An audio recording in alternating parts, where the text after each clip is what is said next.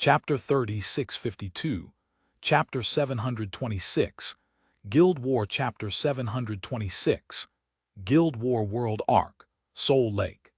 Ever since the Seven Luminaries Alliance lifted restrictions on the World Arc's inner area, the inner area's resurrection camps had become a gathering place for the Eternal Realm's various powers and independent players.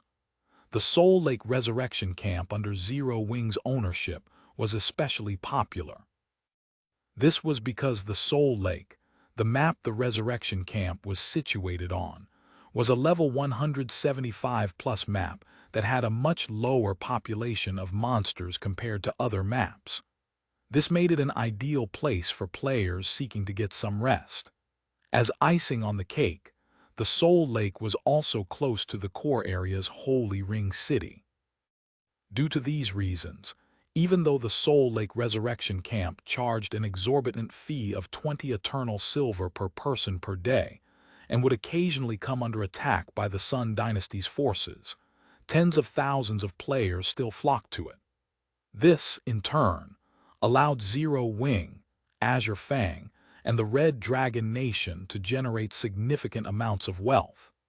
Inside one of the advanced tents in the Soul Lake Resurrection Camp, Elder Sword, according to our scouts, Zero Wing has already started to gather its forces in the Crystal City and is preparing to reinforce its resurrection camp with more Tier 6 experts. A 5-meter-tall young man carrying a towering shield said to 19th Sword respectfully after he entered the tent. Meanwhile, following this behemoth of a level 178 Guardian Knight's appearance, the 20+ Tier 6 experts resting in the camp immediately felt a powerful pressure falling onto their shoulders. Heavy Shield Titan, a veteran expert on the Divine Glory list. Although Titan had died once while assisting the Seven Luminaries Alliance, the Alliance compensated him handsomely after he was resurrected. As a result, not only did his strength not fall, but it even increased as he managed to grasp his third gold combat technique. Zero Wing's actions are futile, 19th Sword said nonchalantly. This resurrection camp is generating 6,000 eternal gold coins every day. Do you think the Sun Dynasty will simply sit back and watch as Zero Wing grows stronger? But the Sun Dynasty's recent attacks haven't significantly damaged Zero Wing, Shi Feng, or the Red Dragon Nation, Elder Sword. Scratching his head in confusion, Titan asked, could there be new movements from the Sun Dynasty? Thus far, the Sun Dynasty had only sent one 100-man Tier 6 team to attack the Soul Lake Resurrection Camp. Although this team could always kill several hundred of the camp's defenders, the damage to Zero Wing, Shi Feng, and the Red Dragon Nation wasn't particularly severe, as their Tier 6 experts had only died a couple of times. Not to mention, Zero Wing had the ability to summon Tier 6 war goddesses. So long as the 6 Tier 6 war goddesses appeared on the battlefield, the Sun Dynasty's experts would scatter like frightened rabbits, none daring to clash with the war goddesses head-on. Besides the war goddesses, Zero Wing's Gentle Snow had also distinguished herself in the fights with the Sun Dynasty. At one point, she had single-handedly killed 26 of the Sun Dynasty's Tier 6 experts, instantly earning her recognition as a god-ranked expert from the various powers. Even as a veteran expert on the Divine Glory list, Titan dared not say he could beat Gentle Snow in a duel. With the Soul Lake Resurrection Camp already having such powerful defenders, if Zero Wing's Black Flame joined in the defense, the Sun Dynasty's 100-man Tier 6 team would become utterly powerless against the Resurrection Camp. Do you truly think the Sun Dynasty lacks the strength to deal with Zero Wing's Resurrection Camp? 19th Sword sneered. The only reason the Sun Dynasty has turned a blind eye to Zero Wing, until now, is because the other holy race powers were keeping it busy. But now, The Sun Dynasty has already declared to the Seven Luminaries Alliance that unless Zero Wing returns the Sunlight Blade and begs for forgiveness, it will mobilize its Holy Guard to eradicate all of the World Ark's resurrection camps. The Holy Guard.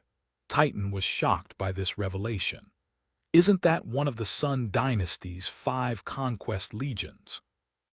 According to the information the Seven Luminaries Alliance provided to the various powers, the Sun Dynasty had established 5 conquest legions to combat the other royal powers operating in the Eternal Realm. Meanwhile, the Holy Guard was one of these 5 legions. The Holy Guard was a legion with 12,000 members, and it could be further categorized into 620-man teams. Even the weakest member was a 5th-floor standard, while team leader-level individuals were all God-ranked experts. When working together, each team could put up a good fight against even taboo-level existences. Not to mention, the Holy Guard also had various war weapons at its disposal. If the Sun Dynasty truly mobilized the Holy Guard, even if it was only a portion, it would be enough to make the Seven Luminaries Alliance suffer. Flattening the resurrection camps on the human side would also be a simple task. Indeed, which is why we have gathered here, 19th Sword said, nodding. Then a cold glint flashed in his eyes as he continued. Now that the Sun Dynasty has threatened to mobilize its Holy Guard, even the Seven Luminaries Alliance can no longer afford to protect Zero Wing. It might be if Black Flame capitulates, but if he doesn't, it will be the perfect opportunity for us to claim this resurrection camp for ourselves. I understand. I will contact Milia and have her transfer more manpower over from the royal capital, Titan said with an excited look. Although Zero Wing was much stronger than 19th Sword expected, it remained a fact that it had offended the Sun Dynasty.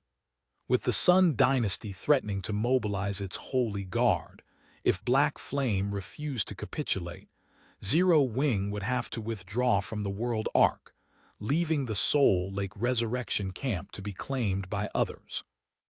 Considering this, many human powers had most likely already set their sights on the Soul Lake Resurrection Camp. Naturally, the Skylight Association couldn't miss such a great opportunity, either. After all, the profits the Soul Lake Resurrection Camp could generate were simply astonishing.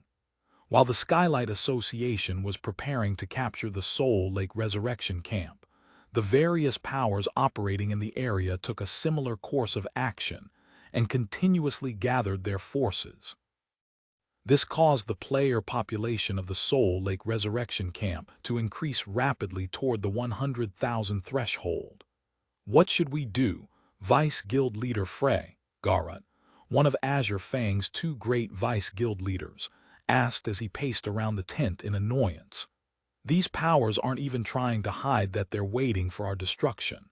Yet the Seven Luminaries Alliance still hasn't given us any feedback. The Star Lake Resurrection Camp was a cash cow. Even though Azure Fang and the Red Dragon Nation only received 30% of the profits each, they still had a daily income of more than 2,000 eternal gold.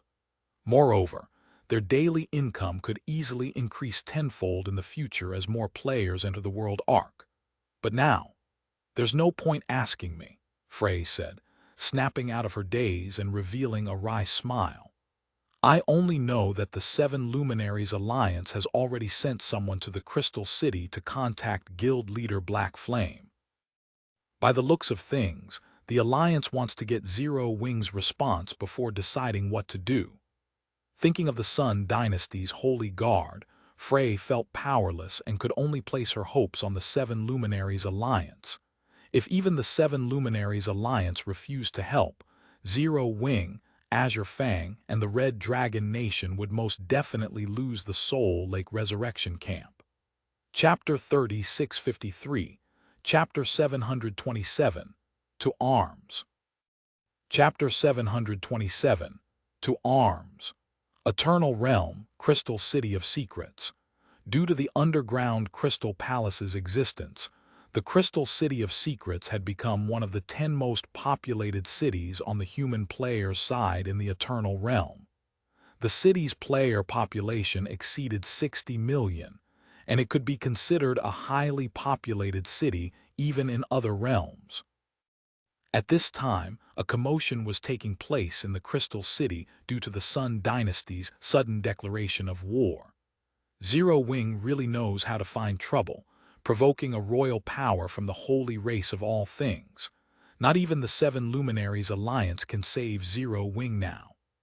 Zero Wing's fall won't just stop at the World Arc, either. If Zero Wing refuses to return the divine artifact it took, the Sun Dynasty will target the other powers operating in the World Arc as well. At that time, those powers will definitely find trouble with Zero Wing. From what I heard, many of those who joined Zero Wing are regretting their decision right now. I wonder how Zero Wing's guild leader is going to respond. It might be fine if he apologizes and returns the divine artifact, but if he refuses to capitulate, Zero Wing will probably have to part ways with its advanced residents. It's a pity that Zero Wing is only an emerging power. If its manpower and resources were spread across the Eternal Realm like the various pseudo-apex powers, it could still thrive even without relying on the World Arc. The players resting and chatting in the bars and restaurants of the city couldn't help but sympathize with Zero Wing as they discussed the guild's predicament. They never thought the guild that had over 200 fifth-floor experts and the potential to become a pseudo-apex power would dare to provoke the Sun Dynasty, an existence that even the Seven Luminaries Alliance was unwilling to provoke. While the Crystal Cities, various powers and players were wondering how Zero Wing's guild leader Black Flame would respond. Zero Wing's residents had become incredibly lively. This was because many guild members who had gone offline to rest had come rushing back after learning of the Sun Dynasty's declaration of war. Meanwhile, when the Seven Luminaries Alliance's representatives stepped into the guild hall, the Zero Wing members in the building looked at these representatives with emotions of anxiety, anger, and expectation. What do you think the guild leader will do, Boss Samsara? A level 176, Tier 5 swordsman asked as he looked at fervent Samsara. Hearing the swordsman's question, the other Zero Wing members nearby all looked toward fervent Samsara, who was currently a level 167, Tier 6 Berserker God. Fervent Samsara was one of Zero Wing's 3 overlords. While not a guild executive, his influence in the guild surpassed even the vice guild leaders. He was also acknowledged as one of the 5 strongest experts in the guild. Is there even a need to ask? Of course, we will be giving the Sun Dynasty a fight. Even if we lose, we will simply withdraw from the World Arc. I doubt there is anything the Sun Dynasty can do to us outside the World Arc, a young elementalist said, fighting spirit brimming in his eyes. It's not so simple, fervent Samsara said, shaking his head when he heard the young elementalist's words. Then, with a serious look on his face, he continued, "We can fight, but we absolutely cannot abandon the World Arc. Otherwise, we will quickly get overtaken by the other powers in the Crystal City. After all, the mythical races will be of great help to the various powers in exploration." Originally, fervent Samsara had been feeling quite happy after he successfully advanced to Tier 6. However, his happy mood quickly disappeared as news of Zero Wing's predicament greeted him as soon as he left the underground secret room. While fervent Samsara was wondering how Shi Feng would respond to the Seven Luminaries Alliance's representatives, he suddenly noticed a group of cloaked players through the corner of his eyes. Although these players had hidden all their personal information with their black cloaks, the 6-winged emblem they wore on their cloaks showed that they were Zero Wing members. "Abyss, do you know who those cloaked people are?" Fervent Samsara whispered to the female knight in ice blue armor sitting beside him. Fervent Samsara was familiar with most of Zero Wing's members, and he was certain he had never seen anyone from the group of cloaked players. His sixth sense also told him that these individuals were not simple. It was especially so for the dozen or so players sitting at the head of the group. He actually got goosebumps looking at them. This was the first time he had experienced such a situation in the Eternal Realm. I'm not sure either. I heard they joined Zero Wing not long ago, and they were even personally welcomed by the guild leader, Heavy Abyss said, shaking her head. Then, looking at the group of cloaked players with a serious gaze, she continued, "But I can feel that those people are no weaker than you and I. Just how many secrets does our guild leader have?" While looking at the supposed leaders of the cloaked players, Fervent Samsara had his curiosity toward Shi Feng piqued. Now that Fervent Samsara had constructed a superior divine body, he dared say he was one of the strongest players in the Eternal Realm. He would even dare to clash against players with divine artifacts. Yet, of the group of cloaked players, about a dozen gave him a feeling of danger. This situation was simply unbelievable. Zero Wing's Guild Hall, 3rd floor VIP Lounge. The Seven Luminaries Alliance has already conveyed the Sun Dynasty's intention to you. Guild leader Black Flame, Verdant Rainbow, who was currently at level 182, said to Shi Feng while wearing a serious expression. The Alliance currently has most of its forces occupied fighting another royal over in the core area, so only the forces I oversee in the inner area are available to help you. After discussion, the Alliance hopes Zero Wing can withdraw from the Soul Lake temporarily. Once the Sun Dynasty transitions into the core area and becomes occupied fighting the other royal power, it won't be able to spare much of its forces to target Zero Wing.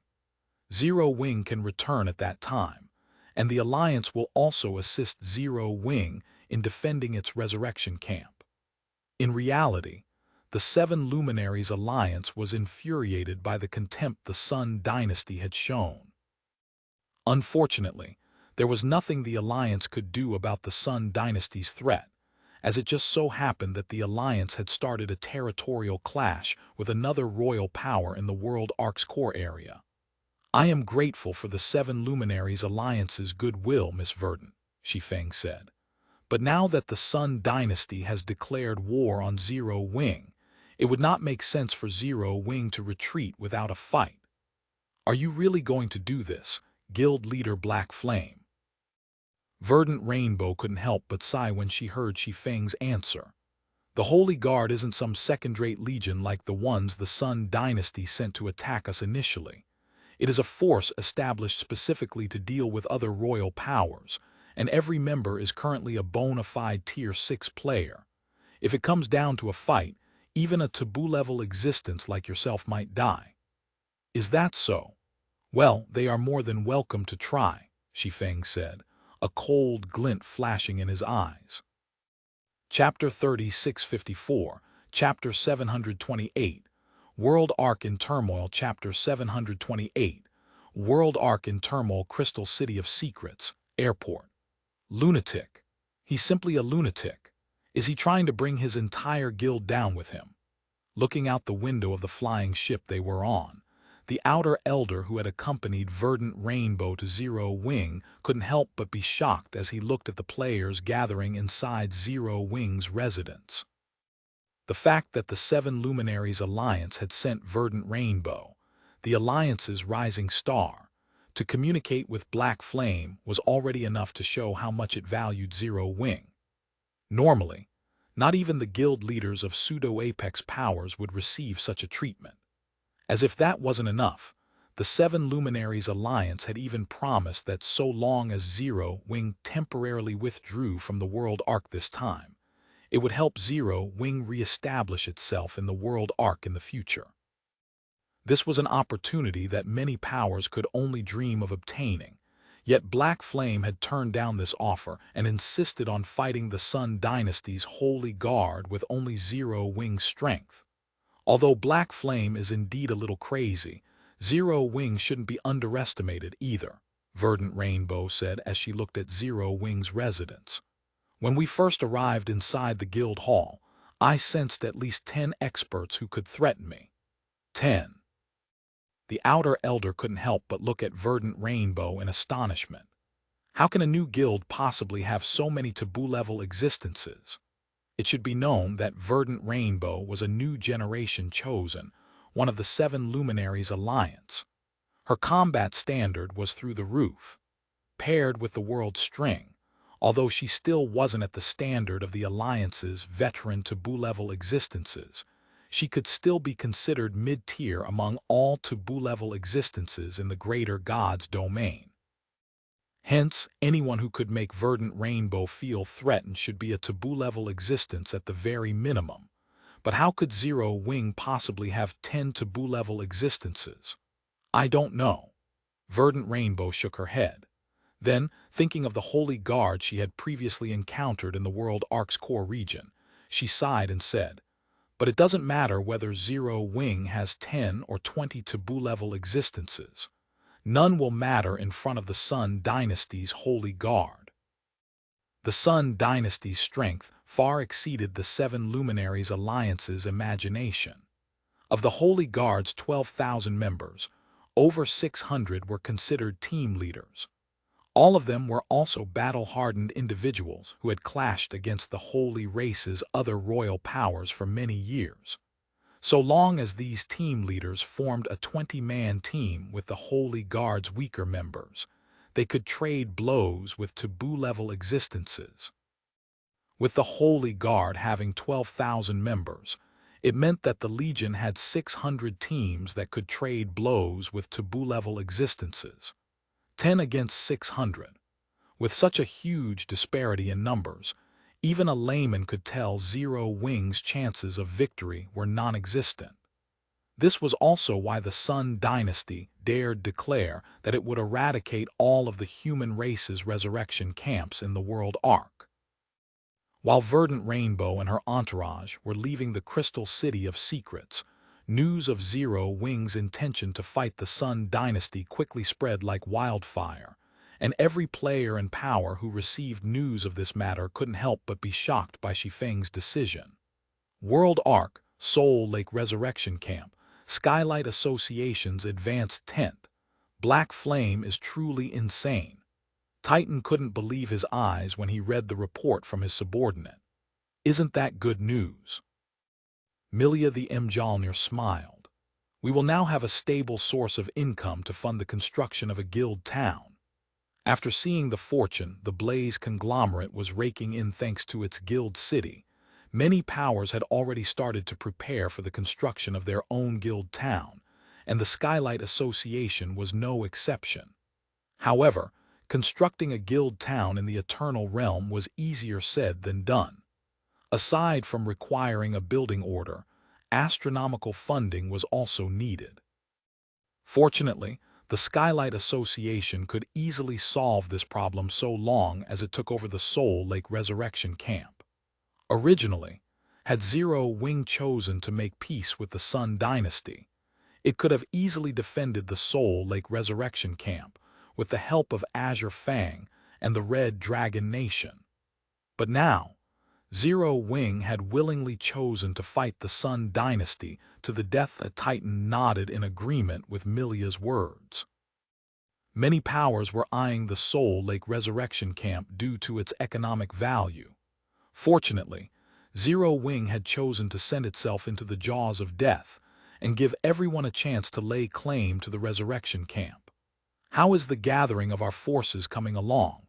19th Sword interrupted. The 42 Tier 6 experts stationed in the capital are already making their way here, Milia answered, smiling after checking the latest update report. Once they arrive, we will have 70 Tier 6 experts here, far exceeding the Scarlet Merchant Alliance and Flaming Bee. At that time, not even the Star Dynasty can clash with us. Good. Have them hurry up a little, 19th Sword said, nodding. If we don't have enough forces by the time the Sun Dynasty starts its attack, those other powers might get the upper hand over us. "You can rest assured, Elder Sword," Titan said.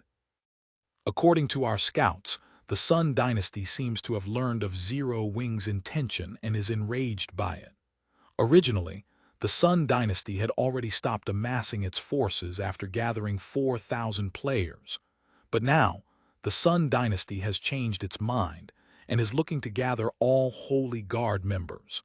This process will take at least a day. Our reinforcements would have long arrived by then. Zero Wing truly has dug a hole for itself." Even 19th Sword couldn't help but be stunned when he heard Titan's report. Originally, 19th Sword estimated the Sun Dynasty would only send 3,000 or 4,000 members of its Holy Guard. Even then, he would consider it an overestimation of Zero Wing's strength. Yet, because of Zero Wing's bold declaration to fight back, the Sun Dynasty was now looking to mobilize the entire Holy Guard against Zero Wing. It should be known that the Holy Guard had 12,000 members. This was 3 times the original force the Sun Dynasty was going to use to attack the Soul Lake Resurrection Camp. Zero Wing had truly dug a hole for itself this time. "Crystal City of Secrets. All of our members are ready, Guild Leader. We can set off at any time," Gentle Snow reported to Shi Feng with slight trepidation as she looked at the near 1,000 Zero Wing members who were brimming with fighting spirit. Of the Zero Wing members gathered, all of them were 5th-floor experts. Many were also experts who had mastered Sane-Tranked mana techniques. They were already the strongest combatants Zero Wing could muster. If these experts were annihilated, Zero Wing would be truly finished. "Good. Let's set out." After looking at everyone's eager expressions, Shi Feng took out the Silverwing from his bag. Chapter 3655, Chapter 729, Steel and Iron. Chapter 729, Steel and Iron. Crystal City of Secrets, Zero Wing's residence. "What is the guild leader doing? It looks like he's retrieving something from his bag." When the Zero Wing members gathered in the residence's courtyard saw Shi Feng chanting an incantation at his bag, they couldn't help but grow curious.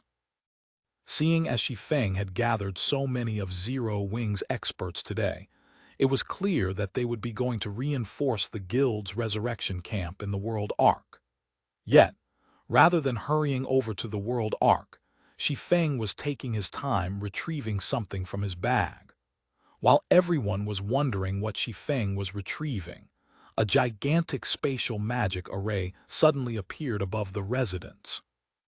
The silver spatial magic array covered the entire residence, its appearance causing a commotion both inside and outside the residence. A moment later, a flying ship forged entirely from iron and steel emerged from the magic array. The ship spanned over 1,000 meters from bow to stern, and its gradual descent cast a dark shadow over the land beneath it. At first glance, the ship was akin to a floating mountain, and its appearance dumbfounded the Zero Wing experts in the courtyard. "Is that a flying ship? What's going on? Since when did our guild have a flying ship? Heavens, how can there be a flying ship this massive? It's at least 1,200 meters long." At this time, even fervent Samsara, who was familiar with many of the greater god's domain secrets, couldn't help but be shocked by the sight of the Silverwing flying ship. It should be known that the average flying ship in God's domain only measured about 100 or 200 meters long. Even the various pseudo-apex powers prided fine gold flying ships only measured about 800 meters long. However, if placed beside the Silverwing, even fine gold flying ships would look no different from infants standing beside an adult. "Is this flying ship really the Silverwing, Guild Leader?" Gentle Snow asked. She couldn't help but rub her eyes in doubt as she looked up at the flying ship above her. Gentle Snow knew of Shi Feng's intentions to modify the Silverwing. She had also seen the Silverwing's original appearance. Originally, the Silverwing was only a 500-meter-long flying ship armed with 30 cannons. Yet, The current Silverwing had not only tripled in size, but its armaments had also quadrupled in number. The ship's 3 main cannons were especially noteworthy. Merely the mana fluctuations they naturally radiated were enough to make her heart palpitate. It should be known that she was currently strong enough to rival Tier 6 gods of the same level. There should be very few existences in the current eternal realm that could threaten her. Yet she was now feeling the threat of death coming from a flying ship's main cannons. Naturally, Shi Feng said, chuckling. Only the current Silverwing is at the advanced dark gold rank. Advanced dark gold? Doesn't that put it on the same level as the obsidian? Gentle Snow exclaimed. The obsidian. It was currently the strongest known flying ship in the Greater God's domain, and it was owned by the 7 Luminaries Alliance. The obsidian was without a doubt a strategic weapon for war, and it was rumored that one obsidian flying ship had enough firepower to rival a god-ranked fortress. Hence, Gentle Snow couldn't help but be astonished to hear that the Silverwing was now equal to the obsidian. While watching the Silverwing gradually descend, Shi Feng asked Gentle Snow, "By the way, you've already had the selected 114 fifth floor members sign a confidentiality contract, right?" "All 114 members have signed it already. If they dare leak any information on the God Slayer combat puppet or transfer their assigned unit to a third party, they will permanently lose the ability to log into God's domain," Gentle Snow said with certainty. "Good," Shi Feng nodded. Then he instructed, "Also, before I give the command, tell them not to take out the God Slayer combat puppets under any circumstances." The Soul Lake Resurrection Camp was of utmost importance to Zero Wing. Not only was it an important source of income, but it also served as an assurance for the guild to recruit Tier 6 experts in the Crystal City of Secrets. With the Holy Race Army being several times or possibly even dozens of times larger than the Soul Lake Resurrection Camp's forces, the God Slayer combat puppets would become one of the Resurrection Camp's primary trump cards. Hence, it was imperative that the Holy Race Army remained ignorant of the God Slayer combat puppets' existence before the war began. Otherwise, their effectiveness in battle would plummet. Combat puppets were often used as trump cards in wars between the various powers. When deployed at opportune moments, they could often achieve amazing results. It was especially so for Dark Gold combat puppets. Dark Gold combat puppets came with large destruction spells that could match Tier 6 destruction curses cast by Tier 6 mage gods.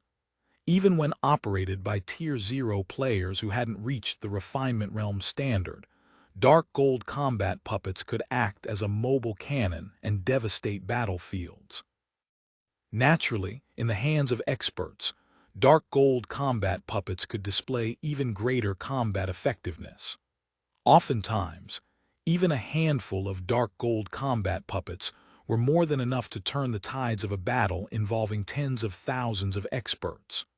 So, one could imagine just how terrifying a force of 114 advanced Dark Gold combat puppets manipulated by fifth-floor experts could be.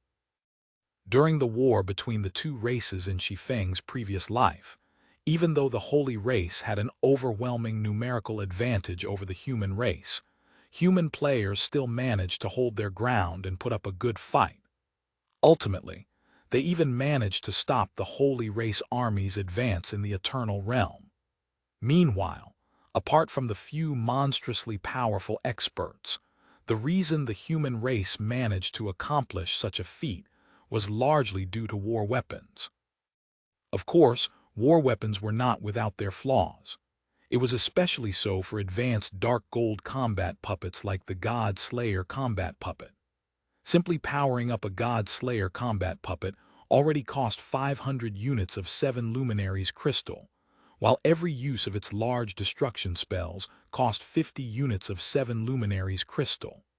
If a guild didn't have a sufficiently large stockpile of 7 Luminaries crystals, it wouldn't matter how many war weapons it possessed. it wouldn't be able to afford to use them. Rest assured, guild leader, they won't make a move without your command. Moreover, to ensure they have sufficient firepower, I have assigned each of them 5,000 units of 7 luminaries crystal. That should be enough to last them through the entire battle, Gentle Snow said excitedly. Before Shi Feng's return, Gentle Snow could only despair whenever she considered facing the Sun Dynasty's encirclement. However, after seeing the 114 God Slayer combat puppets Shi Feng brought back, she immediately gained the confidence to trade blows with the Sun Dynasty. Subsequently, Shi Feng had the near 1000 experts gathered in the courtyard board the Silver Wing. Then, under the gaze of the Crystal City's players, the Silver Wing transformed into a silver glow as it flew toward the World Ark, its speed vastly superior to the flying transport ships docked at the city's airport. World Ark Soul Lake. As the battle between Zero Wing and the Sun Dynasty drew closer, the various powers members and independent players started distancing themselves from the Soul Lake Resurrection Camp, leaving only the members of Zero Wing, Azure Fang, and the Red Dragon Nation. It's been nearly a day, yet Zero Wing's forces have yet to show up. They probably got scared. I heard that many of the Sun Dynasty's subordinate powers have decided to join the crusade against Zero Wing because of the bounty the Sun Dynasty is offering. Even excluding the Sun Dynasty's forces, their forces totaled over 200,000 players. By now, they have already blocked the paths leading to the Soul Lake Resurrection Camp, and even the 7 Luminaries Alliance's teams will have trouble reaching the camp. Quick, look! There's a flying ship approaching from over there. Isn't that Zero Wing's 6-winged emblem? Chapter 3656, Chapter 730, Unsheathed Sword Chapter 730, Unsheathed Sword Soul Lake, Resurrection Camp. Although many players and powers had distanced themselves from the Soul Lake Resurrection Camp due to the upcoming war, the camp's player population hardly decreased. This was because Azure Fang and the Red Dragon Nation had gathered over 100,000 members at the camp. In addition, Azure Fang and the Red Dragon Nation had also set up multiple large magic barriers and top-tier magic elven cannons around the camp. The magic elven cannons numbered as many as 300, and each could exhibit power at the Tier 6 standard. In static defenses alone, the Soul Lake Resurrection Camp was already superior to many of the Eternal Realm's fortresses. As expected of pseudo-apex powers. I didn't think you would manage to gather so many Tier 5 elites and war weapons on such short notice, Shi Feng said as he scanned the players in the Resurrection Camp. At a glance, he could see that all of the Tier 5 experts in the camp were fully equipped with fragmented legendary items and common secret treasures. Some of them were even equipped with combat secret treasures. Not even Zero Wing could equip so many players to such a standard. Unfortunately, this is still far from enough. As we are right now, we are far behind even the Sun Dynasty's 3 subordinate guilds, let alone the Sun Dynasty's Holy Guard, Frey said, shaking her head.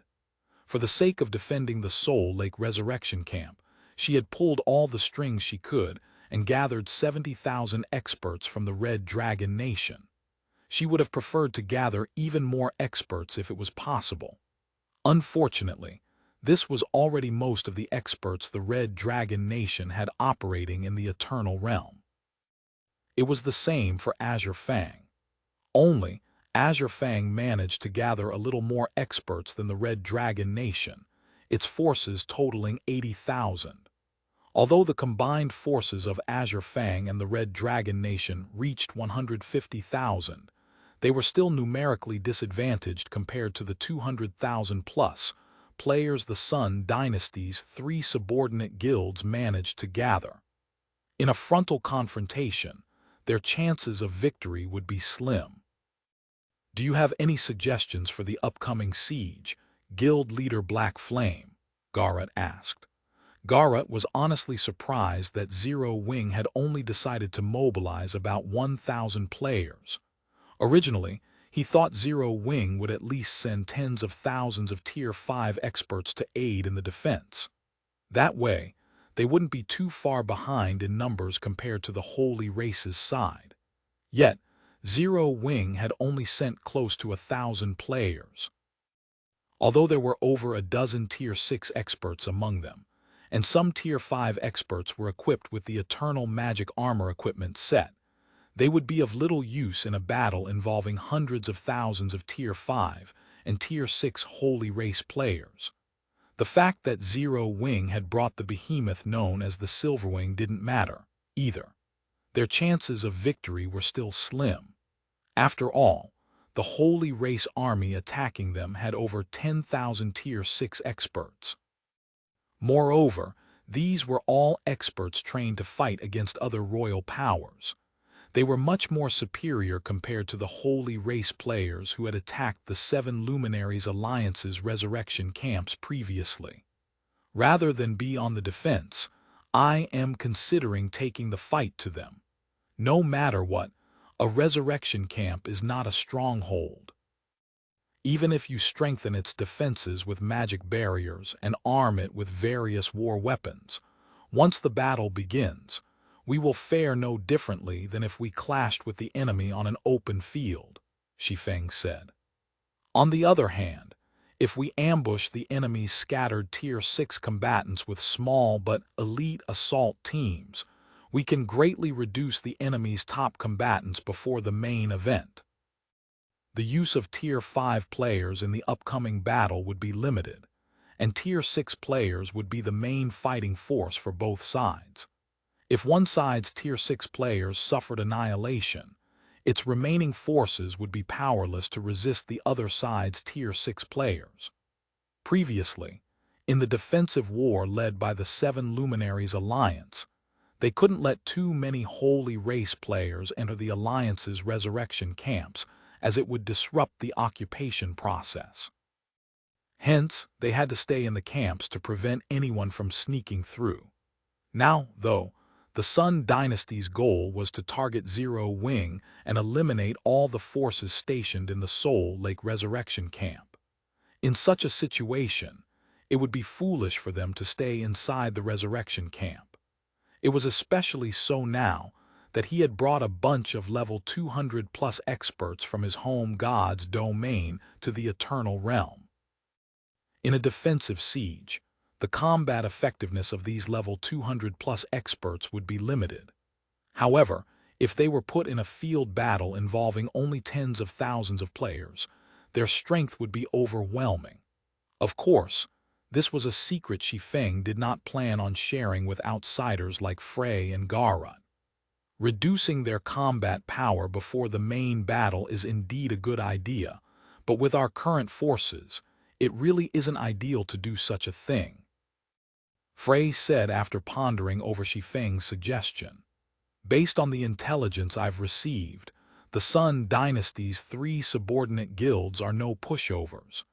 Each guild has several hundred Tier 6 experts under their command. Even if they are scattered across the Soul Lake, each group should still have over 100 Tier 6 experts. Meanwhile, the total number of our Tier 6 combatants is only a little over 100. We will need to concentrate all of our Tier 6 combatants into one team if we want to eliminate any of their teams within a short time. I agree. Even with your current strength, we can at most afford to form 2 assault teams, Guild Leader Black Flame, Garrett said, nodding in agreement with Frey. But if it is just 2 assault teams, the damage we can do to the enemy will be negligible. We will also expose our top combatants, making it easier for the enemy to counter us. 1 or 2 teams might not do the trick, but what about 10? Shi Feng said, chuckling. 10 assault teams. Frey and Garrett couldn't help but look at Shi Feng in confusion. They failed to understand what was going through Shi Feng's head. Their 3 guilds only had a little over 100 Tier 6 experts. If they were to form 10 assault teams, each team would only receive about a dozen Tier 6 experts. They'd be sending their forces straight into the jaws of death if they tried pitting a dozen Tier 6 human experts against 100 Tier 6 holy race experts. You two don't have to worry about this. Zero Wings members will take on the responsibility of attacking the enemy's Tier 6 experts. I only need you to send some scouts to determine the positions of the enemy forces, Shi Feng said, not bothering to explain himself. If there are no more problems, let's quickly get things into motion. The enemy's Tier 6 experts will start to group up if we drag our feet for too long. Shi Feng's words stunned Frey and Garrot. However, since they couldn't think of a good reason to object to Zero Wings shouldering all responsibilities for attacking the enemy, they agreed to provide several hundred scouts for reconnaissance. Even if these scouts were annihilated, it wouldn't result in much losses to their two guilds. Subsequently, Shi Feng had Phoenix Rain and the other players from his home god's domain form 9 assault teams and scattered them across the Soul Lake. Then, he hopped onto the Silverwing with Zero Wings main force members and flew to the border connecting the Soul Lake with the frontline maps. It was already known that the Holy Race Army was continuously gathering their forces at the border, so they would definitely find some enemies there. Meanwhile, shortly after Zero Wing arrived at the Soul Lake Resurrection Camp with the eye-catching Silverwing, news of Zero Wing's arrival quickly reached the Sun Dynasty's Holy Guard. Zero Wing's guild leader has arrived at the Soul Lake Resurrection Camp, Your Highness, Heavenly Ape Saint, who was currently a level 181, Tier 6 player, cautiously reported to a woman with a stunning appearance and slender figure.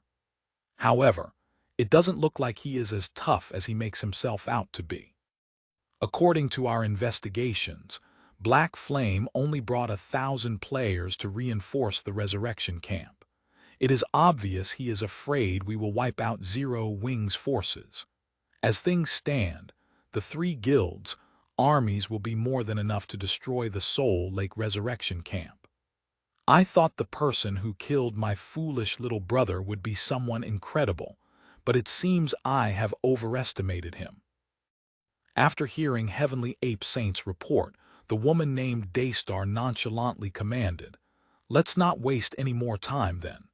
Have our gathered forces move out immediately. I want to be back in the core area in half an hour." Understood. Heavenly Ape Saint respectfully withdrew and began instructing the gathered members of the Holy Guard to advance on the Soul Lake Resurrection Camp immediately.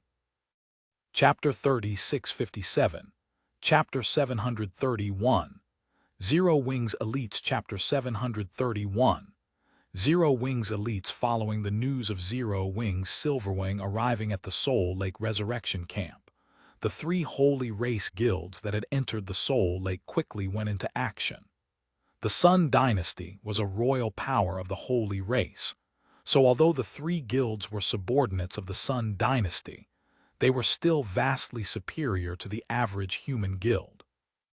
Presently, each of the 3 guilds had gathered around 90,000 experts to encircle and attack the Soul Lake Resurrection Camp, their combined forces exceeding 270,000. In addition, they had close to 1,500 Tier 6 experts in total. With these forces, they wouldn't fear clashing against even the 7 Luminaries Alliance. Of all the places the Vice Guild leaders could have assigned us to, why did they assign us to receive the new arrivals? What rotten luck we have. By the time we move out, we'll probably have nothing left to do. I know, right? I can only hope that Zero Wing will last a little longer. Otherwise, we'll earn barely any guild contributions on this trip. At the entrance to the Soul Lake, a group of Tier 6 Holy Race experts stood atop a mountain, watching team after team of Holy Race players cross the canyon below. The canyon served as the gateway to the Soul Lake, and these experts were assigned by the 3 Holy Race guilds to watch over it.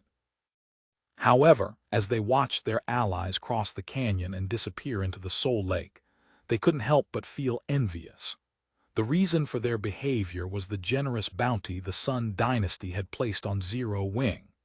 Anyone who successfully killed a Zero-Wing member would earn guild contribution points from the Sun Dynasty, which was a huge opportunity for Holy Race players. In the Holy Race's greater god's domain, the 10 royal powers had monopolized 99% of all precious resources. Their monopoly over high-ranking holy arts and materials needed to repair legendary weapons and equipment was especially firm. This made it incredibly difficult for other powers to get their hands on these resources. If they wished to get their hands on these precious resources, their only options were to either become strong enough to replace a royal power or subordinate themselves to a royal power. Of course, even after a guild subordinated itself to a royal power, things wouldn't be smooth sailing for all its members. As royal powers would only grant their subordinate guilds a limited amount of precious resources, the members of a subordinate guild typically had to use an exorbitant amount of the guild's contribution points to exchange these resources. The types of resources they had access to were usually very limited as well. But now, they had an opportunity to earn the Sun Dynasty's guild contribution points directly, and all they needed to do was kill members of Zero-Wing. Not only did this mean that they could exchange precious resources at a significantly cheaper price, but the variety of items they could exchange would also be much greater. They could even make a fortune by reselling the items they exchanged. Inside a certain tent on the mountaintop, how are preparations coming along on your side, Locust? The Holy Guard has already moved out. Once Her Highness Daystar takes action, there won't be anything left for us to do. A giant of a man who was 10 meters tall, covered in holy patterns, and had messy hair said to the elegant middle-aged man resting beside him. If the rumors about Black Flame killing Chalk Splendor are true, he should be able to rank in the transcendent list. You know how hard it is to find opportunities to fight such experts. It'd be a pity if we don't even get to fight him. The Holy Race's Transcendent list was similar to the Divine Glory list published by the Seven Luminaries Alliance. All those on the list were experts who would be remembered by history. They were also qualified to establish training centers and recruit disciples in the real world. Most importantly, they would qualify to live in the Holy Land, which was the dream of countless Holy Race players. Unfortunately, 90% of the Transcendent list was monopolized by experts from royal powers, and no expert from other powers would ever dare to challenge these individuals. After all, the act of doing so was a provocation to the royal powers. As a result, those not belonging to a royal power could only challenge the remaining 10% if they wanted to secure a place on the Transcendent list. However, there were so many players seeking to challenge the remaining 10% that the current waiting list was over a century. Unless they could come across one of these few transcendent experts alone out in the fields, it would be nearly impossible for them to get into the transcendent list. But now, a new opportunity known as Black Flame had appeared. It should be known that Chalk Splendor was a reserve candidate for the transcendent list, and many powers had deemed it likely he could enter the transcendent list in the future. Yet, Chalk Splendor had died in the hands of Black Flame, which meant that Black Flame was stronger than him. This meant that so long as someone could kill Black Flame, there was a high chance they could be put on the transcendent list and skip the trouble of having to defeat an existing transcendent expert. Black Flame is indeed strong, but it is an exaggeration to say that he has the strength to enter the transcendent list, the elegant man named Locust said contemptuously. Don't forget that the Seven Luminaries Alliance's Verdant Rainbow was helping Black Flame when he killed Chalk Splendor. Even so, it is still an incredible feat. If we can kill such an expert, we will get nominated for a reserve candidate spot at the very least, the giant of a man said excitedly. Six Fingers has a point, a woman with her eyes closed said. The woman sat alongside the giant and the elegant man, and she carried 2 sabers on her back. "If you're not interested, Locust, leave Black Flame to me later on. I was originally planning to challenge one of the Royal Power's reserve candidates, but it will save me a lot of trouble if I can come across Black Flame." Locust was rendered speechless when he heard the woman's words. Sky Pillar Saintess, Myriad Blades. She was a chosen one of the Sky Pillar Guild's latest generation. Both she and Six Fingers, the giant of a man, were his rivals when it came to competing for a spot on the Transcendent list. If he allowed either of them to kill Black Flame, his entry into the Transcendent list would be delayed even further. While Locust, Myriad Blades, and Six Fingers were chatting inside their tent, the Silverwing had stealthily arrived within 1,000 yards of the canyon's entrance. Currently, the Silverwing was concealed with a Tier 5 invisibility scroll, and Shi Feng stood on its deck as he observed the Holy Race army stationed above the canyon. "I'm done analyzing the energy fluctuations, Guild Leader. I detected over 30,000 energy signatures, and 414 of them are Tier 6, Fiery Heart, a Tier 5 Grand Wizard equipped with the God Chaser set, reported through the team chat with certainty. That's quite a lot of Tier 6s. "It seems we were right to come here first," Shi Feng said, chuckling. "Is everyone in position? For the current Eternal Realm's human powers, a force of 400 plus Tier 6 Holy Race experts would be considered a huge threat. However, it was a different story for the Tier 5 and Tier 6 experts from his home god's domain, as well as Tier 6 experts like Gentle Snow. Everyone's in position and ready to take action. Guild Leader, give us the command." Hidden Soul, Fire Dance, and 4 level 200 plus Tier 5 assassins responded one after another to Shi Feng's question, each position next to a tent occupied by the Holy Race Army's Tier 6 experts. "Attack!" After seeing that everyone was in position, Shi Feng promptly gave the command to attack. TL notes, 1 Sky Pillar Priestess. I am unsure if this should be Holy Child, Holy Daughter, or Priestess. I might come back to make changes in the future. Chapter 3658, Chapter 732. Celebrity Black Flame, Chapter 732. The Celebrity Black Flame TL notes. Made affixed to Chapter 731.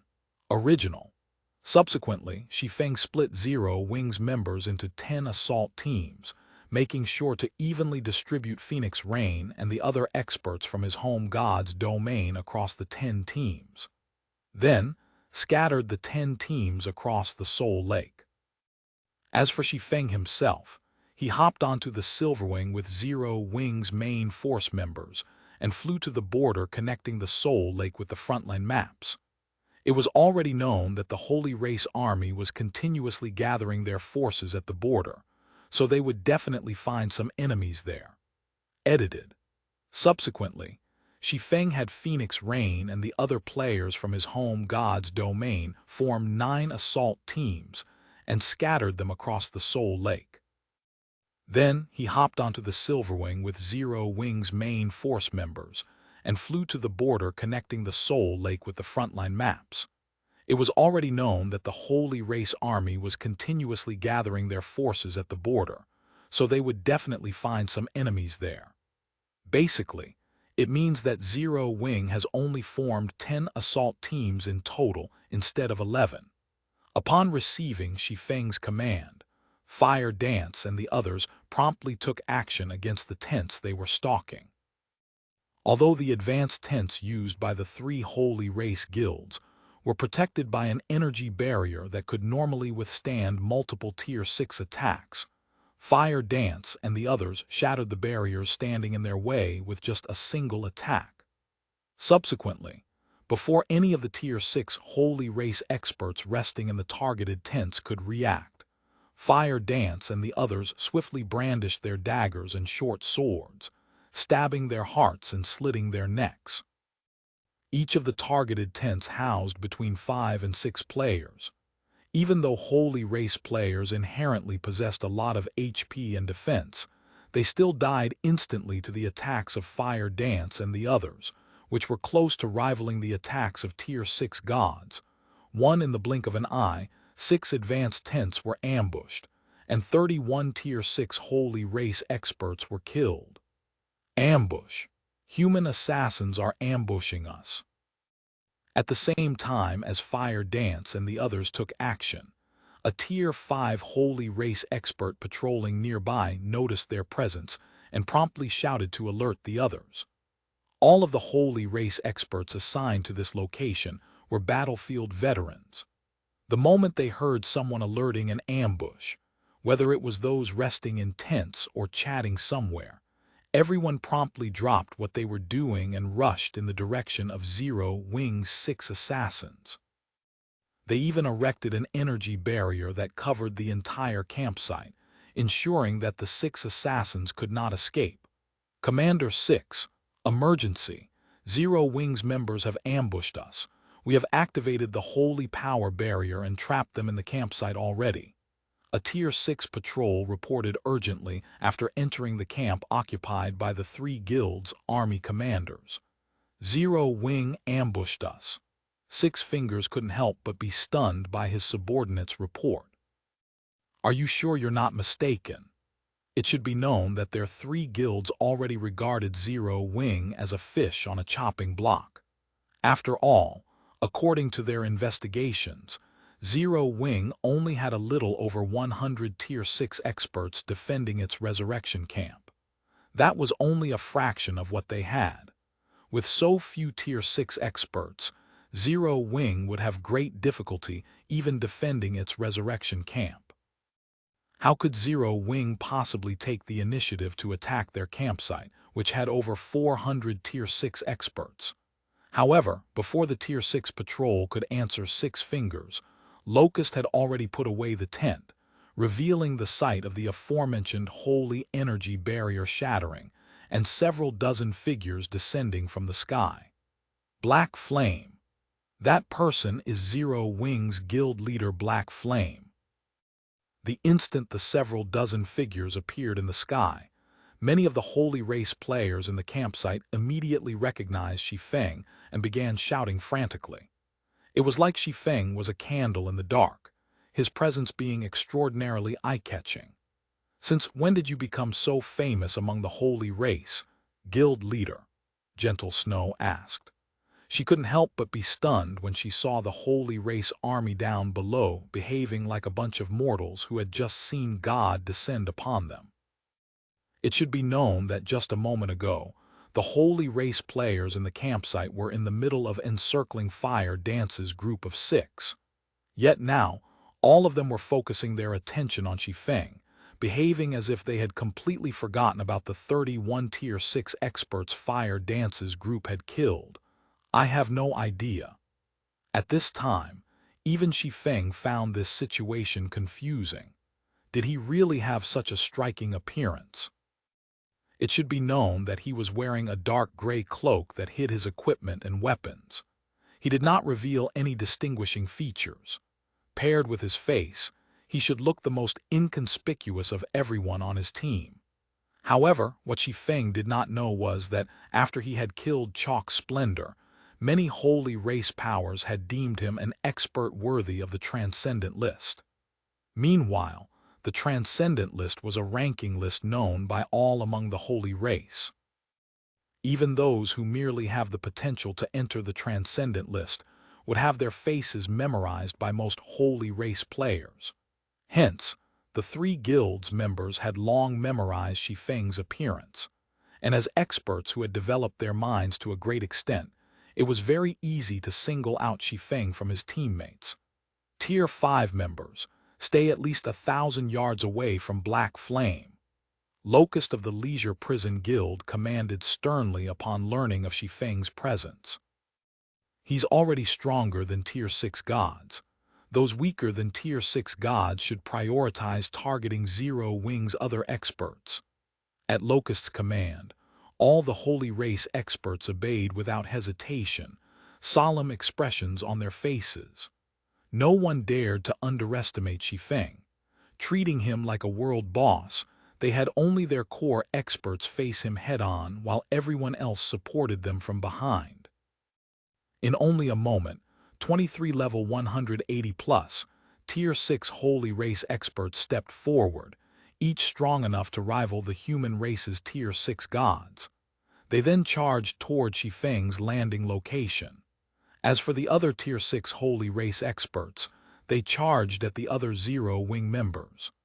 "How cautious of you all," Shi Feng said, still slightly surprised as he looked at the 23 experts standing before him.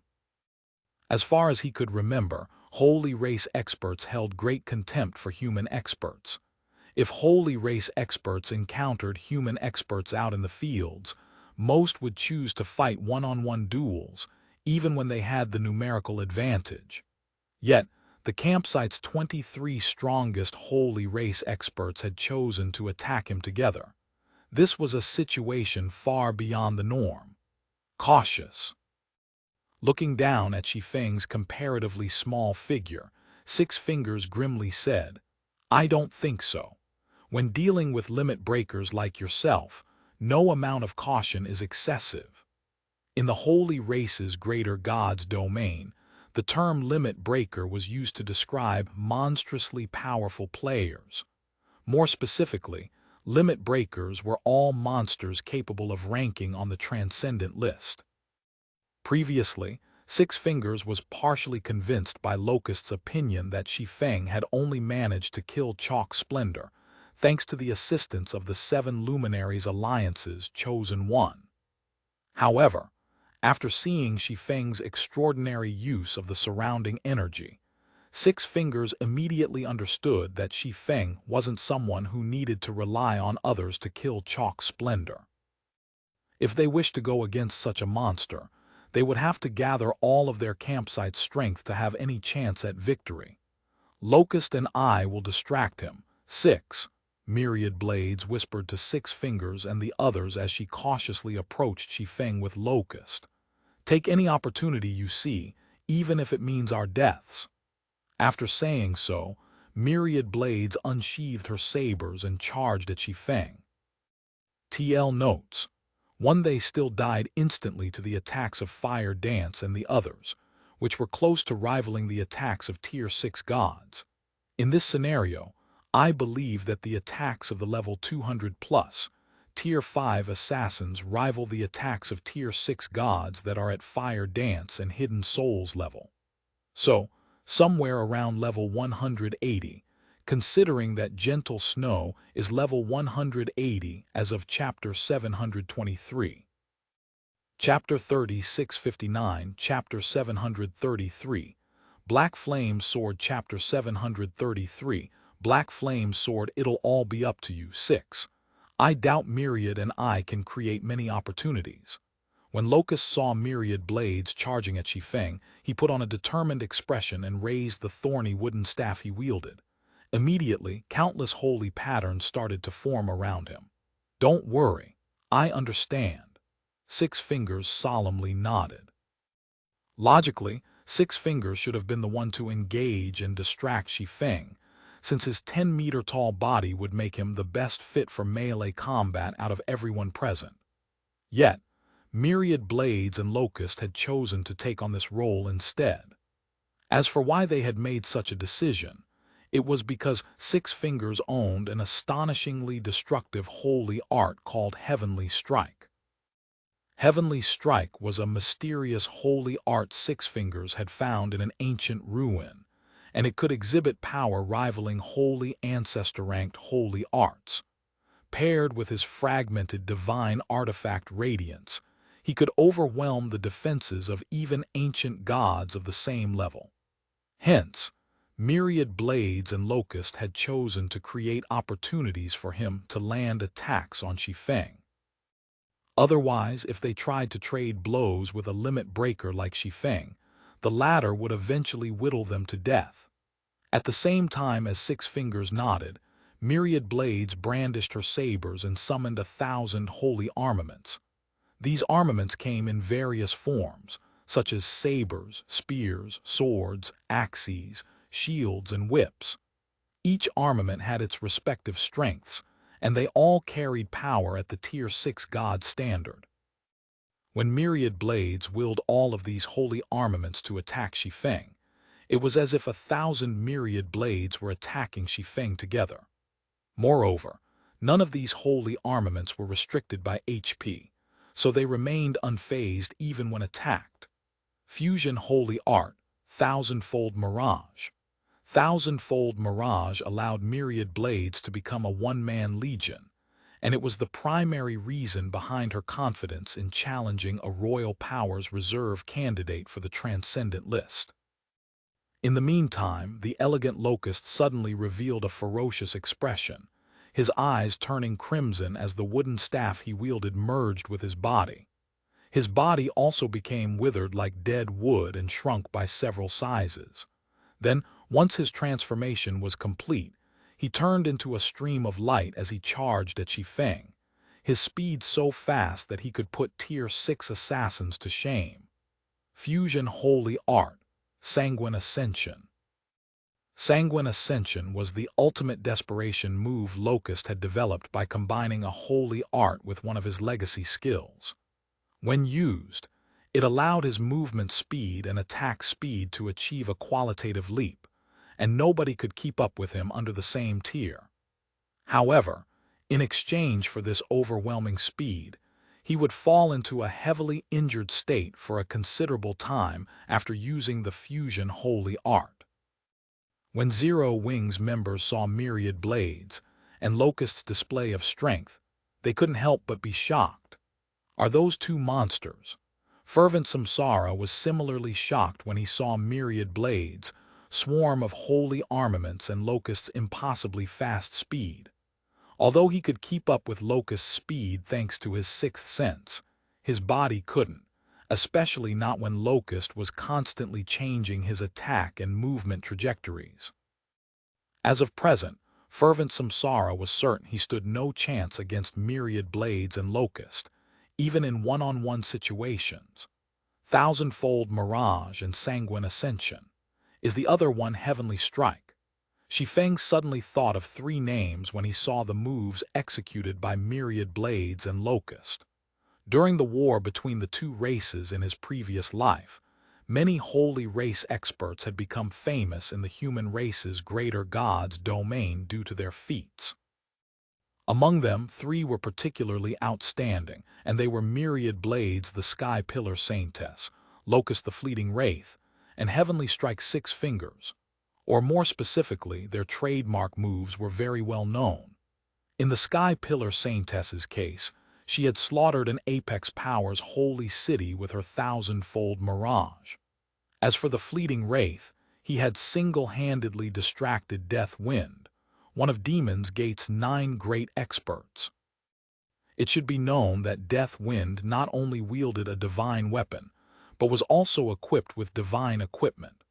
Under normal circumstances, even Shi Feng would not dare to fight Death Wind for too long. Yet, Locust had distracted Death Wind for half a day and safely retreated. Similar to the other two, Six Fingers had accomplished an incredible feat that made him famous throughout the human race's greater god's domain.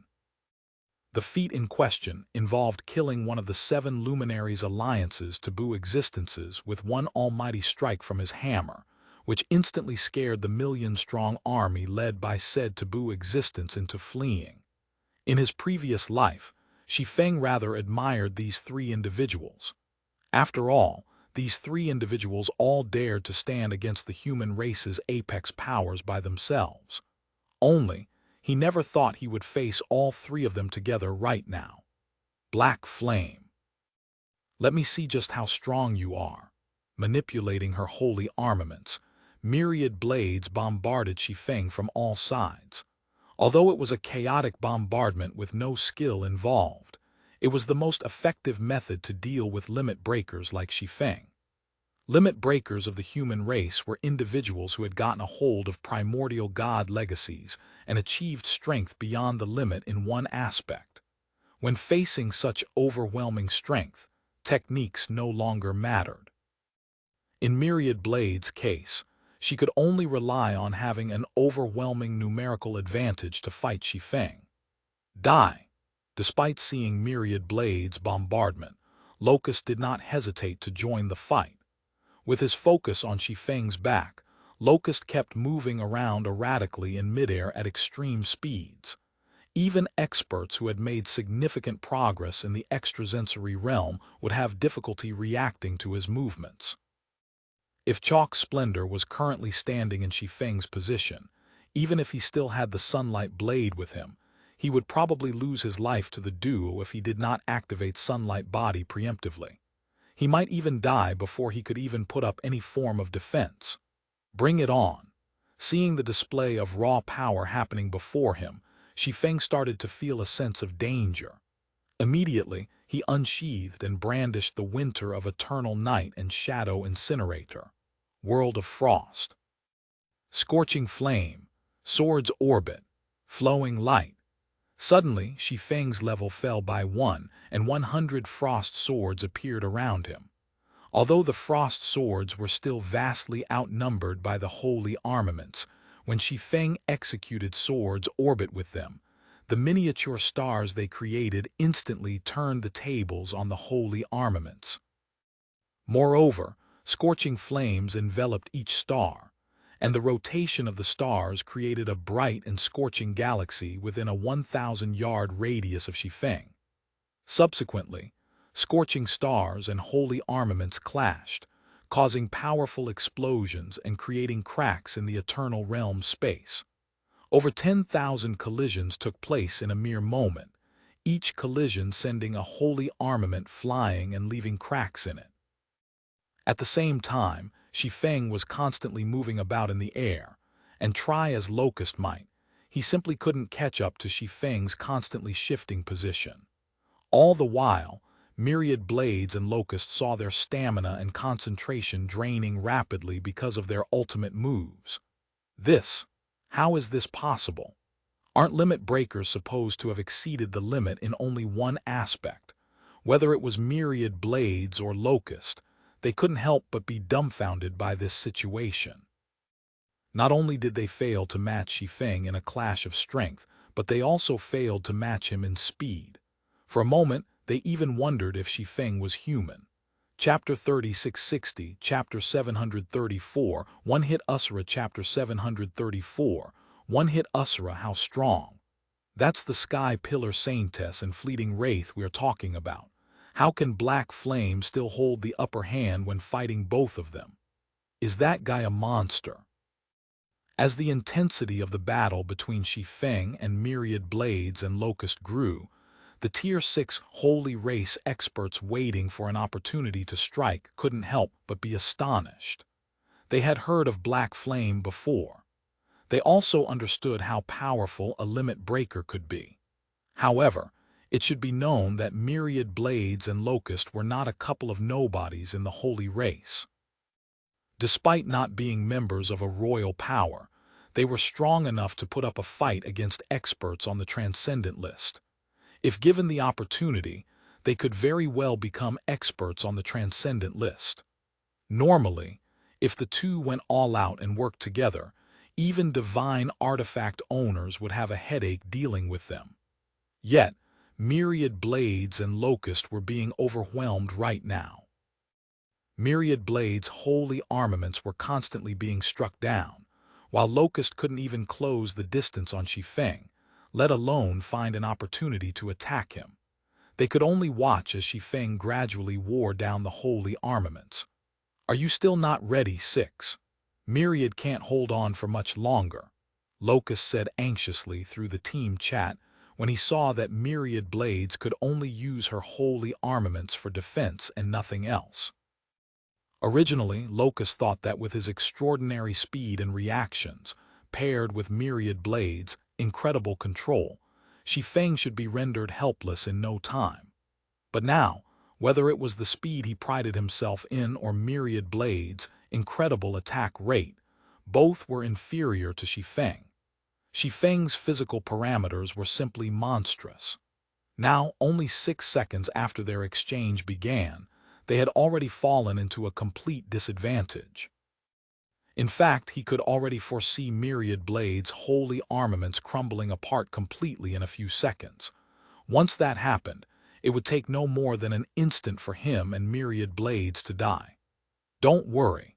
I'm ready," Six Fingers responded with a grim chuckle. "Don't fault me if you die." Upon hearing Six Fingers' response, Locust and Myriad Blades immediately noticed a gigantic phantom appearing 1,000 yards away from them. The phantom was in the image of Six Fingers, and it was several thousand meters tall. At this time, the phantom had already raised the mountainous hammer it wielded and smashed it down toward the area where they were fighting. As the hammer descended, it cast a dark shadow over a 1,000-yard radius. At the same time, Fervent Samsara and the other Zero-Wing members who were fighting against the Holy Race's Tier 6 experts in the distance felt a chill run down their spines. The power of taboos. This was undoubtedly the power of taboos. The average Tier 6 player would be at risk of permanent death if they were so much as scratched by this attack, let alone getting hit directly. "Die!" Six Fingers bellowed with all his might as he glared at Shi Feng. At the same time, the phantom hammer accelerated its descent even further. "Heavenly strike! Black flame! You'll be dying with us here." When Locust saw the descending hammer, he turned to look at Shi Feng with a sneer on his face. Six Fingers' heavenly strike was not only powerful, but it also had a large attack radius. Even if Shi Feng had astonishing speed, there was no way he could get out of Heavenly Strike's 1,000-yard area in time. Not to mention, he still needed to deal with their distraction. Boom! A dazzling beam of light shot into the sky, reaching a height of 10,000 meters before stopping. When the beam of light faded, the mountain the Holy Race Army had set up their campsite on had disappeared, and taking its place was a bottomless abyss. "Is this Lord Six Fingers' heavenly strike? Crap, aren't we in the world arc right now? How can an attack deform the world arc's terrain to such an extent? I doubt even Black Flame can survive such a frightening strike." The three Holy Race Guilds members gasped when they saw the devastation caused by Six Fingers' heavenly strike. The World Arc was one of the few World Mode regional dungeons in the Eternal Realm. Its terrain was extremely sturdy, and even Tier 6 players would have difficulty damaging it. Yet, Six Fingers had erased an entire mountain in a single strike, effectively turning the entrance canyon into a basin. On top of that, he had also left behind a bottomless pit with a 1,000-yard radius. The power of his attack was simply unheard of.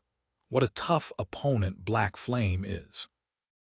Had I come across him by myself, I would have no choice but to run. Looking at the smoke rising from the bottomless abyss before him, Six Fingers couldn't help but feel fortunate he had Myriad Blades and Locust to keep Shi Feng distracted. Although Heavenly Strike had astonishing power, Six Fingers needed a long time to conjure the required phantom. Without someone to distract his targets for him, in the 6 seconds it took him to conjure his phantom, even Tier 5 experts could easily move out of his attack range, let alone Tier 6 experts. If his opponents were confident in their strength, they could even attack and kill him while he was occupied. And seeing Shi Feng's astonishing speed and control, he did not doubt Shi Feng could kill him in 6 seconds. While Six Fingers was thinking of commanding the surviving Tier 6 God-ranked experts to clean up the rest of Zero Wing's members, something amidst the dispersing smoke clouds caught his attention. Impossible! Six Fingers was dumbfounded by the sight before him. At this time, with one of his swords raised, Shi Feng could be seen holding back the mountainous phantom hammer, thoroughly preventing it from descending any further. Not only that, but he still had over 95% of his HP remaining. He's not dead. How can he still be alive? The three Holy Race Guilds members who were just about to rejoice were similarly dumbfounded by this situation, none willing to believe what they were seeing. "Your attack is indeed extraordinary, but you chose the wrong opponent." Shi Feng did not bother to offer any explanations when he saw Six Fingers' look of shock.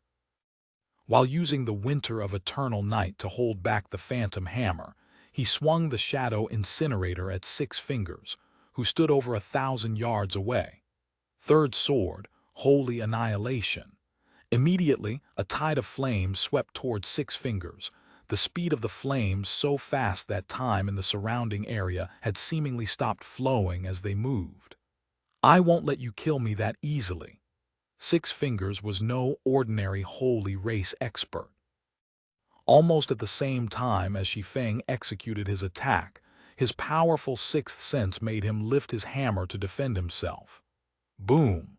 The instant the scorching flames and hammer collided, Six Fingers' body flew away like a kite with its string severed, and his HP bar began to deplete at a visible rate. 60%, 30%, 10%. When Six Fingers crashed into the mountain on the other side of the former canyon, his HP fell to 0, and he wore an astonished look as his body gradually dispersed into particles of light. Guild leader. At this time, the 3 Holy Race Guild's members weren't the only ones in shock. Gentle Snow, Fervent Samsara, and the other Zero Wing members fighting against the Holy Race's Tier 6 experts were similarly dumbfounded. It should be known that even with their current strength, they wouldn't dare say they could defeat someone as mighty as Six Fingers.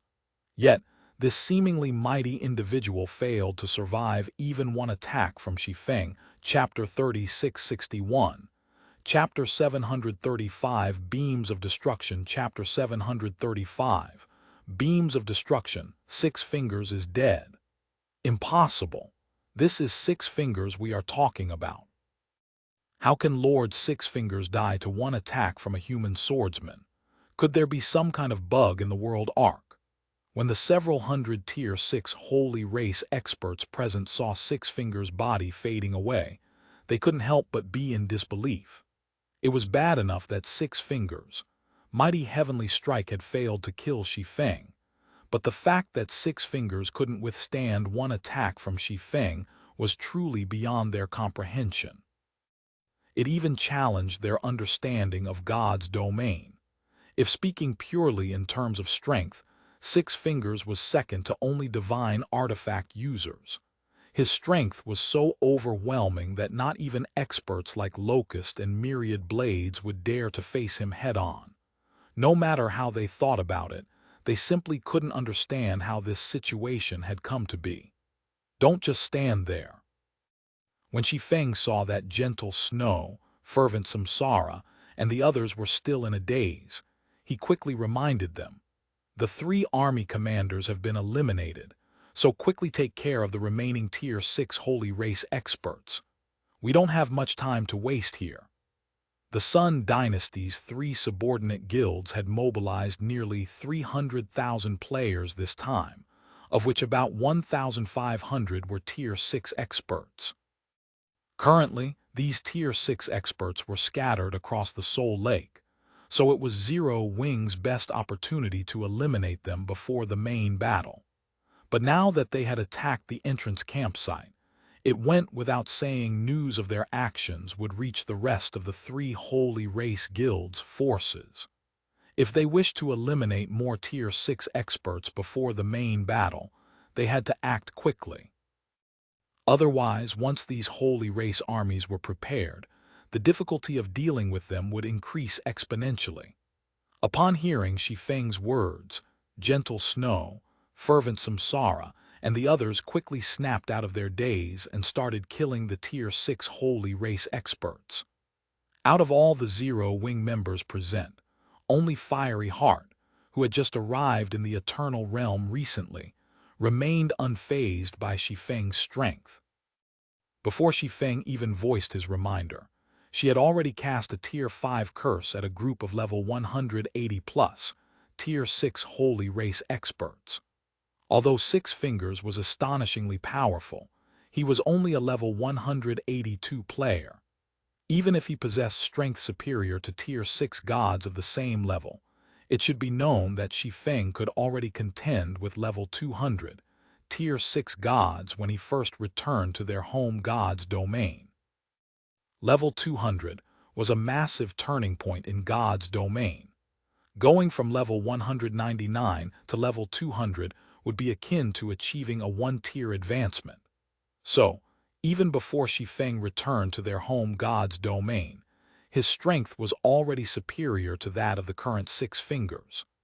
After killing the first-generation Saint Eucharius, he had even leveled up to level 191, his basic attributes improving by 2 minor thresholds. In Shi Feng's current state, his attack could cause even level 200 Tier 6 gods to stumble. So, Fiery Heart didn't find it surprising that Six Fingers had died so abruptly. While Zero Wings members were cleaning up the Tier 6 Holy Race experts, someone from the 3 Holy Race guilds quickly called for a retreat. Retreat! Retreat quickly! We are no match for Black Flame. Only by gathering all of our Tier 6 experts and using a large combination holy art can we fight him.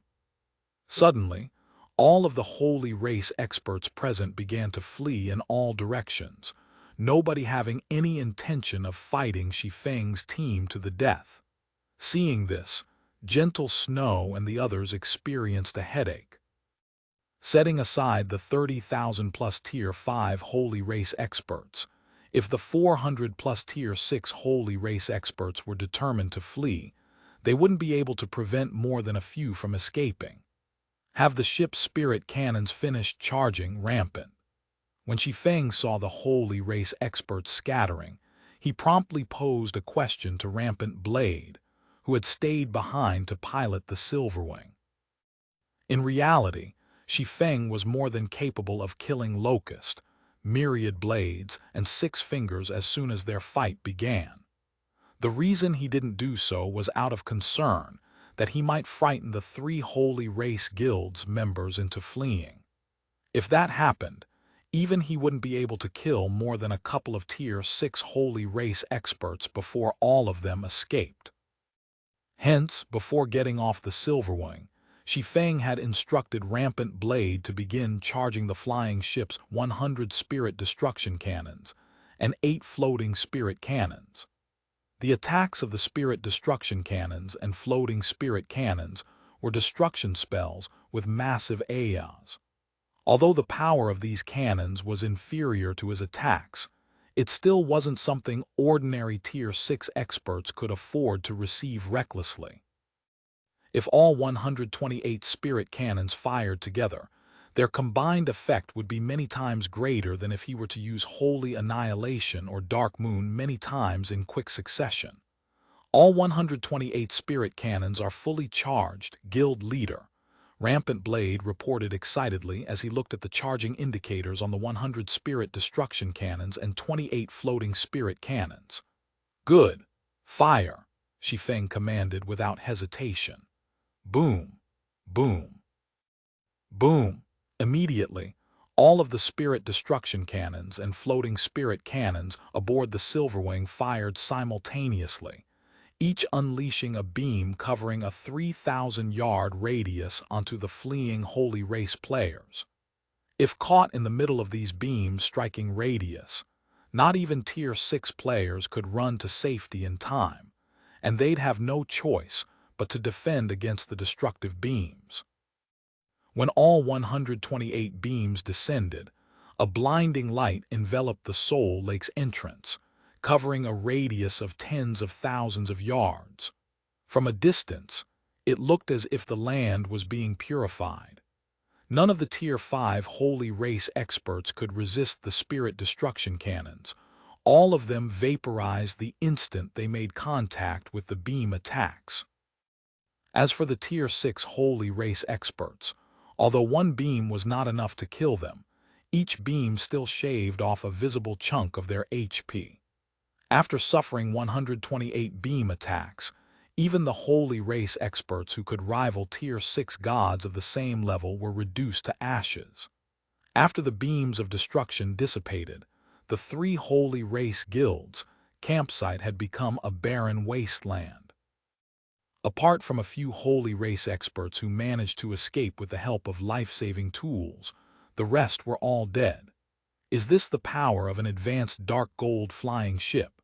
Gentle Snow couldn't believe her eyes as she looked at the vast expanse of scorched earth before her. Of the 30,000-plus holy race experts stationed at this campsite, 99% were killed in an instant. Even God-ranked holy race experts were no exception. Over a dozen Tier 6 God-ranked experts. Apart from apex powers, no other human power could go up against such a force in the current eternal realm. Yet, in front of the Silverwing, these God-ranked experts were no different than cannon fodder. Fervent Samsara and Heavy Abyss were similarly shocked by this development. Although they had long known that the Silverwing was a high-ranking flying ship, they never thought it could be this frightening. The firepower of this flying ship was even greater than that of a void fortress. Guild leader, nearly 100 Tier 6 holy race experts escaped before the attack connected. Rampant Blade reported the information he got from the Silverwing's exploration magic array. So be it. Everyone, back on the ship. We must eliminate as much of the holy race army's forces as possible before news spreads. Shi Feng wasn't particularly surprised by Rampant Blade's report. Immediately, he commanded everyone to return to the Silverwing and head for another campsite the Red Dragon Nation and Azure Fang had discovered. While Shi Feng's team was making its way to another campsite, Zero Wing's 9 other assault teams also began their attack on the Holy Race Army one after another. The Holy Race Army's campsite is just ahead. Are you sure you want to attack it? Vice Guild Leader Phoenix. Unrestrained Lionheart, the vice commander of the Red Dragon Nation's main force, couldn't help but ask Phoenix Rain as he looked at the Holy Race's campsite in the distance. Truth be told, Unrestrained Lionheart was full of apprehension as he followed Phoenix Rain, Zero Wing's newly appointed vice guild leader, to attack the Holy Race Army. This was because he had never heard of Phoenix Rain until today. Moreover, most of the players in Phoenix Rain's team were only Tier 5 players. It should be known that the campsite they were targeting housed over 10,000 Holy Race players, of which over 100 were Tier 6 players. Yet, Phoenix Rain was looking to attack it with only a team of 10. Chapter 3662, Chapter 736, Frightened Holy Race. Chapter 736, A Frightened Holy Race, naturally. Standing amidst a primordial forest with an advanced black cloak concealing her information, Phoenix Rain responded confidently to Unrestrained Lionheart's anxiety. Before Phoenix Rain came to the World Arc, Shi Feng had already informed her of the general situation of the Eternal Realm and Zero Wing, so she knew that Zero Wing needed to defend its resurrection camp at all costs. Otherwise, Zero Wing would lose access to Holy Ring City, and its development would lag behind the other powers over time. It should be known that most powers operating in the Eternal Realm had scattered large amounts of manpower across the Eternal Realm's various NPC cities. Not only were these NPC cities gathering places for a large number of players during the Eternal Realm's initial stages, but the real estate of these NPC cities was also an opportunity for the various powers to generate astronomical wealth. With Zero Wing's current development being limited to just one city, it wouldn't matter how well Zero Wing fared in the Eternal Realm. At the end of the day, Zero Wing still couldn't generate enough wealth to compete against the various powers that were operating in numerous NPC cities. To make matters worse, Zero Wing had very few Tier 6 experts under its command presently. This, in turn, limited how many resource nodes it could occupy in the Eternal Realm. Even if Zero Wing currently possessed the ability to increase a player's chances of advancing to Tier 6, the guild would still need experts with the potential to reach Tier 6 before it could start to produce Tier 6 experts. Although the Crystal City of Secrets had a large player population, it was still just one city. Compared to the players populating the many NPC cities across the Eternal Realm, the Crystal City's player population was minuscule. At this rate, it wouldn't be long before the various powers would have more Tier 6 experts than Zero Wing. Once that happened, there would be very little Zero Wing could do to catch up. If Zero Wing wished to stand a chance against the various conglomerates and pseudo-apex powers, its only hope now was to defend its resurrection camp and rely on it to generate wealth and expand Zero Wing's territory. If you insist, but please be careful, Vice Guild Leader Phoenix. Hearing Phoenix Rain's determined response, unrestrained Lionheart reminded, according to our scouts, the campsite has at least 3 god-ranked experts. If you find yourself not a match, retreat as soon as possible. If your Tier 5 teammates get killed by any of those 3, they might permanently lose access to God's domain. At least 3 god-ranked experts. Sinful Flame, a legendary individual and an elder of the Azure Chamber of Commerce, licked the edges of his mouth in excitement when he heard unrestrained Lionheart's words. I never thought I would get an opportunity to become a challenger at my age. You better not hog them all to yourself, Elder Flame. At least leave some for me, Phoenix Rain said, chuckling when she saw Sinful Flame's enthusiastic behavior. Due to the limited number of Tier 6 experts and 4th floor experts in their home god's domain, she had very few opponents she could spar with ever since she advanced to Tier 6. However, that was no longer the case now that she had arrived in the Eternal Realm. Meanwhile, similar to Sinful Flame, she wanted to spar with as many Tier 6 experts as she could. It would be even better if they were 4th floor experts and above. Whether she won or lost these fights, she would benefit from them massively. No can do. Also, we must agree to a first-come, first-served basis. Nobody is allowed to interfere with each other's fights, Sinful Flame said, rolling his eyes at Phoenix Rain. He showed no intention of making concessions to his juniors. Fine. Phoenix Rain helplessly nodded. Meanwhile, unrestrained Lionheart was exasperated when he heard the conversation between Sinful Flame and Phoenix Rain. Arrogant. These 2 individuals were wildly arrogant. God-ranked experts were respected and feared by the various upper-ranking hegemonic powers in the greater God's domain. Yet, Sinful Flame and Phoenix Rain regarded God-ranked experts as merely sparring partners. It should be known that these 2 individuals were merely 4th floor experts. They were leagues inferior to the Holy Race's God-ranked experts.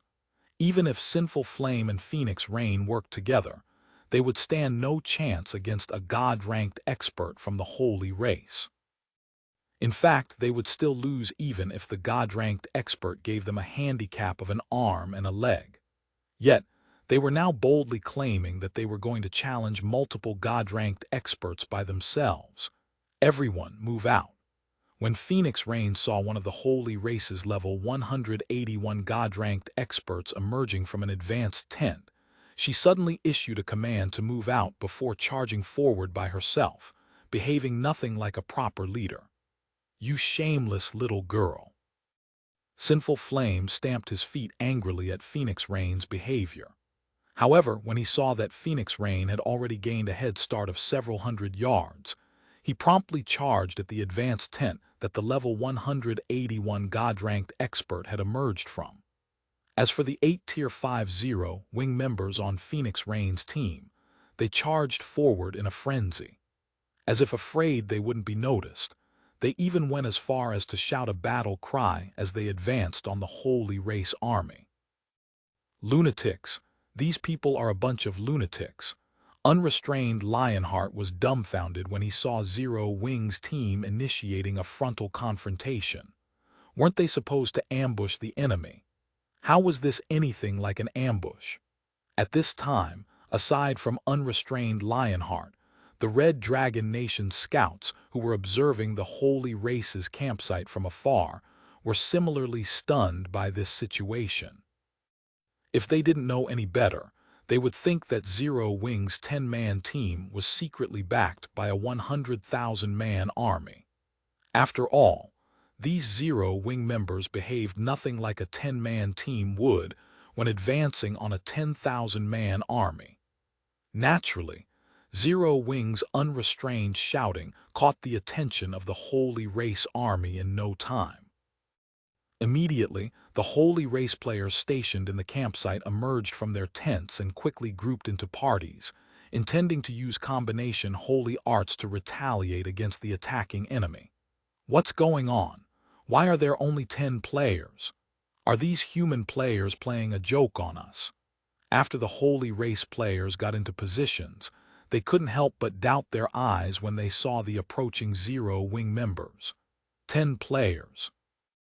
A team of 10 players actually dared to charge at their army of 10,000. Not only that, but only 2 among these 10 players were Tier 6 experts. If they didn't know any better, they'd think they were being attacked by a team of God-ranked experts armed to the teeth. While the Holy Race players were pondering how they should deal with Zero Wing's deranged members, Phoenix Rain suddenly raised her staff into the air. Immediately afterward, a twofold magic array for a Tier 6 curse that covered the entire campsite suddenly appeared, shocking all of the Holy Race players in the campsite. However, what shocked the Holy Race players wasn't the fact that Phoenix Rain had double-cast a Tier 6 curse, but the mana that was being used to power the Tier 6 curse. Phoenix Rain's mana was as solid as steel, and not even the mana of Tier 6 gods could compare. Upon sensing the mana in the twofold magic arrays, even the Holy Race's God-ranked experts, who were initially thinking of ridiculing Zero Wing's members, shuddered involuntarily. She's beyond gods. Chapter 3663, Chapter 737, Silent Battlefield Chapter 737, Silent Battlefield TL Notes. I previously mentioned that the raws I received for Chapter 505 were missing a section. Well, I've found the completed version and made the necessary changes. Original. The only problem was that these undeveloped lands were located far from any NPC strongholds, and reaching them required a lot of time, even with the help of legendary flying mounts. It might not be a problem if players only needed to travel to these places once, but the time players wasted on travel would quickly pile up if they had to make multiple trips. This was where guild cities came in. To establish a guild city in the Eternal Realm, players would need to have the city building order, and to obtain a city building order, players would need to explore and raid the 100 Eyes Canyon. Edited. The only problem was that these undeveloped lands were located far from any NPC strongholds, and reaching them required a lot of time, even with the help of legendary flying mounts. It might not be a problem if players only needed to travel to these places once, but the time players wasted on travel would quickly pile up if they had to make multiple trips. This was where guild strongholds came to play. However, establishing a guild stronghold in the Eternal Realm was a challenging task. Not only did the construction of a guild stronghold require an astronomical amount of eternal gold coins, but a city building order was also needed. To make matters worse, it was incredibly difficult to obtain a Lord certificate. Even the pseudo-apex powers in the current Eternal Realm would need to mobilize all their forces to acquire one. Meanwhile, the 100 Eyes Canyon was one of the few players where players could obtain city building orders. Also, Lord Certificate changed to City Building Order. Tier 6 Curse, Endless Requiem. This was the only large-scale destruction spell in Phoenix Rain's repertoire. Even with the powerful suppression that the World Ark's environment placed on mana, Endless Requiem could still cover a 1,000-yard radius in a deathly gale that eroded all life. Of course, Endless Requiem wasn't all-powerful. Setting Tier 5 players aside, any decently equipped Tier 6 player caught within the Tier 6 curses, Aya should have no trouble surviving it under normal circumstances. However, it should be known that Phoenix Rain was currently level 212 and equipped with the God Chaser set. In terms of power, her Endless Requiem would be stronger than even that of level 200, Tier 6 gods. It was no longer a large-scale destruction spell that players under level 200 could withstand. "Damn it! Stop her!" one of the Holy Race Army's leaders shouted as he pointed at Phoenix Rain. Almost immediately, the 4 God-ranked Holy Race experts stationed in the campsite charged at Phoenix Rain. They understood what they needed to do, and they did not hesitate to take action for even a moment. On the other side, Phoenix Rain naturally noticed the 4 level 180-plus God-ranked experts charging at her. However, even when the 4 God-ranked experts arrived within 500 yards of her, she did not stop channeling her Endless Requiem. Instead, she simply raised her free hand at the 4 experts. Triple speed casting, Tier 6 spell, Thunder Dragon's Halberd.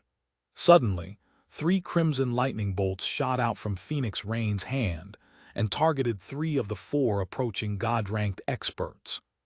Each lightning bolt also split into countless branches as they closed in on its target, covering a much greater area and making evasion impossible. As a result, the 3 targeted God-ranked experts could only gather their holy aura to defend themselves. Boom!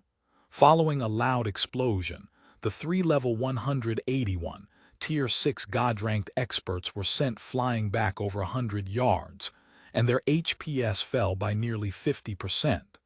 One of them even had his arm crippled because he had failed to deflect Phoenix Rain's attack completely.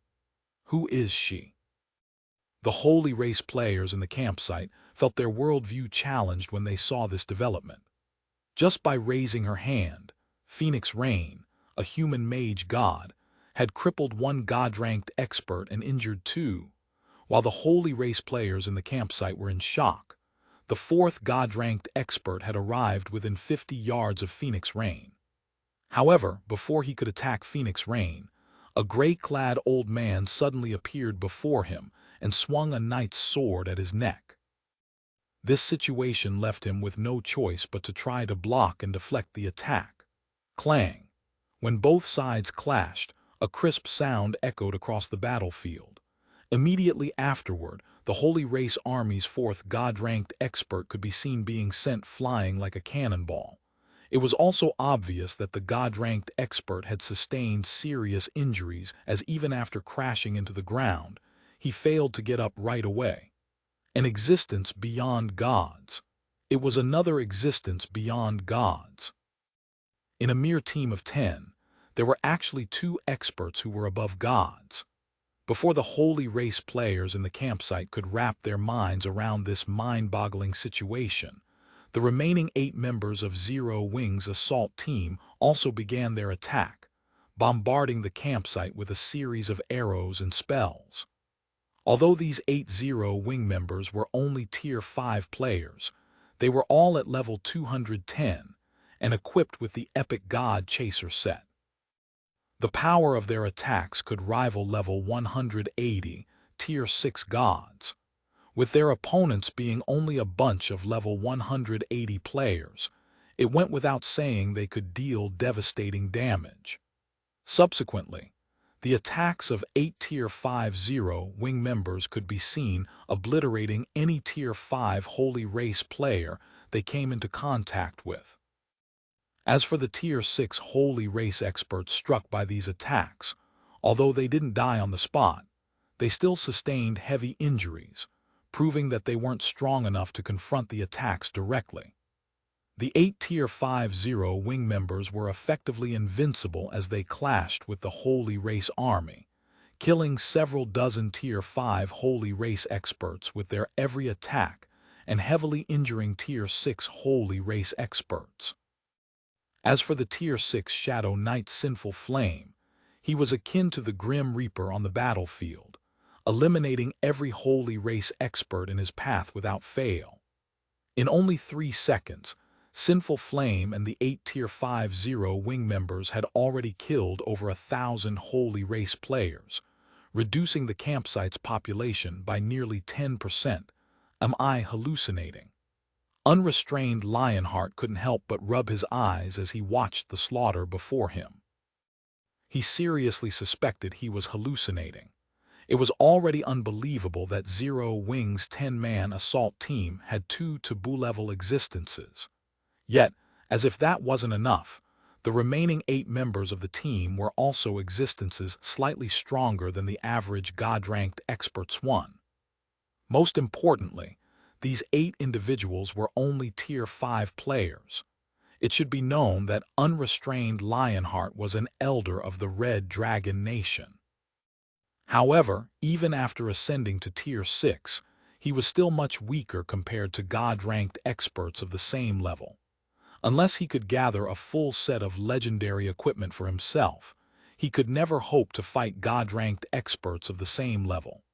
Yet, Zero Wing's 8 Tier 5 members could not only fight God-ranked experts, but they were even winning with an overwhelming advantage. As Unrestrained Lionheart grappled with reality, the Holy Race Army suffered another 1,000 casualties. The Holy Race Army, once a symbol of fear for the various human powers, was now crumbling apart like a house of cards before the relentless onslaught of Zero Wing's assault team. With such frightening teams under his command, it's no wonder Black Flame can hold the Skylight Association's partnership offer in contempt. If 19th Sword learns of this, he'll probably regret ever making an enemy out of Zero Wing. When Unrestrained Lionheart saw how easily Phoenix Rain's team was massacring an army of 10,000 plus Holy Race players, he suddenly started to pity 19th Sword. It should be known that Zero Wing had dispatched 10 assault teams to ambush the Holy Race Army scattered across the Soul Lake. Even if the other teams were slightly weaker than Phoenix Rain's team, the difference shouldn't be significant. With such a force under Zero Wing's command, even if all of the pseudo-apex powers currently operating in the World Arc joined forces, they still couldn't afford to provoke Zero Wing. Yet, the Skylight Association's 19th Sword had declared he would make it impossible for Zero Wing to survive in the World Arc. Everyone, gather on me. I'm activating the Holy Aegis. As Zero Wing's assault team members continued their slaughter, the Holy Race Army's commander took out a holy totem from his bag and chanted an incantation.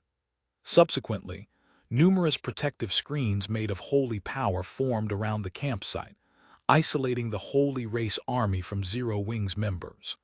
At the same time, a barrier covering a 1,000-yard radius formed around Zero Wing's members, trapping them inside.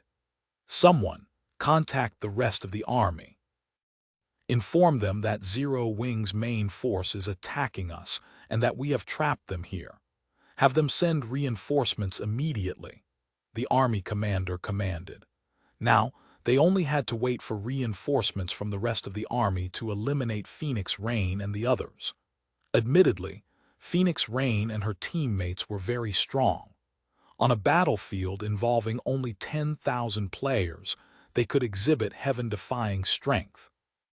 However, their strength would become insignificant when faced with the 3 Holy Race guilds, army of 200,000 plus experts.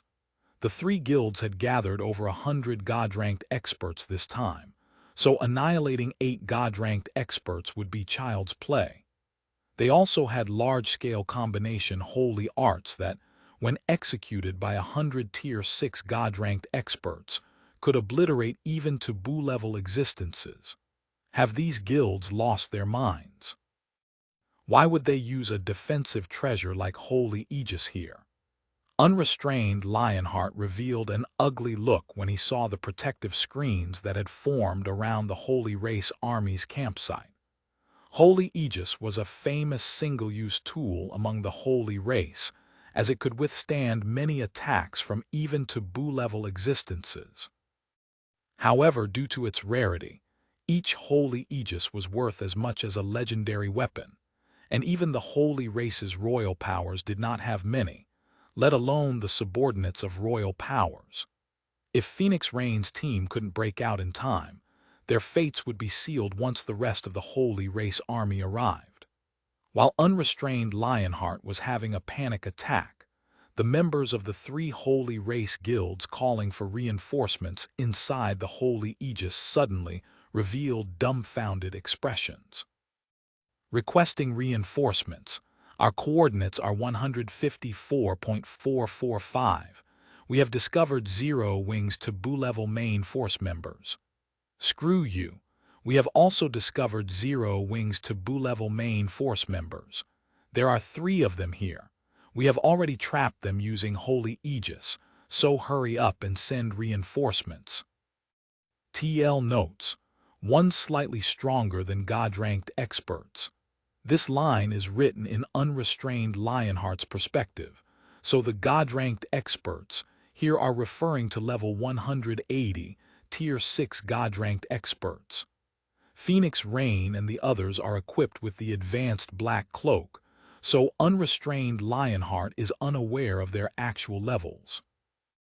Chapter 3664, Chapter 738, New Legend Chapter 738, New Legend World Arc, Soul Lake Resurrection Camp. Following the arrival of Zero Wing's reinforcements, the atmosphere in the Resurrection Camp became incomparably tense and gloomy. It was especially so for the Red Dragon Nations and Azure Fang's members. Although they kept setting up magic arrays and war weapons around the camp's perimeter, they wore grim expressions as they did so. After all, their opponents this time were the Sun Dynasty's Holy Guard, and an army of 200,000 plus holy race experts formed by the Sun Dynasty's 3 subordinate guilds. Not even the 7 Luminaries Alliance's resurrection camps could defend against such a force. So, even though the Red Dragon Nation, Azure Fang, and Zero Wing worked together, their chances of successfully defending the Soul Lake Resurrection Camp were slim. What do you think Zero Wing is trying to do, Milia? I thought they were sending their flying ship to aid in the defense, but it left again shortly after arriving. The Red Dragon Nation and Azure Fang also sent out a bunch of scouts to investigate the Holy Race Army. Could they be planning an ambush? Titan asked out of curiosity as he observed the situation inside the Soul Lake Resurrection Camp with the help of a magic mirror. I've also heard other guilds saying that Black Flame has gone toward the 3 Holy Race Guilds' campsite with a small team. Does he really think he can turn this guild war around all by himself? How should I know? Milia answered, shaking her head. Then a solemn look suddenly appeared on her face as she continued. But based on our scouts' reports, the forces the 3 Holy Race Guilds have scattered across the Soul Lake seem to be in disarray right now. Did Black Flame really initiate an attack on them? Titan asked, revealing a look of interest. If that's the case, we should go over and take a look.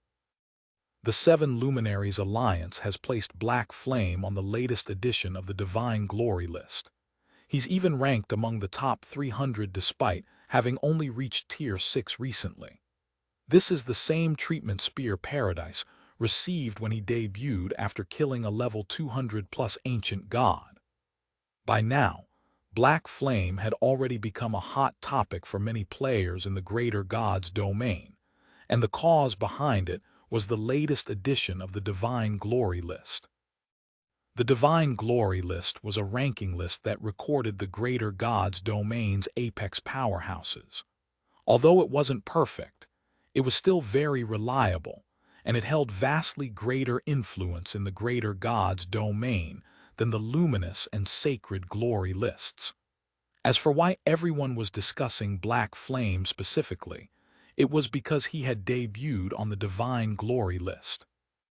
Not only that, but he had also debuted with a ranking in the top 300, even though Black Flame had only advanced to Tier 6 recently.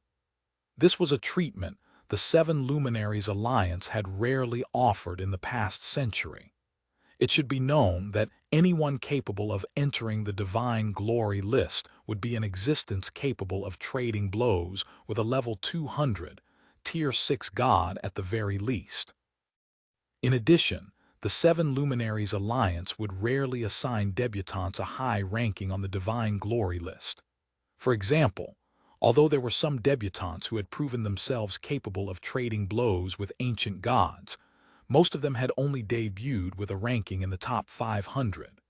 As for why the Seven Luminaries Alliance would do so, it was to ensure the accuracy of the Divine Glory list.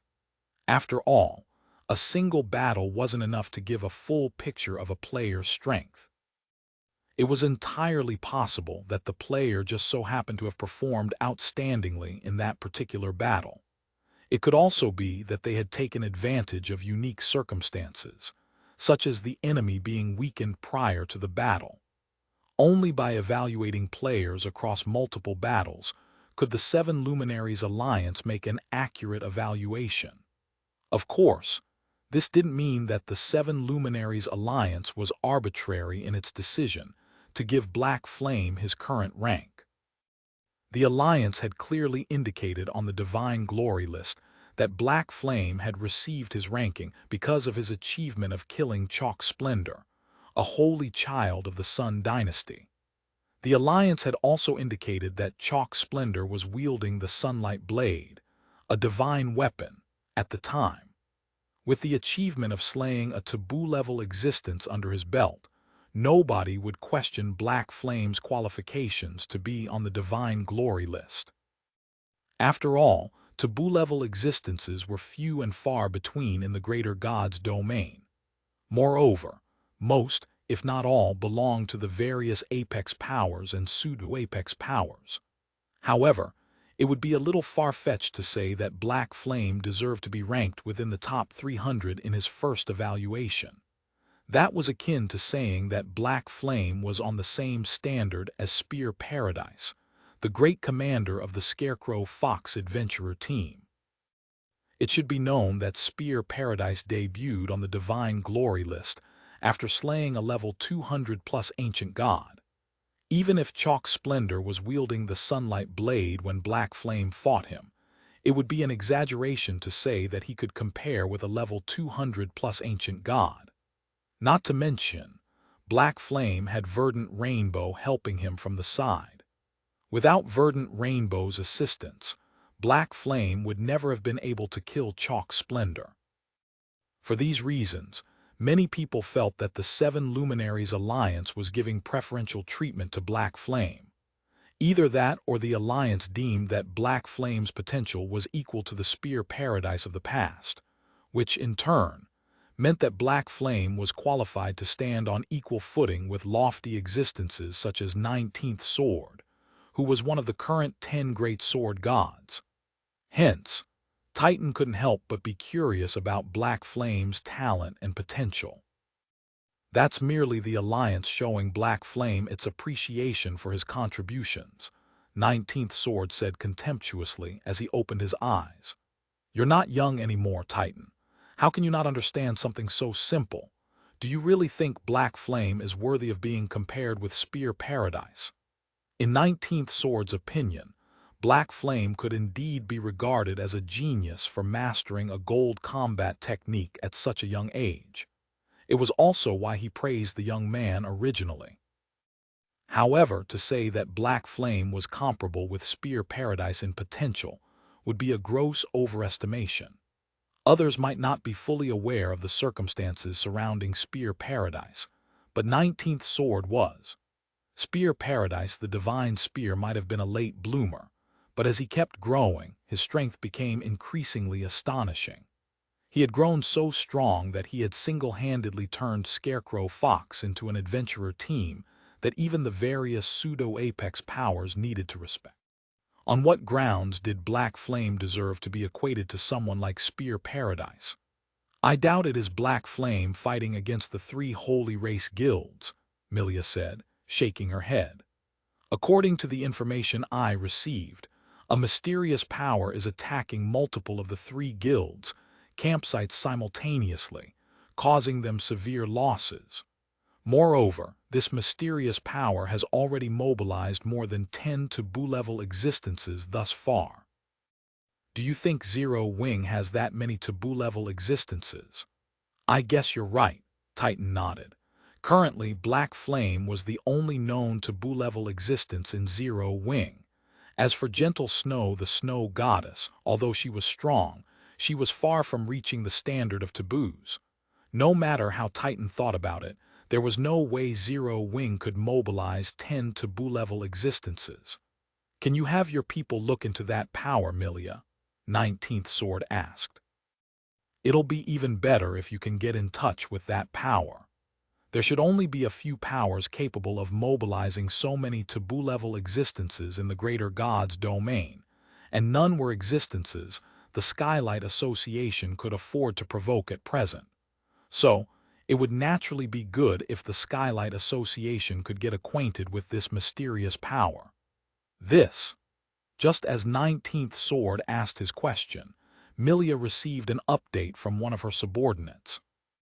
Then she suddenly grew hesitant as she turned to 19th Sword and said, "That power seems to be Zero Wing." Chapter 3665, Chapter 739, Holy Guard arrives. Chapter 739, Holy Guard arrives. Zero Wing. Titan revealed a surprised look when he heard Milia's words. "You're not joking, are you, Milia?" Even for the various apex powers, it would be difficult for them to come up with a force of 10 taboo-level existences in the current Eternal Realm. So, how was it possible that a newly established guild like Zero Wing could do so? If Zero Wing truly had such a powerful foundation, the Skylight Association's threat to Zero Wing would become a complete joke. "Are you certain, Milia?" 19th Sword asked, similarly having difficulty believing Milia's words. "There should be no mistaking it," Milia said, as she solemnly looked at the report she just received. "The scouts I dispatched have already sent over several battle videos involving the Holy Race Army's campsites. You'll know once you take a look." After saying so, Milia played 2 videos she received on the magic mirror for 19th Sword and Titan to watch, each lasting no more than 20 seconds. The first video showed a battle in a forest, and a large section of the forest could be seen encircled by screens made from holy power of unprecedented density. Shortly after the video began, a cloaked woman wearing a 6-winged emblem could be seen waving the staff in her hand and calling down a gale of death upon the forest. The gale dyed the forest environment in a shade of gray and repeatedly struck the energy screens, wearing them away. In only a few seconds, the energy screens, which looked like they could withstand a long and continuous bombardment from even a taboo-level existence, shattered. Subsequently, it took only a moment for the gale of death to annihilate the thousands of Holy Race players behind the energy screens. The second video showed a battle taking place beside a lake. The Holy Race Army in the video comprised over 10,000 players, of which more than 30 Tier 6 experts. As soon as the video began, a cloaked female assassin could be seen reaping the lives of the Tier 6 Holy Race experts one after another. None of the Tier 6 Holy Race experts could last more than a move against the female assassin. Even God-ranked experts were not an exception. Similar to the Elementalist in the first video, the female assassin could be vaguely seen wearing Zero Wing's 6-winged emblem. When the second video concluded, silence enveloped the tent. Neither 19th Sword nor Titan could find any words. "What should we do now, Elder Sword?" Milia asked, breaking the silence. "If Zero Wing decides to take action against us in the World Arc, I'm afraid we will be powerless to resist." If Zero Wing only had 1 or 2 taboo-level existences, the Skylight Association could still hold its ground, albeit just barely. However, fighting a force of more than 10 taboo-level existences was no longer within the realm of the current Skylight Association's capabilities. At this time, Titan also turned to 19th Sword for his decision.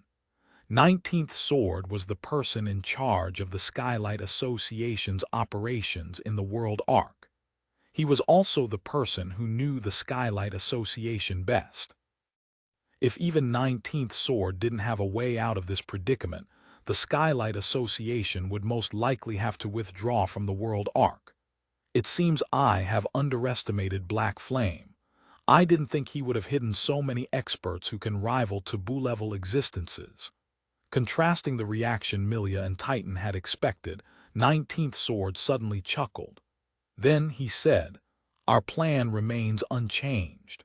You two should just stick to it like before." "But Zero Wing has over 10 taboo-level existences, Elder Sword," Titan emphasized. "These taboo-level existences alone should be enough to defend the Soul Lake Resurrection Camp from the Sun Dynasty."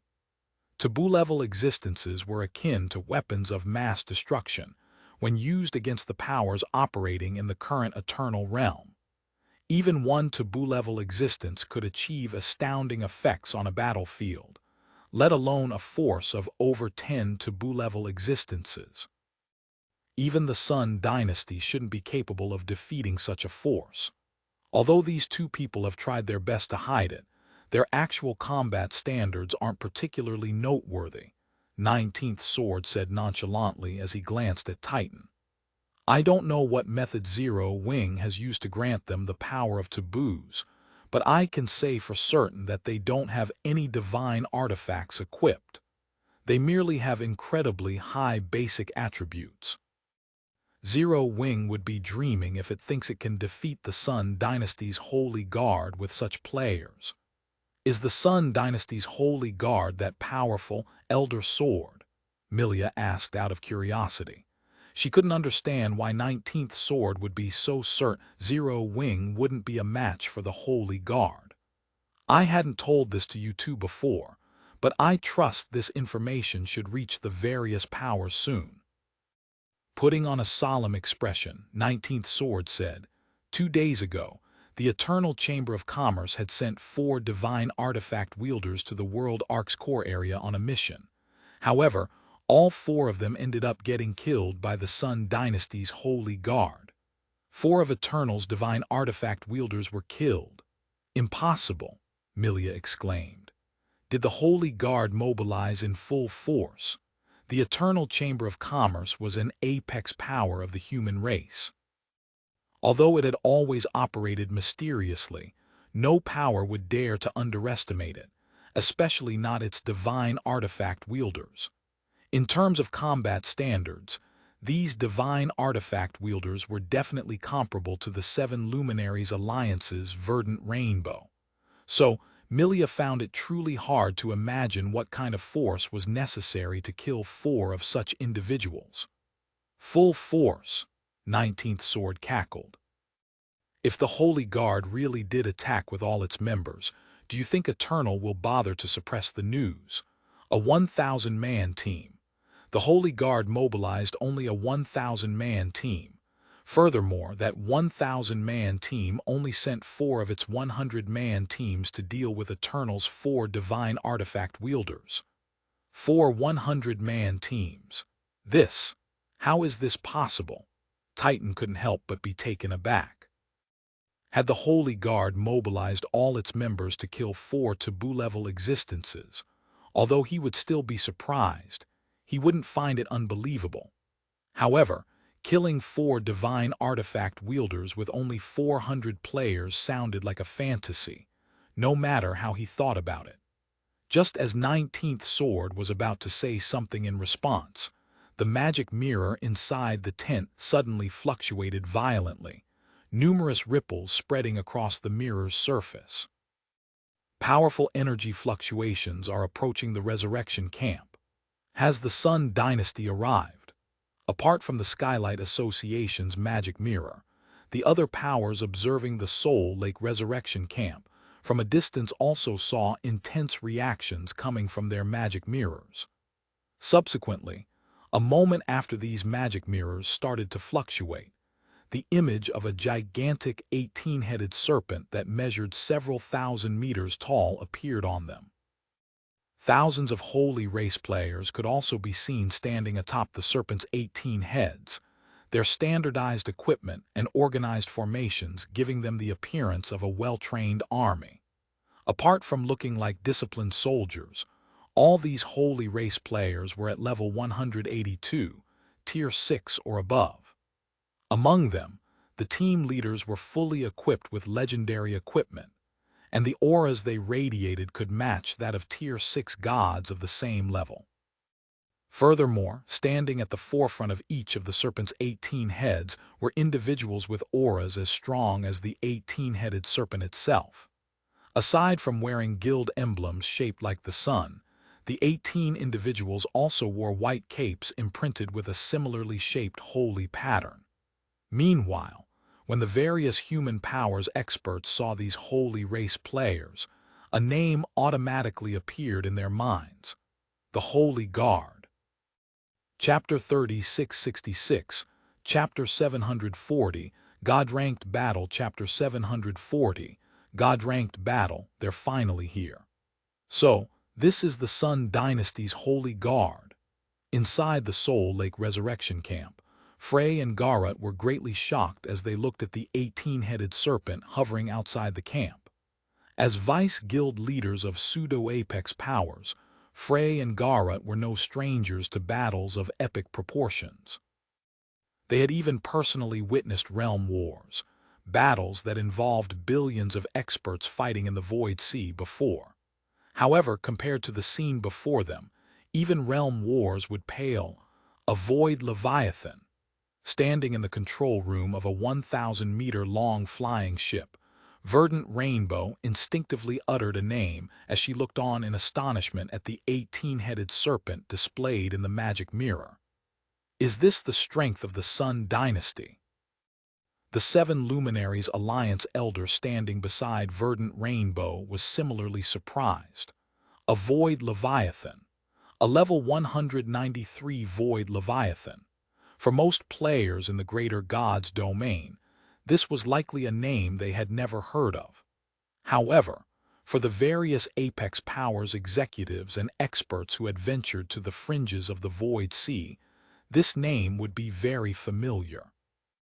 Although it was generally thought that the Void Sea was endless and without borders, that was only because the various powers had yet to find an end after exploring it for many years. However, one particular area of the Void Sea could be considered the Void Sea's border. Or, more accurately, it was a place players could not approach. As for why players couldn't approach this so-called border, it was due to the dangers that existed there. Even taboo-level experts equipped with divine weapons would fall if they dared to tread into that place. However, for those who did tread into this borderland, the first gatekeepers they would encounter were the Void Leviathans. Void Leviathans were a type of ferocious beast, and their life rating was so high that they could match sacred dragons. At the same level, even ancient gods would dread facing a Void Leviathan. Void Leviathans were extremely violent, and they existed for the sake of devouring all life. Furthermore, Void Leviathans typically moved in groups of dozens or more than 100. It was virtually impossible to find any on their own and tame them. At the very least, no human power had ever managed to tame a Void Leviathan, let alone bring one into the Eternal Realm. So, it was truly astonishing to see the Sun Dynasty's Holy Guard using a Void Leviathan as a flying mount. It also showed how fearsome of a foundation the Sun Dynasty possessed. While the spectating human powers were looking at the Void Leviathan in shock, the Red Dragon Nation and Azure Fang members in the Soul Lake Resurrection Camp revealed ashen faces. Even Tier 6 players like Frey and Garrett were no exception. Unlike the numerous powers observing the battlefield through magic mirrors, Frey and Garrett's attention wasn't directed towards the Void Leviathan. Instead, their gazes were fixed on the 18 individuals standing at the forefront of each of the Void Leviathan's heads. Frey, "Do you think we still have time to run away?" Garat asked with a wry smile. The Void Leviathan itself was already a fearsome opponent to face. Yet, as if that wasn't enough, each of the 18 leader-like individuals standing atop the Void Leviathan's heads also radiated an aura no weaker than that of the Void Leviathan.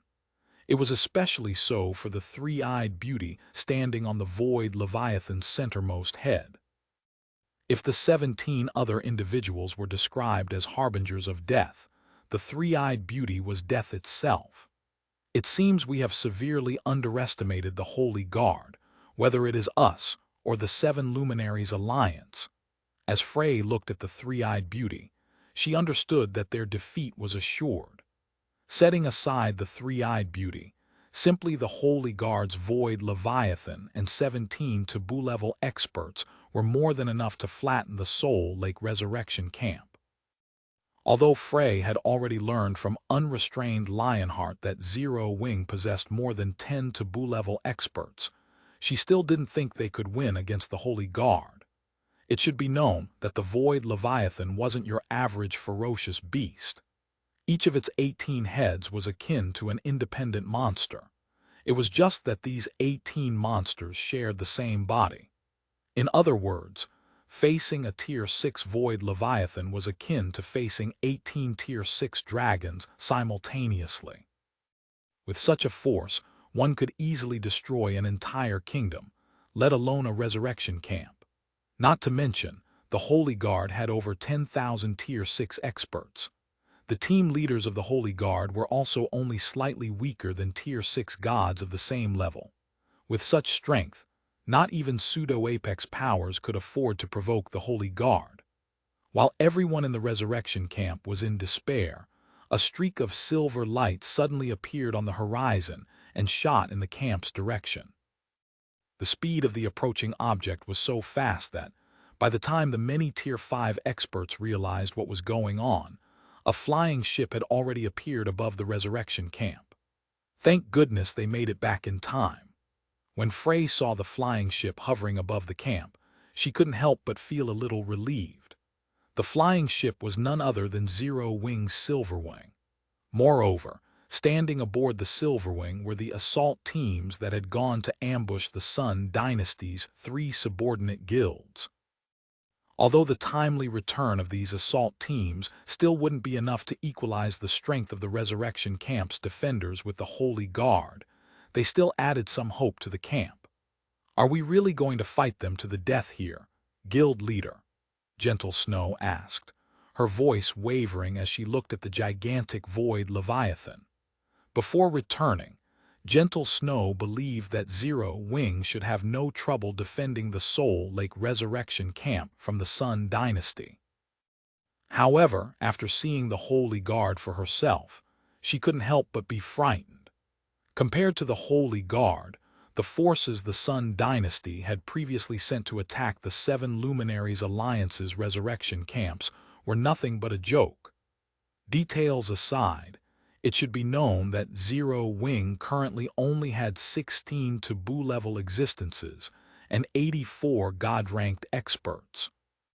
In comparison, the Holy Guard possessed over 10,000 Tier 6 experts, of which nearly 1,000 were God-ranked experts, and 18 were taboo-level existences. At first glance, even if Zero Wing could potentially emerge victorious, its chances of victory would be incredibly slim.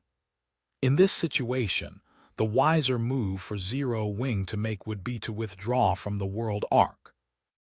After all, with Zero Wing's current strength, even without the World Arc, it could easily thrive somewhere else in the Eternal Realm. It was unnecessary to butt heads with the Sun Dynasty. "I'm afraid it's too late to withdraw now," Shi Feng said. When he looked at the Holy Guard riding on the Void Leviathan, he couldn't help but sigh in amazement. As expected of a royal power, I didn't think it would be possible for anyone to have such strength so soon. Originally, Shi Feng thought that it shouldn't be possible for any power to mobilize many God-ranked experts during the Eternal Realm's early exploration stage. Even if the Sun Dynasty was a royal power from the holy race, he felt that the most the Sun Dynasty would have at this point in time was 100 god-ranked experts.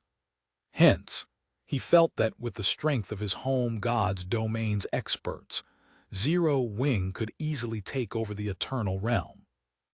However, he never thought that the Sun Dynasty would already have such a frightening foundation in the early stages of the Eternal Realm. While Shi Feng was observing the Holy Guard, the three-eyed beauty standing on the void Leviathan shifted her gaze onto him. At the same time, her three eyes turned dark purple, and faint arcs of lightning could be seen flashing in them. Wherever her eyes gazed upon, space and time froze, and even Tier 6 experts found themselves immobilized. "Are you Black Flame?" "The one who took the sunlight blade," Daystar asked like a superior questioning her subordinate as she gazed down at Shi Feng. Her voice rang across the sky, and it felt like the world itself was questioning Shi Feng. "That is me," Shi Feng answered as he met Daystar's gaze. Daystar, the commander of the Sun Dynasty's Holy Guard. She was known in Shi Feng's previous life as the Arbiter of Death. Had she not abruptly returned to the Holy Race's greater god's domain during the war between the two races, many believed the outcome would have been far less favorable to the human race. "Good. You may die now," Daystar nodded. Then she raised her hand, gesturing for the Holy Guard to attack in full force.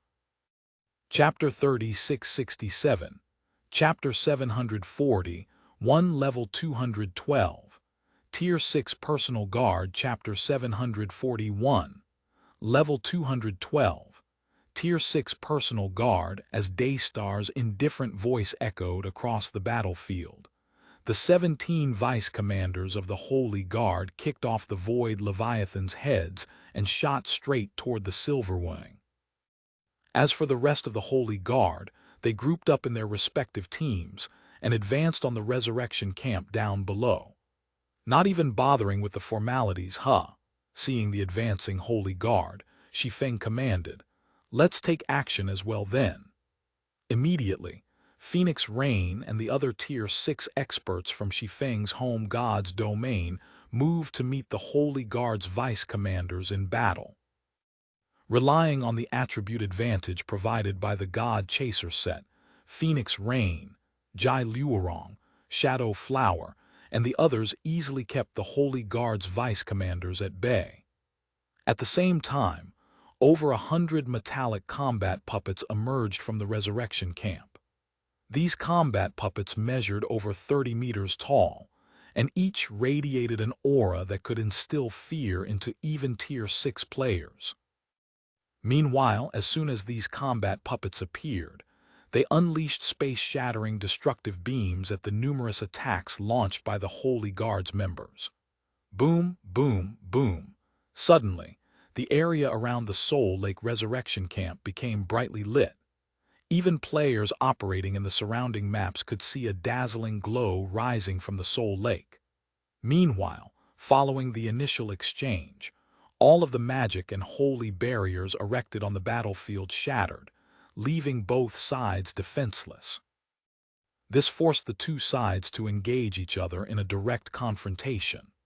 Logically, with the Holy Guard having over 10,000 Tier 6 experts on its side, the Legion shouldn't need much effort to deal with the Resurrection Camp's defenders, even if Zero Wing, Azure Fang, and the Red Dragon Nation had a combined army of over 100,000.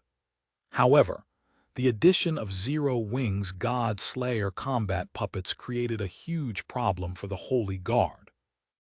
Each of the God Slayer combat puppets' attacks was akin to a Tier 6 large-scale destruction curse. Against attacks of such caliber, even Tier 6 God-ranked experts could not survive getting hit more than a few times. So, when the 114 God Slayer combat puppets on the battlefield attacked together, nothing could stand in their way. After only one joint attack from the God Slayer combat puppets, the Holy Guard had already sustained several hundred casualties. Moreover, those killed did not leave any weapons or equipment behind, as everything within a 1,000-yard radius was thoroughly disintegrated. In contrast, although the Holy Guard's team leaders had retaliated against the God Slayer combat puppets, all of their attacks combined only managed to shave 1 point off the combat puppets' durability. For the God Slayer combat puppets that had 2,000 durability points, such damage was completely negligible. As for the exchange between the rest of the Holy Guard members and the Resurrection Camp's defenders, although Zero Wing, Shi Feng, and the Red Dragon Nation suffered many more casualties due to the majority of their forces being composed of Tier 5 players, the casualty rate for both sides was roughly equal. When the various spectating powers saw this situation, they couldn't help but be flabbergasted.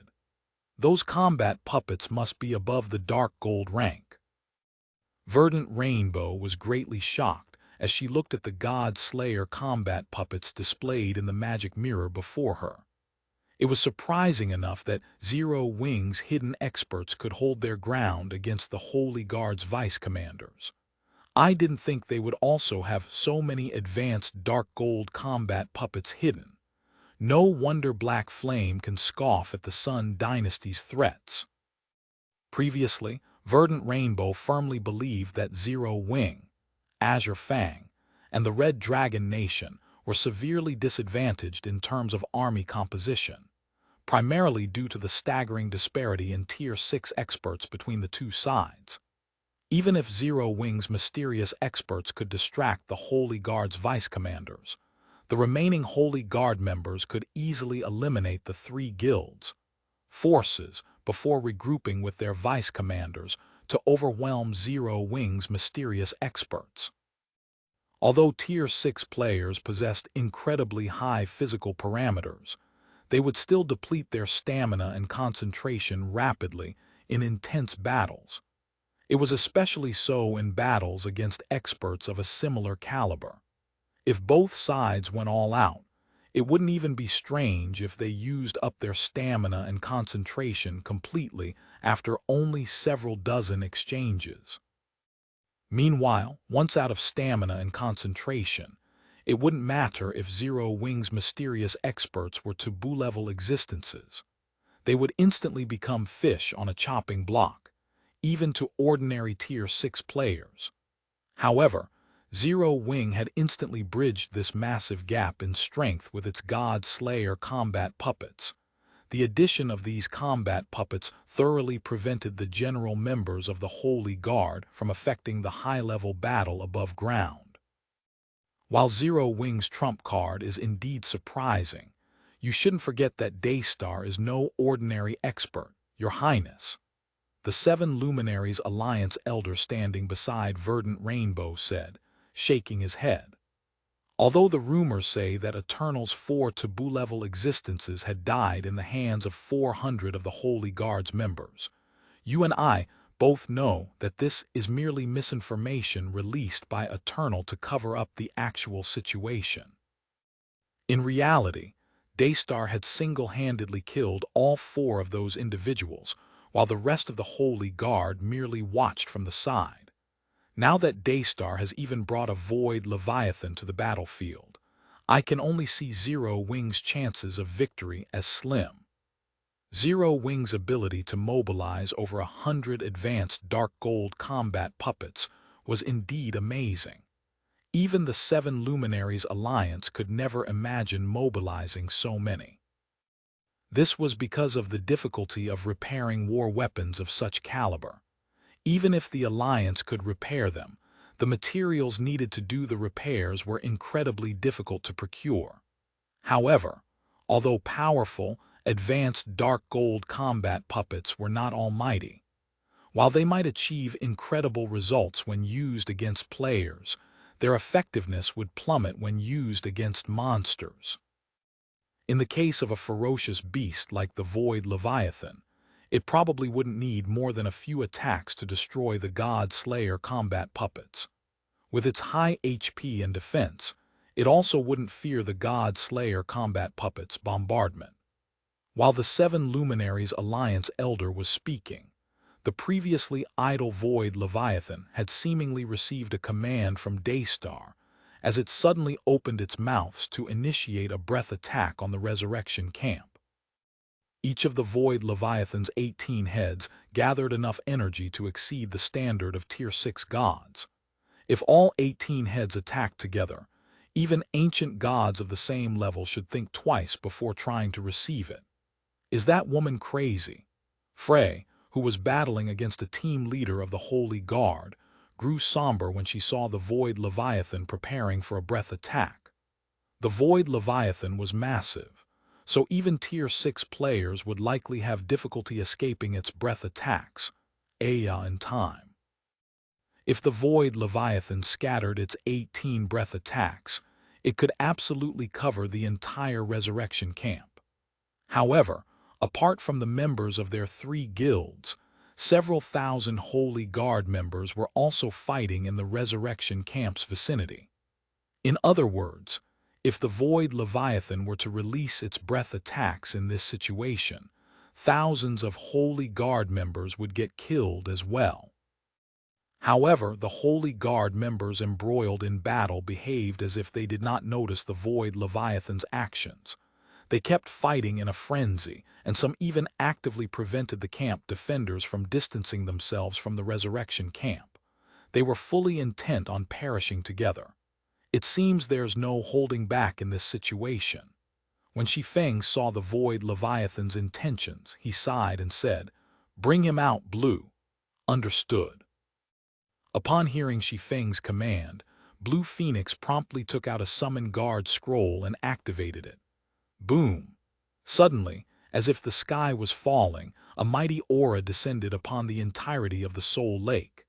Then, a dragon knight clad in heavy armor gradually emerged from a magic array before Blue Phoenix, his presence causing the souls of everyone on the battlefield to shudder. A level 212, Tier 6 Personal Guard. Chapter 3668, Chapter 742, Legendary Guard vs. Void Leviathan. Chapter 742, Legendary Guard vs. Void Leviathan. Am I dreaming? Level 212, Tier 6. How can such a personal guard exist? The Holy Guard's members and the spectating human powers were greatly confused when they saw Lo's Marin. Personal guards were a feature available to both human and holy race players. Hence, both races were familiar with the existence of personal guards. For this reason, they knew how difficult it was to develop personal guards to Tier 6 and how powerful Tier 6 personal guards could be. However, rather than Lo's Marin's tier, what truly confused everyone was his level. Level 212. Outside the Eternal Realm, personal guards of this level were relatively common, and nobody would fuss about seeing one. However, in the current Eternal Realm, a level 212 personal guard was virtually invincible. It also wasn't a level that was supposed to exist in the current Eternal Realm. Be it in the human race's greater god's domain, or the holy race's greater god's domain, level 200 was a massive turning point. Upon reaching level 200, the basic attributes of players, monsters, and NPCs would experience a qualitative transformation. Even the most ordinary level 200, Tier 6 NPC could easily dominate a city populated by only Tier 6 players under level 200, ensuring nobody would dare to make trouble in the city. This was also why, despite having such powerful forces already, none of the holy race powers dared to attack the Eternal Realm's various NPC cities. Any random NPC city in the Eternal Realm would have more than one level 200 plus, Tier 6 NPC guarding it. If Tier 6 players under level 200 tried to attack these cities, even if they attacked in a massive army, their actions would be no different than suicide. So, how could they not be shocked and frightened now that there was a level 212 personal guard before them? Although many players had already started to recruit personal guards in the various NPC cities, the NPCs they recruited were only around level 190. While level 200 plus NPCs existed in the Eternal Realm, they were typically big shots of their respective cities, and recruiting them was nigh impossible. A level 212 Tier 6 personal guard, Daystar, standing atop the Void Leviathan, also looked surprised when she saw the Dragon Knight Lo's Marin. However, the surprise in her eyes quickly faded as she indifferently said, "Had you used this trump card against any other legion, you would have indeed been undefeatable. Unfortunately, your opponent is the Void Leviathan. Even a level 212 personal guard will have to disappear along with the resurrection camp here." At the same time as Daystar finished speaking, the Void Leviathan unleashed the energy it had been charging with its 18 heads. In an instant, 18 radiant beams shot out from the Void Leviathan's mouths and converged to form a miniature world that covered a 5,000-yard radius. Then, this miniature world descended upon the Soul Lake Resurrection Camp. In the meantime, Frey and the others found themselves immobilized due to the pressure exerted by the miniature world. They felt as if they were stuck between two converging worlds, and all they could do was wait for death to claim them. What a pity Verdant Rainbow couldn't help but sigh when she saw the Void Leviathan's attack. As Daystar mentioned, had Lo's Marin's opponent not been the Void Leviathan, he could have absolutely defended the Soul Lake Resurrection Camp. It wouldn't even be an exaggeration to say that he could render the Sun Dynasty powerless against the Resurrection Camp. Unfortunately, the Void Leviathan was no ordinary ferocious beast. It was an existence capable of devouring all existences, and even ancient gods of the same level were fearful of them. In terms of combat power, a level 193 Void Leviathan was superior to even level 200 Tier 6 gods, let alone a level 212 Tier 6 personal guard. While Verdant Rainbow was lamenting Zero Wing's fate, Lo's Marin suddenly appeared in the miniature world's path of descent with his shield raised. Evidently, he planned to receive the Void Leviathan's attack head-on to protect the resurrection camp. Boom! A loud explosion occurred, followed by a powerful shock wave that shook the entire Soul Lake. The shock wave was so intense that even the sky had turned into a dark void. It seems Zero Wing will still lose in the end. Verdant Rainbow sighed deeply as she looked at the magic mirror. It was indeed surprising that Zero Wing had a level 212 Tier 6 personal guard hidden under its sleeve, but the Soul Lake Resurrection Camp's defenders were still weaker than the Holy Guard. Meanwhile, now that everyone in the Resurrection Camp had been annihilated, even if Zero Wing's main force members were still alive, the Resurrection Camp's defenders no longer had the ability to defend the camp over a long period. However, just as Verdant Rainbow was about to command her flying ship's pilot to leave the Soul Lake, the magic mirror before her suddenly revealed a figure standing amidst the void. How is this possible? Verdant Rainbow gaped in shock as she stared into the magic mirror. That's an attack that can repel an ancient god of the same level. How can he survive that? At this time, under the shattered sky, the Soul Lake Resurrection Camp could be seen perfectly intact. In fact, it wasn't just the Resurrection Camp that was in perfect shape. Even the Dragon Knight Lo's Marin looked no different from before. Attack! Before anyone could react to this unexpected turn of events, Blue Phoenix commanded Lo's Marin to retaliate against the Void Leviathan. In response, Lo's Marin summoned a spear into his hand and thrust it in the Void Leviathan's direction. At the same time, 3 magic arrays abruptly appeared above the Void Leviathan. Threefold Tier 6 super spell, Spirit Impact Spear. When the Void Leviathan saw the magic arrays above its head, it instinctively launched another breath attack with its 18 heads. However, it was too late to disrupt the magic array's formation, as a molten spear clad in flames had already emerged from them. Then, the molten spear could be seen colliding with the dazzling miniature world created by the Void Leviathan. Boom! The molten spear passed through the Void Leviathan's miniature world unhindered. Then, it proceeded to strike the Void Leviathan out of the air and pinned it to the ground, the impact creating a crater that had a radius of tens of thousands of yards. Not only that, but the Void Leviathan also lost a huge chunk of its HP and 3 of its heads, becoming heavily injured. As for the remaining 15 heads, fear colored their eyes as they looked up at Lo's Marin. So strong! He heavily injured a level 193 Void Leviathan in one hit. Crap! What rank is that personal guard? The various spectating powers were shocked when they saw the heavily injured Void Leviathan. It should be known that a level 193 Void Leviathan was stronger than even level 200 Tier 6 gods.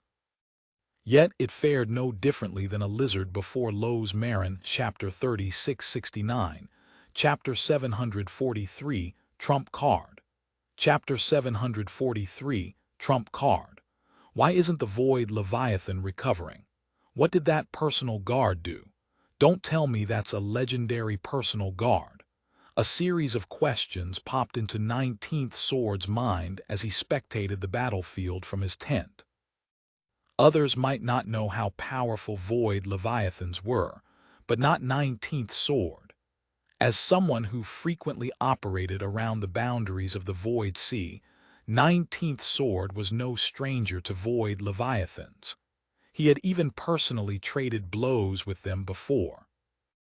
As the first gatekeeper of the Void Sea's borderland, Void Leviathans not only possessed strength that could strike fear into ancient gods of the same level, but they also possessed a frightening recovery ability that could let them outlast ancient gods of the same level. Under normal circumstances, even a level 210, Tier 6 god could not heavily injure a level 193 Void Leviathan in one hit. On the contrary, the level 210, Tier 6 god was more likely to run out of steam before they could kill the level 193 Void Leviathan. Hence, 19th Sword couldn't help but be dumbfounded when he saw a measly level 212 personal guard heavily injuring a level 193 Void Leviathan. Guild Leader, how many more secrets are you still keeping from us?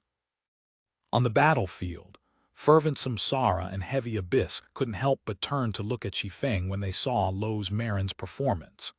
The two of them were among the first batch of 5th-floor experts to join Zero Wing in the Crystal City of Secrets, so they could be considered veteran internal members already. They had also watched Zero Wing grow from nothing to its current state in the Crystal City, so they could confidently say that they understood Zero Wing very well. However, after arriving at the World Arc and witnessing the series of events that had taken place up until this point, they suddenly felt incredibly foreign toward their own guild. First, it was the batch of mysterious Tier 6 experts. Next, there were the frightening Silverwing flying ship and advanced dark gold combat puppets. Now, it was a level 212 Tier 6 personal guard who could heavily injure an existence rivaling level 193 ancient gods.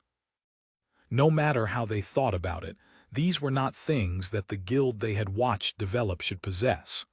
Advanced Epic. No, that's not right. He's a legendary guard. Daystar's 3 purple eyes turned a little gloomy as she looked at Lo's Marin. A legendary personal guard. Based on her knowledge, only a personal guard who was at the legendary rank could possibly accomplish such a feat.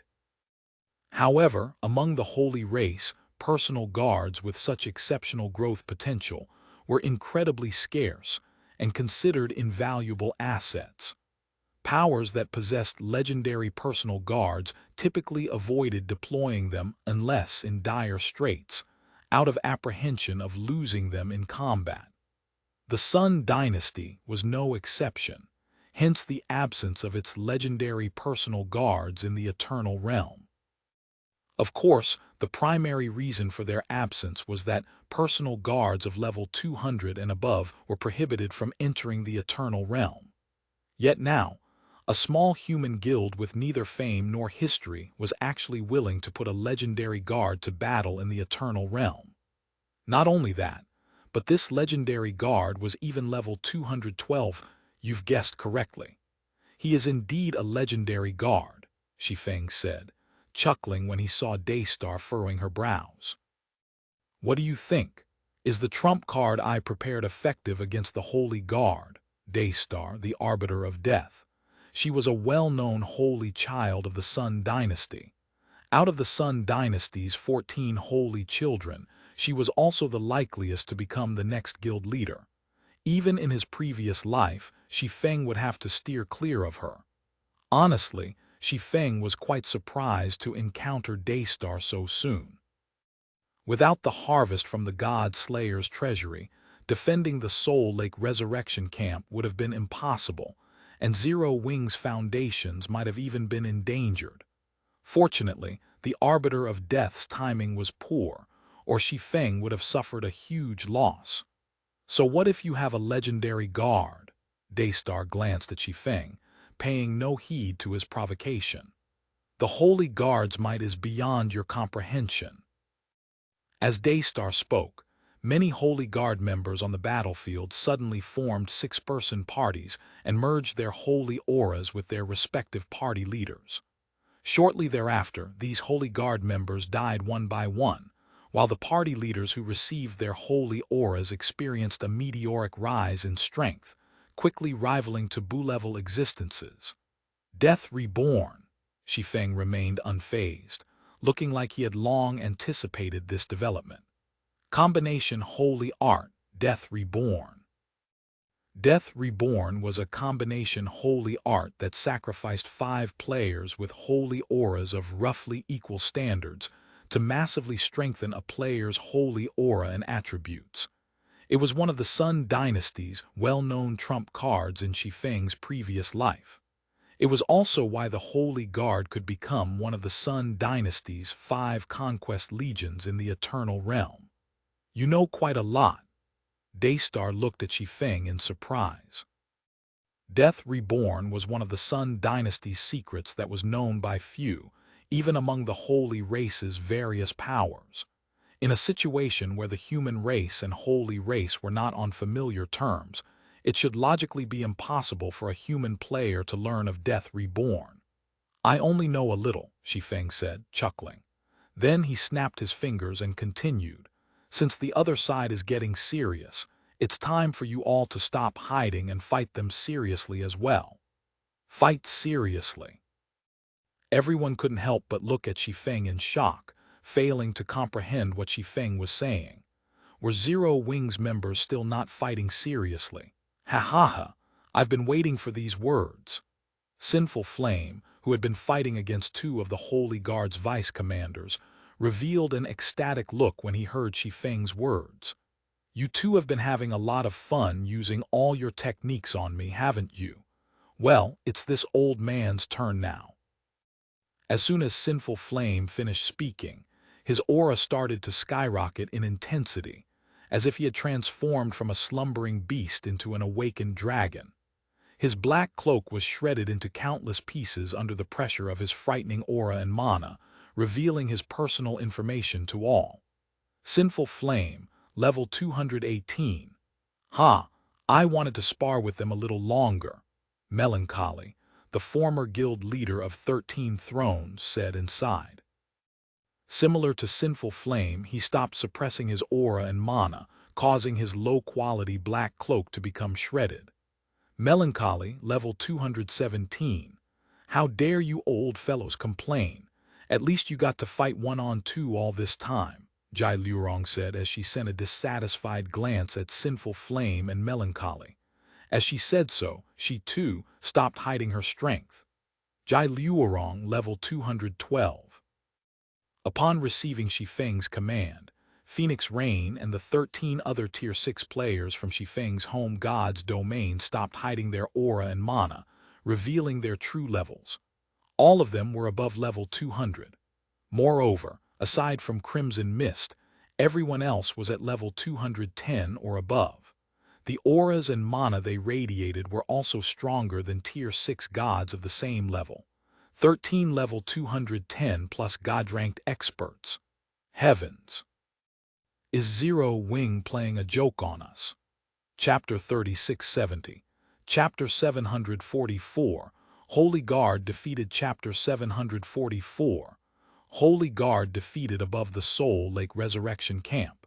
Phoenix Rain and the 13 other Tier 6 experts from Shi Feng's home god's domain hovered proudly in the air, each radiating a towering pillar of mana that covered the entire resurrection camp. The auras they radiated also made everyone on the battlefield feel as if 14 demon gods had just awoken from a long slumber. This development shocked everyone on the battlefield. Even Frey and Garrett, who were in the middle of an intense battle, subconsciously stopped their actions to look at Phoenix Rain's group of 14. Level 200 was a massive turning point in God's domain. This held true for both monsters and players. In the greater God's domain, even a level 200, Tier 5 player fully equipped with fragmented legendary items could already trade blows evenly with a level 190, Tier 6 player fully equipped with fragmented legendary items, let alone level 210 plus, Tier 6 God-ranked experts. In the current Eternal Realm, level 210 plus, Tier 6 God-ranked experts were virtually invincible. Yet, Zero Wing had 14 of such experts. What kind of method did he use exactly? How can he bring so many level 200 plus players into the Eternal Realm? Frey was filled with disbelief as she looked at Shi Feng, who stood aboard the Silver Wing. Although the greater God's domains, various powers had yet to discover the Eternal Realm's exact coordinates. Many powers had already found methods to send players into the Eternal Realm. It was especially so for the various apex powers. Virtually all of them already possessed such means. Moreover, the number of players they could send over was massive, which was why they had such an overwhelming advantage over the other powers in the current Eternal Realm. However, as mighty as they were, even the various apex powers could not bring level 200 plus players into the Eternal Realm. This was because of the restrictions imposed by the Eternal Realm's laws. Is this what you meant when you said Zero Wing can bring people into the Eternal Realm, Orebith? Garrett couldn't help but ask as he turned to look at Orebith, Azure Fang's Saintess. Haven't I reported it to the guild leader long ago? Orebith responded by looking at Garrett strangely. But you never said Zero Wing can bring level 200 plus players. Garrett nearly lost his calm when he saw Orebith's calm expression. Garrett had long known about Zero Wing's ability to transport players into the Eternal Realm. This was because Orebith had entered the Eternal Realm via Zero Wing's channel. Orebith had even admitted to it herself. Hence, this matter was not a secret among Azure Fang's executives. In fact, Orebith had even mentioned that so long as the various powers were willing to pay the price, Zero Wing could help them bring players into the Eternal Realm.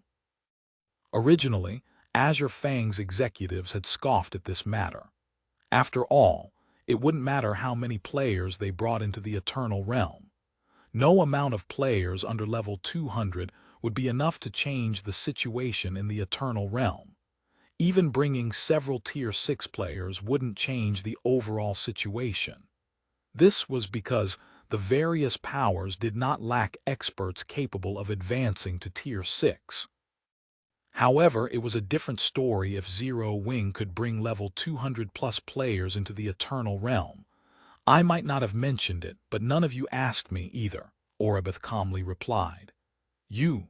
Orebith's response rendered Garrett speechless. Unfortunately, there was nothing he could do about it. In reality, Orebith couldn't be considered a full-fledged member of Azure Fang. She wasn't internally nurtured by the guild. Instead, she had only joined the guild because of an invitation from Azure Fang's guild leader, and her relationship with Azure Fang was more like a partnership than anything else. She was under no obligation to care about Azure Fang's interests. In such a situation, it was already fortunate she was willing to share her method of entering the Eternal Realm. While Garrett and Orebith were conversing, Phoenix Rain and the others had already thrown themselves at the Holy Guard's team leaders, giving the enemy no time to gather themselves. Meanwhile, in front of level 210+, Tier 6 players equipped with the God Chaser set, which provided basic attributes on par with level 220 legendary equipment. Level 180, Tier 6 players were no more than infants before adults. Even if the Holy Guard's team leaders had been artificially strengthened to rival taboo-level existences, they were no exception. Boom, boom, boom. In the blink of an eye, over 10 Holy Guard team leaders were killed. The difference in basic attributes was too overwhelming. Even if the Holy Guard team leaders possessed superior combat standards, in a situation where they were severely disadvantaged in speed and power, they had no choice but to trade blows with Phoenix Rain and the others, which led to them losing HP rapidly. In just 10 seconds, Phoenix Rain and the others had already killed over 200 Holy Guard team leaders. During this time, although the Holy Guard's 17 vice commanders had tried to intervene, 8 of them had to work together just to distract Crimson Mist, who was only a level 200+ player. Naturally, they were even more helpless against Phoenix Rain and the others, and all they could do was watch as the Holy Guard's members were slaughtered. Meanwhile, when the various spectating powers saw this scene, they couldn't help but be flabbergasted. Taboo-level existences. In any of the pseudo-apex powers present, taboo-level existences were considered apex combatants. They were also the various pseudo-apex powers' biggest source of confidence. In the current Eternal Realm, even the various apex powers would be helpless against a force of several hundred taboo-level existences. Yet, this seemingly unstoppable force had become as fragile as an infant against Zero Wing's 14 members. Is this the real reason behind Black Flame's confidence? After observing Phoenix Rain's group for a while, Verdant Rainbow shifted her attention toward Shi Feng, a rare smile forming on her face. I wonder what expression those Vice Alliance masters will make once they learn of this. Because of their fear of displeasing Demon's Gate, they even said I was overestimating Black Flame and warned me against using my privilege to raise his rank. In reality, Black Flame receiving a rank in the Divine Glory list's top 300 was an extremely controversial topic in the Seven Luminaries Alliance. Meanwhile, as Black Flame's primary advocate, Verdant Rainbow had been ridiculed by many in the Alliance. They all thought she was exaggerating her description of Black Flame, especially regarding his importance in resisting the various holy race powers. After all, Black Flame was only one person. He didn't even have a divine artifact. Yet she had insisted on propping up Black Flame to strengthen Zero Wing. In their opinion, all she was doing was wasting resources. Be that as it may, the assistance of apex powers like Demon's Gate is still crucial in resisting the holy race, Your Highness. Without them, we would not be able to resist the holy race in the Eternal Realm, the elder standing beside Verdant Rainbow explained when he saw her delighted expression. I know that. Verdant Rainbow nodded. When she recalled Demon's Gate's reminder from before, her expression darkened. The Eternal Realm was vast and brimming with ancient resources. In their pursuit of these ancient resources, the human race and holy races engaged in numerous large-scale battles across the Eternal Realm. However, outside of the conflict in the World Arc, most of these conflicts remained hidden from non-apex powers. Currently, The various apex powers were already struggling to protect the human race's territory. If Demon's Gate were to cause a commotion in this situation, the human race would be put into a perilous situation in the eternal realm. As for whether Demon's Gate would dare make such a treacherous move, that wasn't even a question. After all, Demon's Gate was unlike the average guild. It was filled with a bunch of lunatics who would be willing to do anything. While Verdant Rainbow was having her conversation, the siege over the Soul Lake Resurrection Camp reached a conclusion. The Holy Guard, which originally began with over 10,000 players, had fewer than 2,000 players remaining. Meanwhile, although Zero Wing, Azure Fang, and the Red Dragon Nation had suffered many more casualties, most of their main force members remained alive. Moreover, it was only a matter of time before Zero Wing annihilated the Holy Guard. Should we use our final trump card, Commander Daystar? Heavenly Ape Saint tentatively asked when he saw the ugly look on Daystar. Although the Death Reborn combination Holy Art was one of the Holy Guard's trump cards, it wasn't the last of the Legion's trump cards. The Legion still had one more trump card to use. However, if this final trump card was used here, the Holy Guard's subsequent plans would be as good as forfeit. Zero Wing, is it? I will remember this humiliation. After fiercely glaring at Shi Feng, who remained aboard the Silverwing, Daystar commanded, "Everyone, retreat." Upon receiving Daystar's command, every surviving Holy Guard member took out a gray talisman from their bags and activated it. Immediately, holy power enveloped them, and they turned into streaks of light as they disappeared from the resurrection camp. Chapter 3671, Chapter 745. All sides shocked. Chapter 745. All sides shocked. They're retreating. The Holy Guard is retreating. We won. We won. We defended the resurrection camp. When the remaining players in the resurrection camp saw the Holy Guard members suddenly turning into streaks of light and vanishing, they cheered in excitement. Although they already understood that victory would likely fall to them once Zero Wing's level 200+ players revealed their strength, they also knew it would be a Pyrrhic victory. After all, the fact remained that the Holy Guard had over 10,000 Tier 6 players, while their 3 guilds barely had over 100. As evidence, even though their 3 guilds started the battle with over 150,000 players, they ended the battle with fewer than 30,000 players.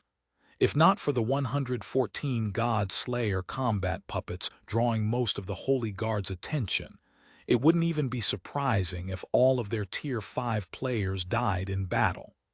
Thank goodness we managed to hold on.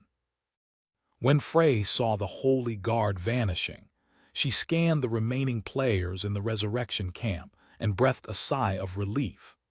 While Tier 5 players could no longer be considered main combatants in the current Eternal Realm, they still served as a necessary foundation for the various powers to increase their Tier 6 combatants.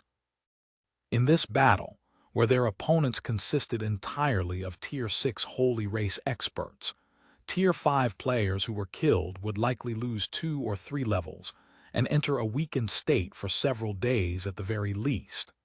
In more severe cases, they might even lose the ability to log into the game for 1 or 2 weeks. As for the Tier 5 players killed by the Holy Guard's God-ranked experts, they'd be fortunate if they only lost access to God's domain for a couple of weeks. If they were unlucky, they might even lose access to God's domain permanently. With the casualty rate of the defenders being at over 80%, the loss was undoubtedly tragic. In the Red Dragon Nation's case, it could no longer afford to participate in any large-scale battles for a short period. Its development across the Eternal Realm would also be severely affected. Fortunately, they ultimately managed to defend the Soul Lake Resurrection Camp. The World Arc was the first high-level world mode regional dungeon in the Eternal Realm. It was even home to Holy Ring City, a neutral city, and a place for players to reincarnate as a mythical race. It was destined to become one of the Eternal Realm's central development zones, and there would be a steady streak of players coming to develop in it in the future. If the Red Dragon Nation could rely on the Soul Lake Resurrection Camp's astonishing income, it would not need to worry about its future development in the Eternal Realm. Above the Soul Lake Resurrection Camp, should we give chase? Guild leader, Hidden Soul asked through the team chat. They didn't teleport far away. My tracking skill shows they are only 50,000 yards from us. With the Silverwing speed, we can catch up to them in less than a minute. As an assassin and a veteran of the battlefield, Hidden Soul had made it a habit to leave a tracking mark on her opponents. That way, she could always chase after her opponents should they escape. Currently, most of Zero Wing's Tier 6 main force members remain alive. Even without Shi Feng and the Red Dragon Nation's help, they could easily eliminate the Holy Guard's remaining forces. Never mind.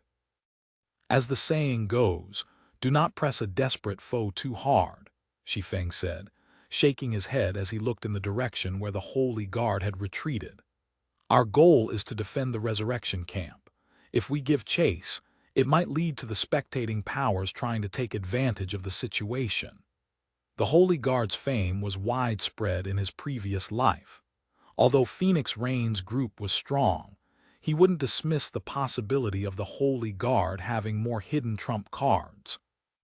It should be known that Daystar, in Shi Feng's previous life, had single-handedly eradicated all life in a realm. Even when experts equipped with divine artifacts attempted to confront her, none returned alive. It was also this frightening capability that earned her the title of Arbiter of Death. Personally, Shi Feng did not wish for Zero Wing's members to test Daystar's capabilities. He didn't dare gamble on whether Daystar currently possessed the frightening capability she exhibited in his previous life.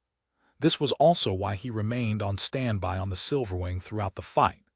Had Daystar displayed that capability, he would have promptly used the Silverwing to retreat with Zero Wing's main force members. Meanwhile, Hidden Soul and the others did not voice any opposition to Shi Feng's decision.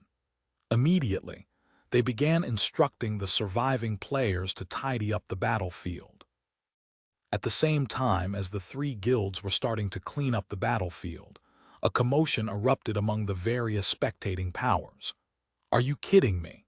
The Holy Guard actually retreated. Incredible! Zero Wing actually defeated the Sun Dynasty that even the Seven Luminaries Alliance fears. After this battle, the Eternal Realm's power structure will most likely see a huge change. The executives of the various spectating powers were filled with disbelief when they saw the Holy Guard retreating in defeat. For a moment, they even suspected someone had cast an illusion on their magic mirrors. It should be known that Zero Wing was merely an upstart guild that had appeared with the Eternal Realm. Yet, not only did it manage to take out an advanced dark gold flying ship and over 100 advanced dark gold combat puppets, but it also had 14 level 200+ Tier 6 experts. Not even the various apex powers could take out such strength in the current Eternal Realm. It was especially so for the level 200+ Tier 6 experts. So long as the Soul Lake Resurrection Camp had these 14 experts defending it, nobody in the current Eternal Realm could threaten Zero Wing's ownership over the Resurrection Camp. What should we do, Elder Sword?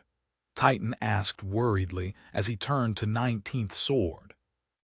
Once news of this battle gets out, we'll most likely have great difficulty surviving in the World Arc.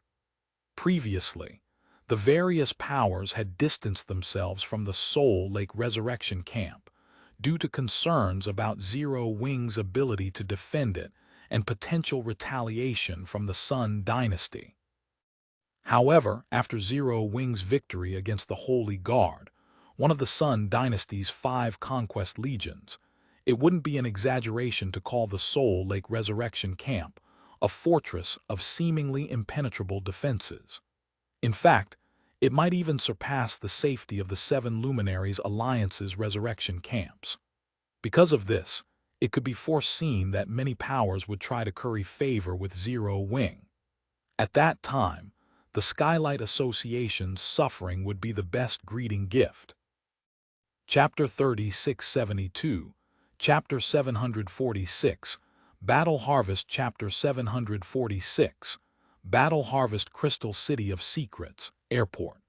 Many flying ships from the various NPC cities and fortresses could be seen waiting to dock at the Crystal City's airport. The airport's 5-story waiting hall was also crowded with players waiting to travel to the Eternal Realm's high-level maps. Isn't this airport a little too crowded? A petite level 173 female berserker, clad in silver armor bearing Scarecrow Fox's mark, remarked, as she looked at the long line snaking through the waiting hall.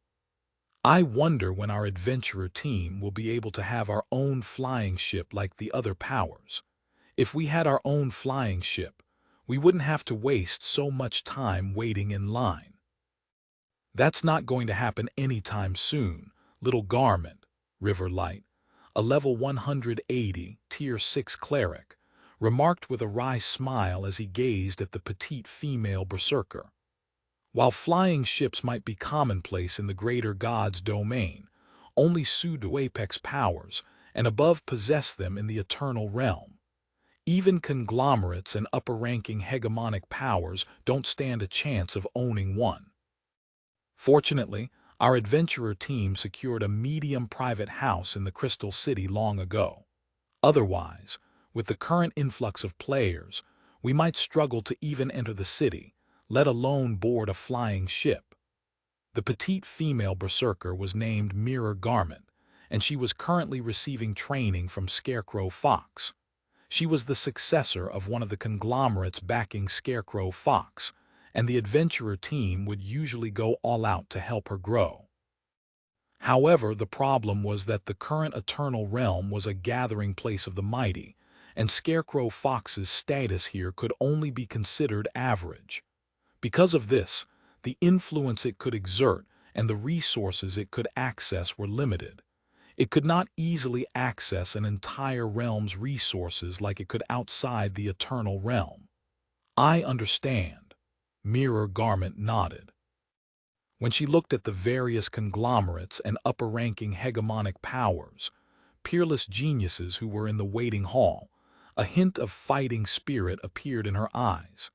It hadn't been easy for her to enter the Eternal Realm.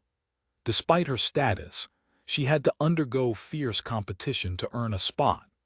Although Scarecrow Fox was a behemoth in the realm she hailed from, she recognized that the Eternal Realm was a haven for the exceptionally powerful.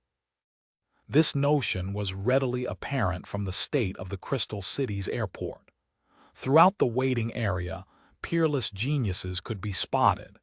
In their respective realms, these individuals would be regarded as renowned figures. However, within the Crystal City of Secrets, these peerless geniuses were merely insignificant figures.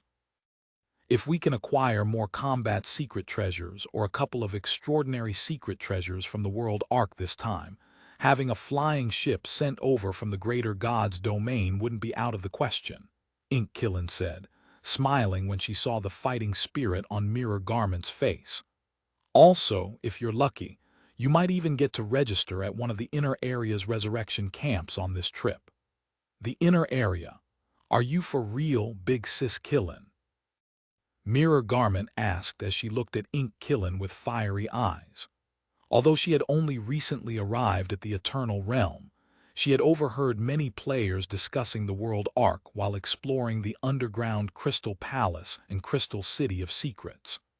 The world arc was currently a place of contention for many powers, and its inner area was so dangerous that even members of pseudo-apex powers were at high risk of death. Because of this, it became mandatory for players to register themselves at an inner area resurrection camp if they wanted to explore the world arc's inner area effectively. The only problem was that this privilege was not easily obtained. Even the members of the various pseudo-apex powers had difficulty securing a spot. If she could register at a resurrection camp in the inner area, she could explore the inner area more efficiently and find more opportunities for growth. Naturally, Inkkillen said, chuckling. Scarecrow Fox might be insignificant in the Crystal City, but we have a good relationship with Zero Wing. Acquiring a registration slot shouldn't be too difficult. Zero Wing. Mirror Garment was unfamiliar with the name Inkkillen mentioned. Even after searching through all the information she had of pseudo-apex powers in her mind, she could not remember ever hearing this name before. However, Mirror Garment was no fool. Based on Inkkillen's prideful tone when she spoke of Scarecrow Fox's relationship with Zero Wing, she could tell that Zero Wing was no ordinary power. As Inkkillen was about to provide Mirror Garment a detailed explanation, a nearby team overheard their conversation, and a level 181, Tier 6 swordsman from the team suddenly approached them. The swordsman in question was a middle-aged man clad in armor adorned with a sword emblem, and trailing behind him was a young man who was also a Tier 6 swordsman. The Blade Master Society. Mirror Garment gasped when she saw the approaching middle-aged swordsman. The Blade Master Society was an adventurer team renowned in the Greater Gods domain, its reputation surpassing even Scarecrow Fox. The Society's two commanders, both bearing the title of Blade Master, were particularly celebrated for their strength, being only marginally weaker than Scarecrow Fox's legendary Great Commander. Greetings, Vice Commander Killen. I am Ocean Watcher, a Vice Commander of the Blade Master Society. The middle-aged swordsman introduced himself respectfully. I couldn't help but overhear you mentioning your relationship with Zero Wing, Vice Commander Killen. If it is not too much to ask, can I trouble you for an introduction? Just a chance to meet with Zero Wing will do. You don't have to say anything on the Blade Master Society's behalf. Regardless of success or failure, we will offer this extraordinary secret treasure for your troubles. Ocean Watcher. The ocean-slicing sword god. Mirror Garment gaped in shock when she heard the middle-aged swordsman's introduction. The ocean-slicing sword god was well known across the Greater Gods domain. He was an expert ranked among the Divine Glory list's top 100, and even pseudo-apex powers had to treat him with a certain degree of respect. Yet, after hearing that Scarecrow Fox shared a good relationship with Zero Wing, Ocean Watcher was willing to humble himself before Inkkillen, even going as far as to offer an incomparably precious extraordinary secret treasure just to get a recommendation from Inkkillen. This situation piqued Mirror Garment's curiosity toward the guild known as Zero Wing. Just what kind of power could compel a top 100 Divine Glory expert to exhibit such caution and deference? I cannot promise you a meeting, Inkkillen answered after pondering the matter. It all depends on guild leader Black Flame's willingness. That is only natural. When Ocean Watcher didn't hear an outright refusal from Inkkillen, a hint of excitement appeared on his face. His reaction also caused the young Tier 6 swordsman beside him to scrutinize Mirror Garment seriously, treating her like a powerful rival. Seeing this, Mirror Garment couldn't help but be filled with disbelief. While the interaction between Scarecrow Fox and the Blade Master Society was taking place over at the Soul Lake Resurrection Camp. "We've finished cleaning up the battlefield, guild leader," Gentle Snow said as she entered the advanced tent occupied by Zero Wing's executives, who were in the middle of sorting through the loot acquired from the Sun Dynasty's 3 subordinate guilds. Then, she handed Shi Feng a list and excitedly reported, "Not only did we not incur any losses in this battle, but we even made a fortune." In addition, as soon as the battle concluded, many powers contacted us asking to buy long-term registration slots. Chapter 3673, Chapter 747, Ring City Royal Order Chapter 747. Ring City Royal Order following Gentle Snow's excited statement. Hidden Soul and the others couldn't help but chuckle. These powers are the very definition of opportunists. Before we fought the Sun Dynasty, none of them were willing to enter a long-term partnership with us. Yet, now that we have repelled the Sun Dynasty, all of them are suddenly interested in doing so. Fire Dance and Rampant Blade curled their lips in disdain when they heard about the various powers' behavior. It's normal, Shi Feng said, unsurprised by the behavior of the various powers. Chuckling, he said, not even the Seven Luminaries Alliance will want to provoke the Sun Dynasty if it can avoid doing so. Meanwhile, Zero Wing is only an upstart guild in the Eternal Realm. How could the various powers possibly dare bet on us? Indeed. Hidden Soul nodded in agreement. Then she added, even so, we can't let them benefit off us so easily. Setting aside the resurrection slots we need to reserve for our 3 guilds, we should strictly limit how many slots we share with others. Otherwise, the wait time is going to become a problem. How many slots do you think we should offer them, guild leader? Gentle Snow asked as she looked at Shi Feng. Although the World Ark's resurrection camps didn't have a theoretical limit on how many players they could register, they could only resurrect a limited number of players each time. If the Soul Lake Resurrection Camp only had a user base of about 100,000, it would have no problem handling the potential traffic. However, it would be a different story if the user base reached 1 million or more. If too many players sought to be resurrected simultaneously, they'd have to wait a long time for their turn. If the wait time ended up being as long as it would take players to travel from the nearest NPC city to the World Ark, there'd be no point in registering at the Soul Lake Resurrection Camp. Based on the distance between our resurrection camp and the nearest NPC city, we should hit our maximum capacity at 500,000 players. We will need to reserve 60,000 for our 3 guilds and 200,000 for other players out of these slots.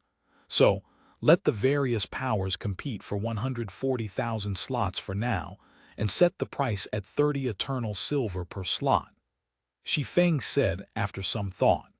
As for the remaining slots, we'll gradually distribute them as more Tier 6 players appear. The World Ark's inner area was different from the outer area. Although Tier 5 players could explore the inner area, their chances of encountering Holy Race players were significantly greater. Meanwhile, with the Holy Race having far more Tier 6 players than the human race, the chances of Tier 5 human players dying in the inner area would be incredibly high. So, even if the Soul Lake Resurrection Camp registered only 400,000 players, registered players might need to wait half a day just to get resurrected. I'll make the necessary arrangements, Gentle Snow said, nodding. After Gentle Snow left the tent, Shi Feng turned his attention toward the list Gentle Snow had handed to him. It was a list showing the items they acquired from the Holy Guard. Prior to the battle, Zero Wing, Azure Fang, and the Red Dragon Nation had already agreed that any loot acquired during the defensive siege would go to whichever guild was responsible for obtaining it in the first place. Meanwhile, with Zero Wing's members being responsible for over 90% of the Holy Guard members killed, it meant that over 90% of the loot obtained went to Zero Wing. So, Zero Wing's harvest was very fruitful. The Holy Guard was one of the Sun Dynasty's 5 conquest legions, so it went without saying that the equipment standard of its members was excellent. Even the most inferior equipment they dropped was at the fragmented legendary rank. The only problem was that most of the weapons and equipment dropped by the Holy Guard members could only be equipped by Holy Race players. In the hands of human players, they were utterly useless. Even so, the amount of usable loot Zero Wing acquired still astonished Shi Feng. There are actually 2,487 universal fragmented legendary items. No wonder, she said, we made a fortune. Shi Feng couldn't help but gasp a little as he looked at the list in his hand. Zero Wing had expended a lot of 7 luminaries crystals for mobilizing the God Slayer combat puppets in the defensive siege.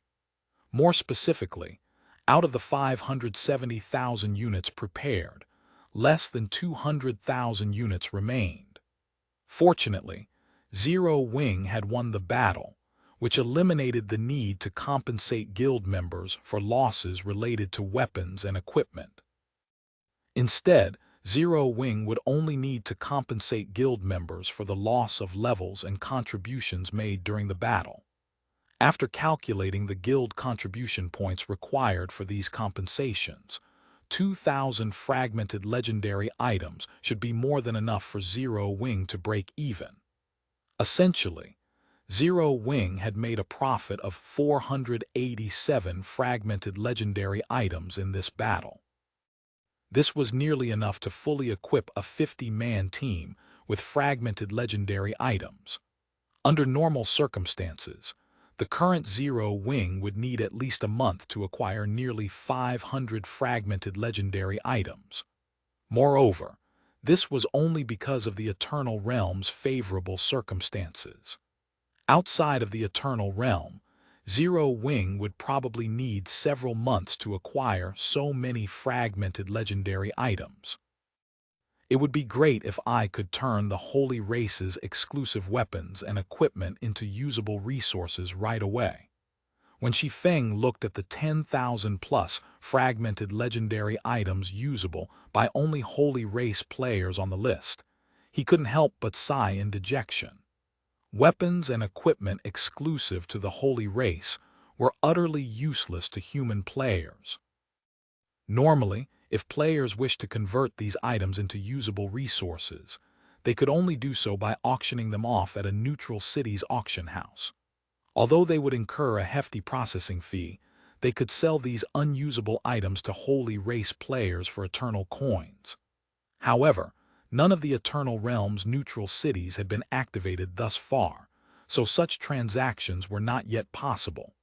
While Shi Feng could also convert these exclusive items using the origin myth, it wasn't worth doing so. After all, 7 luminaries crystals were incredibly precious and strategic resources. They were even more valuable than fragmented legendary items in a certain sense. This ISA Ring City Royal Order. Shi Feng's eyes suddenly widened when he noticed a particular item on the list. What's wrong, guild leader? Hidden Soul asked out of curiosity when she noticed the sudden change in Shi Feng's expression. Aside from Hidden Soul, everyone else in the tent also noticed Shi Feng's surprised reaction, and they couldn't help but turn to look at him. Although most of the players in the tent had yet to reach the 5th floor standard, they were still 4th floor experts. Hence, no changes occurring within their perception range could escape their notice. It's nothing bad. Our guild has simply struck gold, Shi Feng said, chuckling when he saw Hidden Soul and the others looking at him. Hearing Shi Feng's response, Hidden Soul and the others couldn't help but roll their eyes at him for stating the obvious. You guys! Shi Feng couldn't help but feel exasperated by the looks of disdain Hidden Soul and the others were giving him. However, he refrained from explaining himself and retrieved a tattered scroll from the epic spatial bag that Gentle Snow had passed him along with the list just now. The Ring City Royal Orders, also known as the Ring City's 12 aristocrats. Holy Ring City had 12 aristocratic positions, specifically 6 viscounts, 4 counts, and 2 dukes. They were established by the first city lord, and they coincided with the 12 official fiefs that covered the World Ark's core area around Holy Ring City. Indeed, the only way for players to acquire a guild city in the World Ark, the first high-level world mode regional dungeon in the Eternal Realm, was by becoming one of Holy Ring City's 12 aristocrats and acquiring an official fief. So long as a power could succeed in doing so, they would gain access to unimaginable wealth. Meanwhile, the tattered scroll in Shi Feng's hand was none other than the Ring City royal order necessary to become one of the 12 aristocrats. Chapter 3674, Chapter 748, Battle of the Four Royals. Chapter 748, Battle of the Four Royals. To be able to find something like this, the Holy Guard truly is incredible. Shi Feng briefly fell into a daze as he looked at the tattered scroll. The Ring City Royal Order wasn't something that could be acquired easily.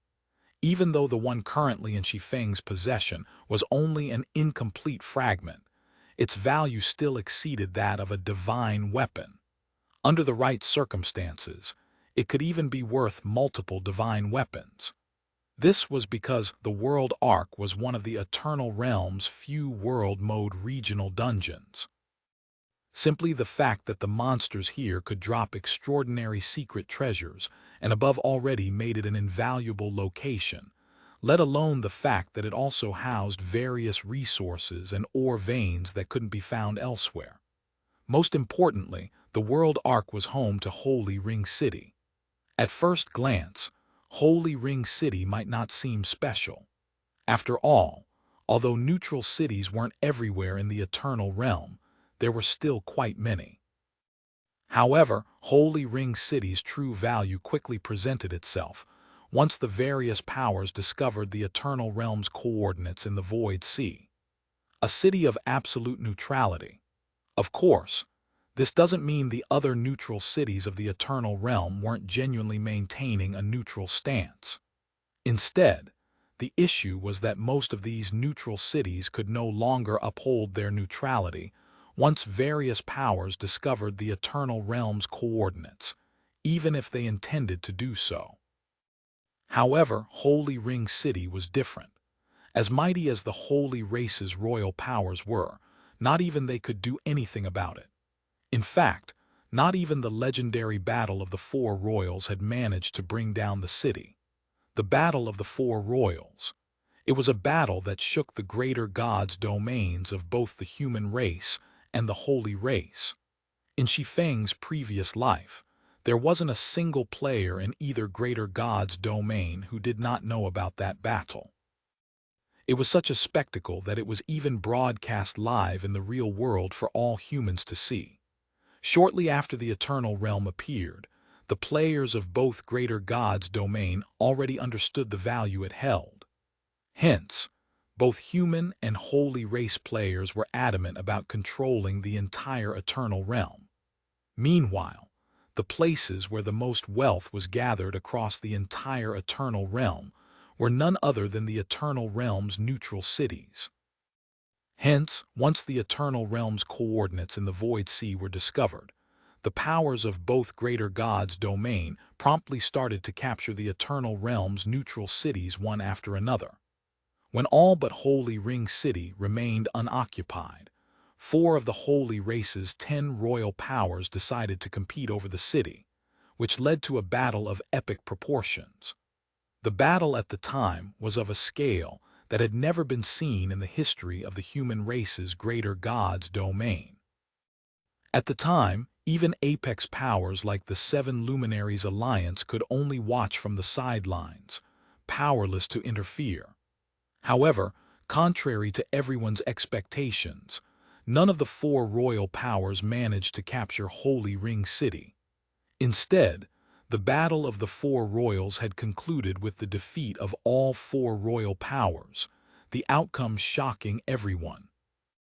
Meanwhile, after the Battle of the Four Royals, whether it was the human powers or the Holy Race powers, everyone understood one thing: Holy Ring City's neutrality could not be threatened. This discovery instantly led to Holy Ring City's value skyrocketing by over 10,000-fold. Naturally, the value of Holy Ring City's 12 aristocratic positions also skyrocketed. Presently, although the value of the 12 aristocratic positions was nowhere near as high as it was in Shi Feng's previous life, they were still vastly more valuable than any resurrection camp. After all, the sole purpose of resurrection camps was to provide players with a place to resurrect inside the World Ark. In contrast, The guild towns and cities situated on Holy Ring City's official fiefs came with all the standard features and more. Whether it was resurrection or accommodation, these were merely the basics of what they had to offer. What made them truly valuable was the right to facilitate trade between players and other cities. As these guild towns and cities were affiliated with Holy Ring City, a neutral city, the trades they could facilitate were not limited by race.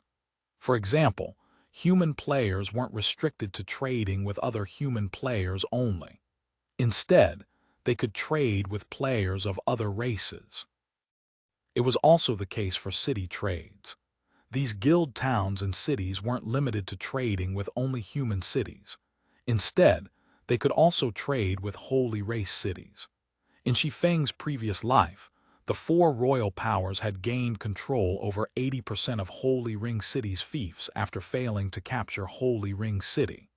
Because of this, they established an absolute authority over neutral trades and generated wealth far beyond the imaginations of the 6 other royal powers. Only 1/5. Shi Feng had mixed feelings as he looked at the tattered scroll in his possession. Honestly, he had never thought about getting his hands on a Ring City royal order before today. To be given a glimmer of hope now was truly an uncomfortable experience. It should be known that acquiring a complete Ring City royal order was mind-bogglingly difficult. It wasn't a challenge that could be accomplished by just one individual or a powerful team. The only reliable method to obtain Ring City royal orders he knew of could easily instill despair into any existing apex power. This was because this method required players to take over an entire foreign realm. It was also why, on the Holy Race's side, only royal powers had managed to acquire Holy Ring City's official fiefs. Currently, the Ring City royal order in his possession was only one of 5 fragments. To secure one of the 12 aristocratic positions, he would have to gather the remaining 4 fragments. However, every Ring City royal order and their fragments were unique. This meant that, even if players got their hands on multiple fragments, it was possible that they weren't fragments of the same royal order. Of course, the system would show some mercy to players who successfully obtained fragments of a Ring City royal order. So long as players managed to collect 1/5 of a royal order, they could complete the rest by paying Holy Ring City to start a foreign realm crusade. They wouldn't need to rely entirely on luck. Although Shi Feng did not know from where in the World Ark's core area the Holy Guard managed to obtain this fragment, the fact that it made up 1/5 of a complete royal order meant that he already had the opportunity to obtain a complete royal order.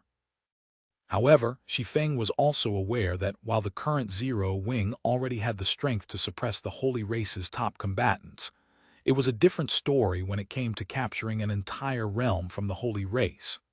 If Zero Wing were to go on such a crusade, it would have to go up against a realm that had existed for hundreds, if not thousands, or possibly even tens of thousands of years. Moreover, the Holy Race players operating in said realm would not be under any suppression or restrictions. Against such opponents, Zero Wing's current strength would be nothing but a joke. This was also why he did not reveal the Ring City royal order to Hidden Soul and the others right away. Wait, what if, looking at the Ring City royal order, Shi Feng suddenly thought of a possibility? What if I used the origin myth? The origin myth was the origin sanctuary's most prized possession, capable of forcibly modifying even divine artifacts. With the Ring City royal order being only a legendary item, there was no way the origin myth couldn't modify it. Thinking up to this point, Shi Feng promptly moved the fragmented Ring City royal order into the origin myth's origin space. No matter what, he had to try and see if he could repair the legendary rank Ring City royal order. However, after putting in the royal order, Shi Feng did not receive a response from the origin myth. It wasn't until 30 seconds had passed that a system notification echoed in his mind. System.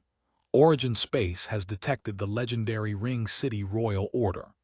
Chapter 3675, Chapter 749, Building a Town. Chapter 749, Building a Town. It works.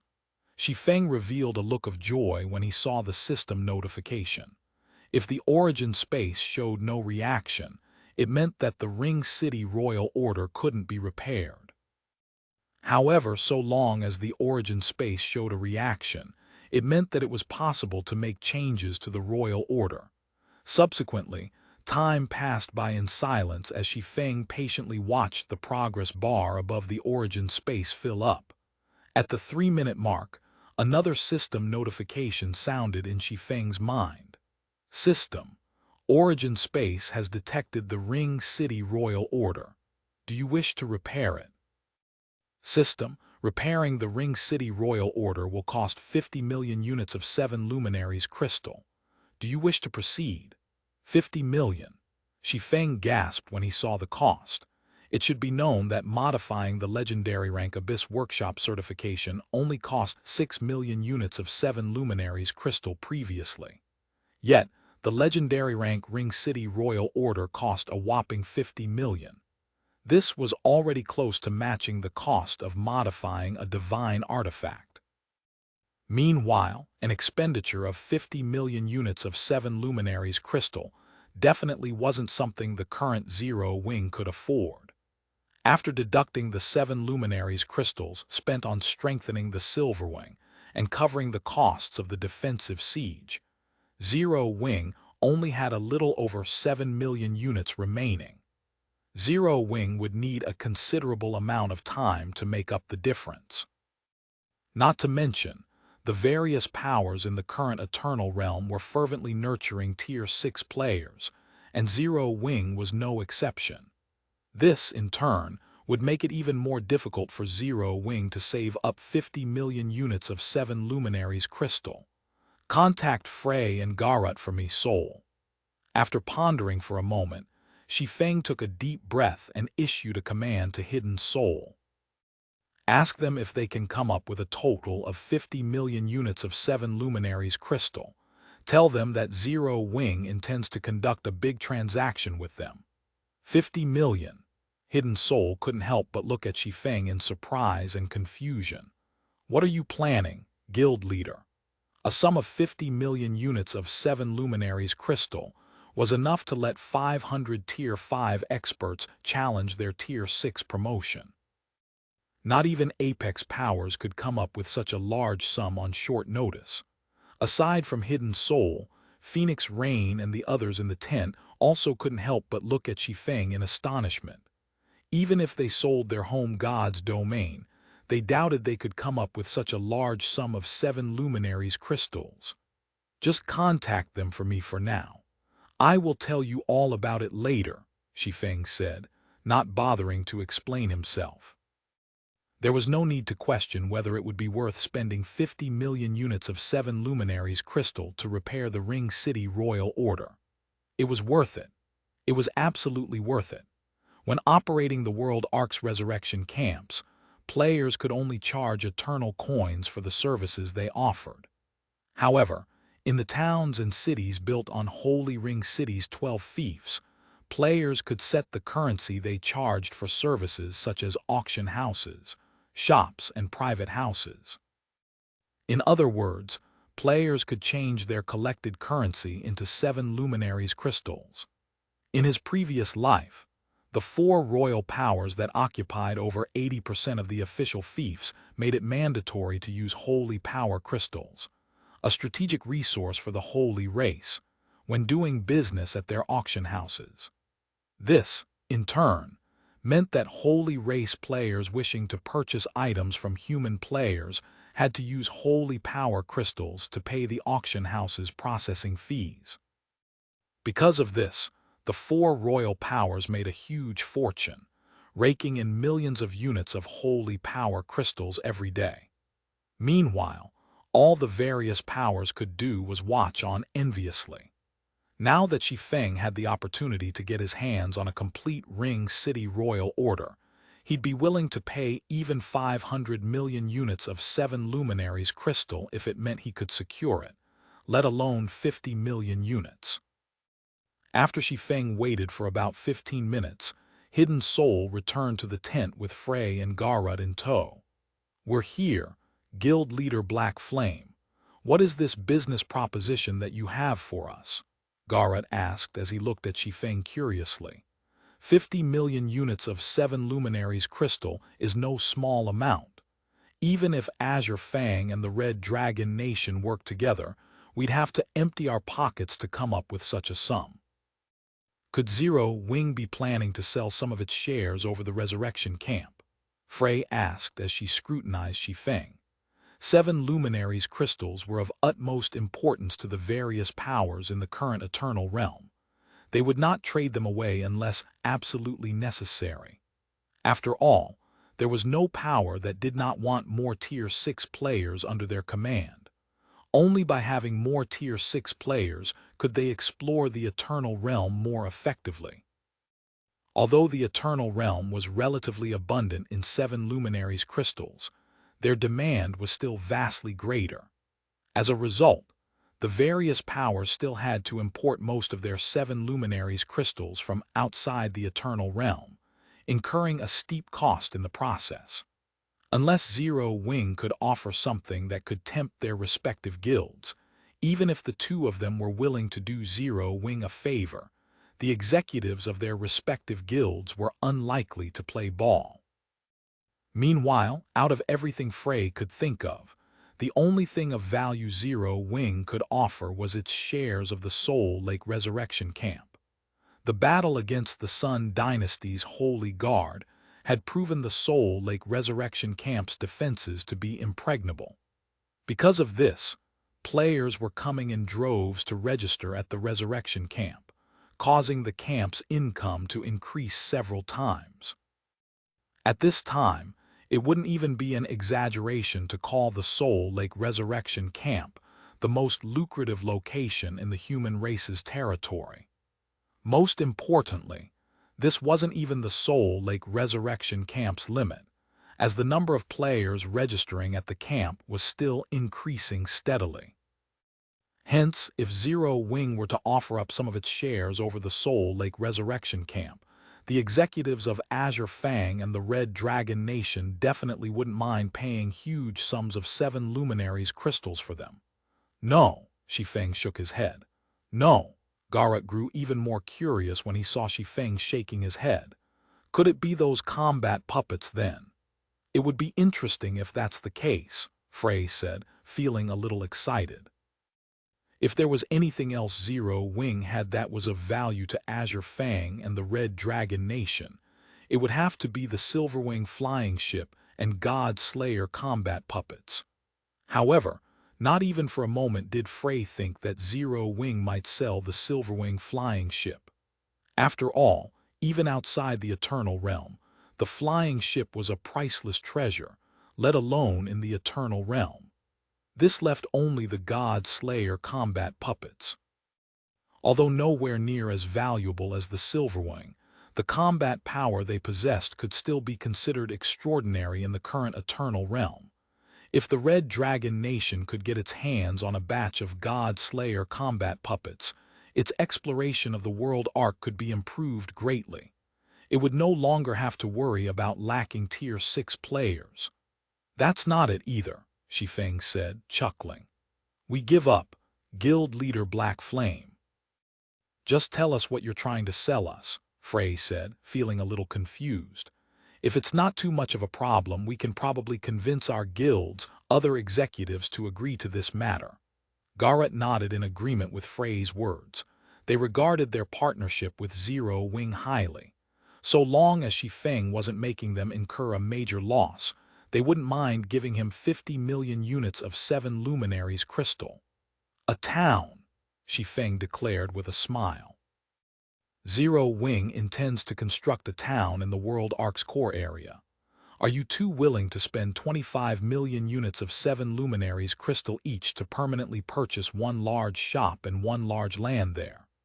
Chapter 3676, Chapter 752, Star Count Chapter 750, 2-star count, real estate for a town in the World Arc's core area. You're not joking with us, are you, Guild Leader Black Flame? When Frey and Garrett heard Shi Feng's words, they looked at him with bloodshot eyes and bated breaths. Their voices also trembled as they spoke, neither daring to believe the validity of Shi Feng's words. The World Arc was the only high-level world mode regional dungeon activated in the Eternal Realm. Because of this, even the competition in the World Arc's inner area was already incredibly intense. As evidence, as soon as their 3 guilds had proven themselves capable of defending the Soul Lake Resurrection Camp, numerous powers had come forth, offering to pay astronomical prices just to secure some resurrection slots. Meanwhile, this situation was already enough to make them wonder if they were in a dream. As for occupying a guild town in the World Arc's core area, even if they were only limited to occupying a shop and a plot of land in said town, it was not something they would dare to dream of accomplishing. In fact, not even the various apex powers would dare think of accomplishing such a thing in the current Eternal Realm. It should be known that currently, even the human race's various apex powers were having great difficulty surviving and exploring the World Arc's core area. As for the human race's other powers, the core area was a forbidden land that was absolutely off-limits for them. However, if one could secure a place to rest in the World Arc's core area, one would gain unimaginable advantages when exploring it. At this time, Frey and Garrett weren't the only ones shocked by Shi Feng's words. Hidden Soul and the other Zero Wing executives present in the tent were similarly dumbfounded. They might have reacted with even greater excitement if not for Frey and Garrett's presence. After all, the advantages Zero Wing could gain from having a guild town in the World Arc were leagues above what it could gain from a resurrection camp. Firstly, Zero Wing could construct a guild residence in the guild town. This, in turn, meant that Zero Wing's members could teleport directly to the World Arc's core area using guild transfer scrolls. Secondly, guild members could get proper rest in the World Arc and trade various resources with each other in a relatively safe environment. With these 2 advantages alone, Zero Wing could easily triumph over the various powers in the World Arc. I'm not joking. If you 2 don't believe me, we can establish a God's domain contract for this transaction, Shi Feng said, chuckling when he saw Frey and Garrett's excited response. What do you think? Are you 2 willing to carry out this transaction? I accept on the Red Dragon Nation's behalf, Frey answered without hesitation, behaving like she was afraid Shi Feng would go back on his word. Immediately afterward, she contacted the Red Dragon Nation's other executives to start gathering 7 luminaries crystals. Azure Fang is also in. Although Garrett answered a second later than Frey, his speed in contacting Azure Fang's other executives was not at all slower than Frey's. Give me half a day, and I'll get you your 25 million units, Guild Leader Black Flame. Meanwhile, after Frey and Garrett agreed to Shi Feng's business proposal on behalf of their respective guilds, they quickly signed a God's domain contract over the transaction. The contract required Azure Fang and the Red Dragon Nation to provide 25 million units of 7 luminaries crystal to Zero Wing each.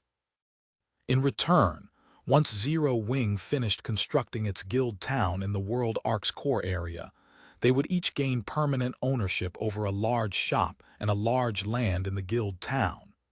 Aren't we acting a little too hastily, Guild Leader? After seeing Frey and Garrett leave the tent, Hidden Soul worriedly said to Shi Feng, although the 2 of them are unlikely to expose this matter, we can't say the same for their guild's executives. Phoenix Rain and Gentle Snow, Zero Wing's other vice guild leaders, nodded in agreement. They similarly felt that Shi Feng's behavior this time was incredibly risky. The world arc was currently the primary target of contention for the holy race's royal powers and the human race's apex powers. Meanwhile, Zero Wing had only recently defeated the Sun Dynasty's Holy Guard and stabilized its foothold in the world arc's inner area. If Zero Wing tried to occupy a large number of advantages in the core area right away, even the human race's various powers wouldn't tolerate it, let alone the holy race's various powers. After all, the advantages a guild town could provide were simply massive. It simply wasn't something that a resurrection camp could compete against. The nail that sticks out gets hammered down. This was a simple principle that occurred almost constantly in God's domain. If Zero Wing's only opponent was the Sun Dynasty, it could still more or less survive. However, if Zero Wing had to go up against a bunch of apex powers and royal powers, the only outcome awaiting it would be death. Ultimately, Zero Wing could only surrender its guild town to the various apex and royal powers. Don't worry. Nobody can take away Zero Wing's possessions, Shi Feng said, chuckling. He did not bother to explain his decision. If Zero Wing's guild town was constructed in any other location, he would have indeed had to worry about defending it. However, he would have no such concern if he constructed it on one of Holy Ring City's 12 official fiefs. In God's domain, the main god system would usually grant newly constructed guild towns a 1-month buffer period. If the town was attacked during this buffer period, the NPC power the town was affiliated with would step forward to protect it. In other words, if anyone were to attack a guild town constructed on one of the 12 official fiefs, they would have to prepare themselves to face the wrath of Holy Ring City. It should be known that Holy Ring City was the sole neutral city that retained its status of neutrality in the Eternal Realm during Shi Feng's previous life.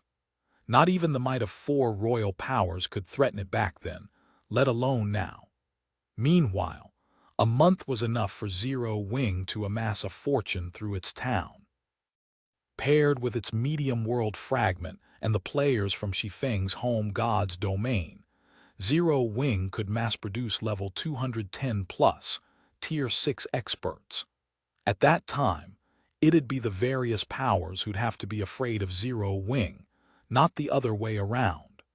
Half a day later, Frey and Garrett personally delivered 50 million units of 7 luminaries crystal to Shi Feng, neither of them letting others interfere throughout the process.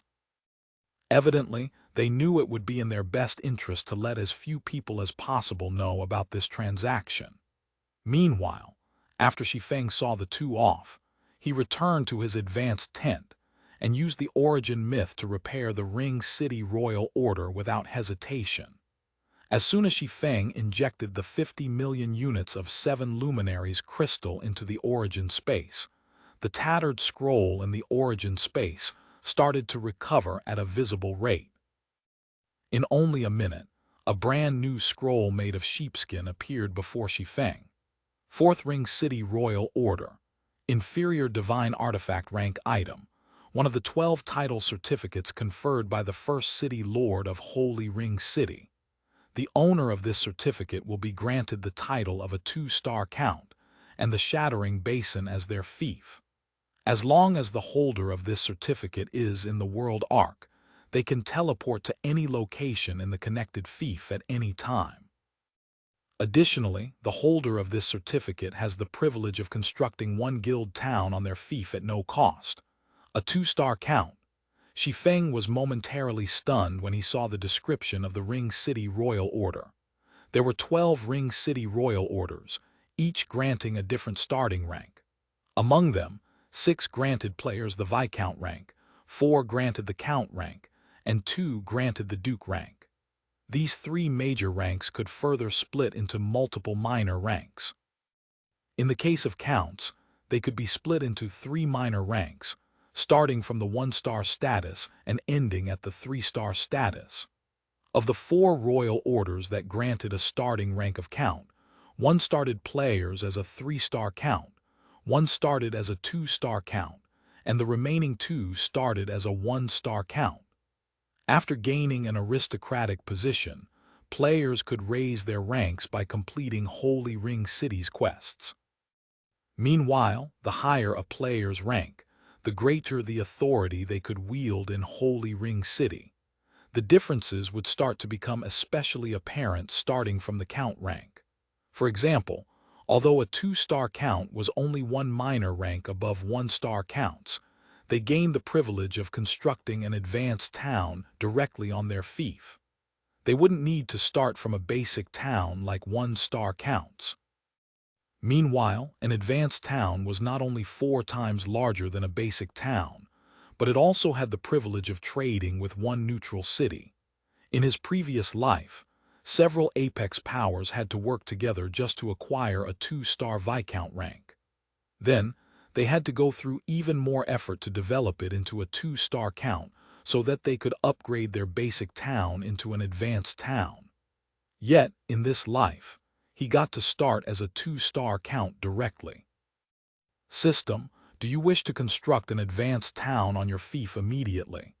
Chapter 3677, Chapter 751, Mythical Era City. Chapter 751, Mythical Era City. Did something happen, Guild Leader? Hidden Soul asked anxiously when she noticed Shi Feng looking dazed. Now that Zero Wing had already formalized its new partnership with Azure Fang and the Red Dragon Nation, it wouldn't be long before the various powers learned of Zero Wing's intent to construct a city in the World Ark's core area. If a problem were to crop up at this juncture, it would be terrible news for Zero Wing. Don't worry, it's something good, Shi Feng said after choosing to proceed with the advanced town's construction. Then he commanded, bring over all the earnings we made from the resurrection camp. Actually, no, bring me as much money as you can get your hands on. I have a great use for it. When the several apex powers successfully upgraded their basic town into an advanced town, it instantly became the target of envy for the various human powers. Even Shi Feng couldn't help but covet it. Originally, Shi Feng thought he'd be fortunate to start as a 2-star or 3-star Viscount. If that were the case, it'd be a long while before Zero Wing could have an advanced town in the World Ark. After all, raising one's aristocratic rank in Holy Ring City was no easy task. However, now that Zero Wing could construct an advanced town directly, he'd have to change up his plans a little. It should be known that, upon reaching the advanced rank, guild towns operating under Holy Ring City would remain exceptional entities, even until the Eternal Realm's middle stages. This was due to their gaining access to an advanced feature, namely the ability to establish a teleportation, trade route with one other neutral city outside of Holy Ring City in the Eternal Realm. Indeed, every advanced town operating under Holy Ring City could let players teleport to one predesignated neutral city located in the Eternal Realm, saving them a lot of time and the need to carry the risks of traveling across great distances.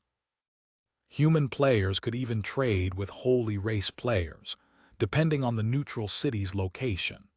Of course, this feature wasn't without its flaws. In addition to being a one-way teleportation, the teleportation itself costs a hefty sum. In Shi Feng's previous life, the advanced town operated by the several apex powers charged each player 100 units of 7 luminaries crystal to teleport to the neutral city it was connected with. Even outside the Eternal Realm, this costly fee could make many Tier 6 experts wince in pain, let alone in the Eternal Realm during its early and middle stages. Even so, many independent players and experts from the various powers were willing to pay this costly teleportation fee in his previous life.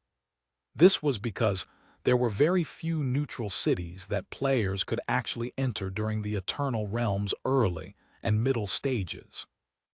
Aside from being far from civilization, they also had stringent entry conditions. They weren't places where players could enter whenever they wanted. In comparison, the price of 100 units of 7 luminaries crystal could be considered dirt cheap. With the current Eternal Realm still in its early stages, there should be very few players capable of entering neutral cities. Meanwhile, with the value of neutral cities, having the ability to teleport to one was akin to gaining access to a gold mine. So long as Zero Wing had enough money, it could purchase all kinds of real estate in bulk. Although almost all of these neutral cities would become unsafe once the Eternal Realm entered its later stages. By the time that period arrived, Zero Wing would have made far more money than it had invested. Not to mention, every neutral city had its own unique resources. There is 234,431 eternal gold inside, Guild Leader. Hidden Soul reported as she handed a spatial bag containing eternal gold coins to Shi Feng. Aside from the 42,135 eternal gold, the camp made today, 55,412 eternal gold came from the camp's operations before today, and 136,704 eternal gold came from our recent operations in the Crystal City. If you still need more, Snow should be able to secure another 30 or 40,000 eternal gold by today if she sells some of the warehouse's common and combat secret treasures. Leave the secret treasures in the warehouse. Save them for the new members we recruit. This much money should be enough for now, Shi Feng said as he put the eternal coins away. Then, after managing his affairs in the resurrection camp, he promptly used the Ring City Royal Order to teleport to the Shattering Basin. World Arc, Core Area, Shattering Basin. On a vast plain shrouded in darkness stood a town enveloped in a magic barrier. While walking slowly toward the teleportation hall situated in the center of the town, Shi Feng quietly admired the buildings inside the isolated town. System. Construction of Shattering Town is completed. The town will be open to NPCs in 1 natural day. The town will be fully open to players in 2 natural days. System. As Shattering Town is newly constructed, it will receive Holy Ring City's protection for 30 natural days. You are advised to refine the town's defenses during this period. System. As an advanced town, Shattering Town may open a one-way teleportation channel to 1 neutral city in the Eternal Realm. Do you wish to enable this feature? Activate it, Shi Feng decided without hesitation. System. Please select 1 neutral city in the Eternal Realm. You cannot change your choice once you have decided. In addition, depending on the distance of the selected neutral city, the eternal coins required to construct the teleportation channel and the 7 luminaries crystals consumed for the teleportation will differ. Immediately, a list of over 100 neutral cities appeared before Shi Feng, each with its own teleportation channel construction cost and teleportation fee. Of these neutral cities, the closest one to Shattering Town cost 1,000 eternal gold to connect with a teleportation channel, and 1 unit of 7 luminaries crystal per player to teleport. Meanwhile, the farthest one cost 200,000 eternal gold to connect, and 200 units of 7 luminaries crystal per player to teleport. Those vampires.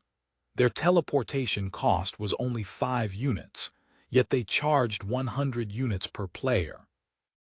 When Shi Feng saw the teleportation cost for the neutral city, which the several apex powers had connected their advanced town with in his previous life, he couldn't help but curse at them.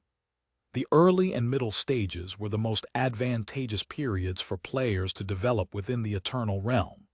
If the several apex powers had not been so greedy, the human race's various powers could have had a much easier time resisting the holy race's various powers. This, in turn, could have prevented the holy race's invasion from progressing all the way to the 12 sanctuaries, thus safeguarding the 12 sanctuaries, survival and preserving the continued growth of human players. While Shi Feng was pondering which neutral city he should connect Shattering Town with, a striking name suddenly entered his sight. Luminous Sky City. It was regarded as one of the Eternal Realm's 5 great neutral cities in Shi Feng's previous life. It was also an ancient city that had existed since the mythical era. Although it ultimately fell under the control of a royal power, with the exception of Holy Ring City, it was the latest neutral city to be conquered. In addition, it was one of the few neutral cities situated in the middle of the Forbidden Zone. Luminous Sky City. Teleportation Channel Construction Cost. 60,000 Eternal Gold Coins Teleportation Cost. 60 units of 7 luminaries crystal per person. It's not too expensive. After pondering for a moment, Shi Feng gritted his teeth and chose to connect Shattering Town with Luminous Sky City. For a human power like Zero Wing, it would normally be best to have teleportation access to a neutral city on the Western continent. That way, Zero Wing could have an easier time developing on the Western continent. More players would also be willing to head to the Forbidden Zone's Western continent. However, considering he had a city-building order for the Western continent, Shi Feng felt it unnecessary to connect Shattering Town with a neutral city there. Rather than that, it would be more beneficial to have teleportation access to Luminous Sky City, which would eventually become a gathering place for players of the human race and the holy race, and one of the 10 most populated cities in the Eternal Realm. Such an advantage would significantly help Zero Wing, especially during the Eternal Realm's early stages. In his previous life, once the coordinates of the Eternal Realm were discovered, various pseudo-apex and apex powers had chosen to consolidate their strength and focus their development on the Eternal Continent. Consequently, other players who had entered the Eternal Realm during that time chose to scatter across the rest of the realm. This, in turn, led to the rise of many human powers outside the Eternal Continent. Some of these human powers even managed to grow to a point where they could exchange blows with the royal powers of the holy race. Back then, Zero Wing had missed the right timing to extend its development into the Eternal Realm, so Shi Feng naturally couldn't let this mistake happen again. System. Construction of the teleportation channel is completed. Going by the timing of the Eternal Realm's appearance, neither race should have many players operating in Luminous Sky City right now. I can use this opportunity to secure some of the city's prime real estate. Upon seeing the completion of the construction of the teleportation channel, Shi Feng registered Shattering Town's coordinates into the Abyss Workshop certification before stepping into the teleportation array and disappearing from the town. TL Notes. 1. Forbidden Zone. This is a general term that covers all locations outside the Eternal Continent, e.g., the Western Continent, the Southern Continent, and everything in between Chapter 3678, Chapter 752, Small Silver Battle Array Chapter 752, Small Silver Battle Array off the coast of the Eternal Continent, Luminous Sky City. As Shi Feng walked out of the teleportation hall, which was 1,000 meters tall, a large section of the city's landscape came into view. Luminous Sky City was built atop the ocean, resembling a giant moving island. Despite being a neutral city, its player and NPC populations were superior to even the Crystal City of Secrets. How are there so many players here already? Shi Feng couldn't help but be taken aback when he saw over 10,000 players resting and walking about on the street in front of the teleportation hall. The areas surrounding Luminous Sky City were filled with sea monsters at level 180 or above.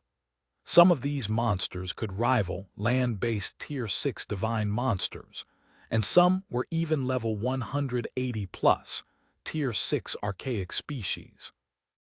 Moving farther away from the city, some surrounding maps even housed level 190+ monsters. For the current Eternal Realms players, who only averaged at level 170, even venturing into this region was a challenge, let alone surviving in it. Meanwhile, upon closer inspection, Shi Feng discovered that the players loitering outside the teleportation hall averaged at level 185, with the highest level player he saw being at level 190. Over 5% of these players had also reached Tier 6 already. In addition, most of these players did not have a guild emblem equipped, indicating they were independent players. However, despite their high levels, Shi Feng discovered that the equipment standard of these independent players was much inferior compared to the Eternal Continent's guild players. Yet, despite the various powers of the human race, and the holy race having yet to set foot into luminous Sky City, so many independent players had arrived already. This situation truly surprised and confused Shi Feng. As Shi Feng walked down the street, the players loitering on the street side did not pay him any particular attention. They simply took his arrival as normal and continued doing what they had been doing. 20-man grinding team for star-devouring whale tribes. We're missing 2 Tier 6 healers. Must be at level 185 and equipped with a level 200 dark gold equipment set at the very least. Recruiting for an independent trade escort quest. We're still missing 3 level 180+ experts. We'll take anyone fully equipped with level 200 dark gold equipment. Tier 6 players get priority. Quite a few players were recruiting for team members outside the teleportation hall. Moreover, none of these players seemed to care about the race of the players they recruited. Human players were open to recruiting holy race players, while holy race players were open to recruiting human players. Most importantly, everyone around them thought nothing of this situation. They behaved like this was a completely normal thing. If the Eternal Continent's players or the Western Continent's players were to come here, they would definitely be given a fright.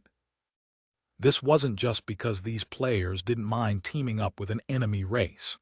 It was also because of the low equipment requirements they stated.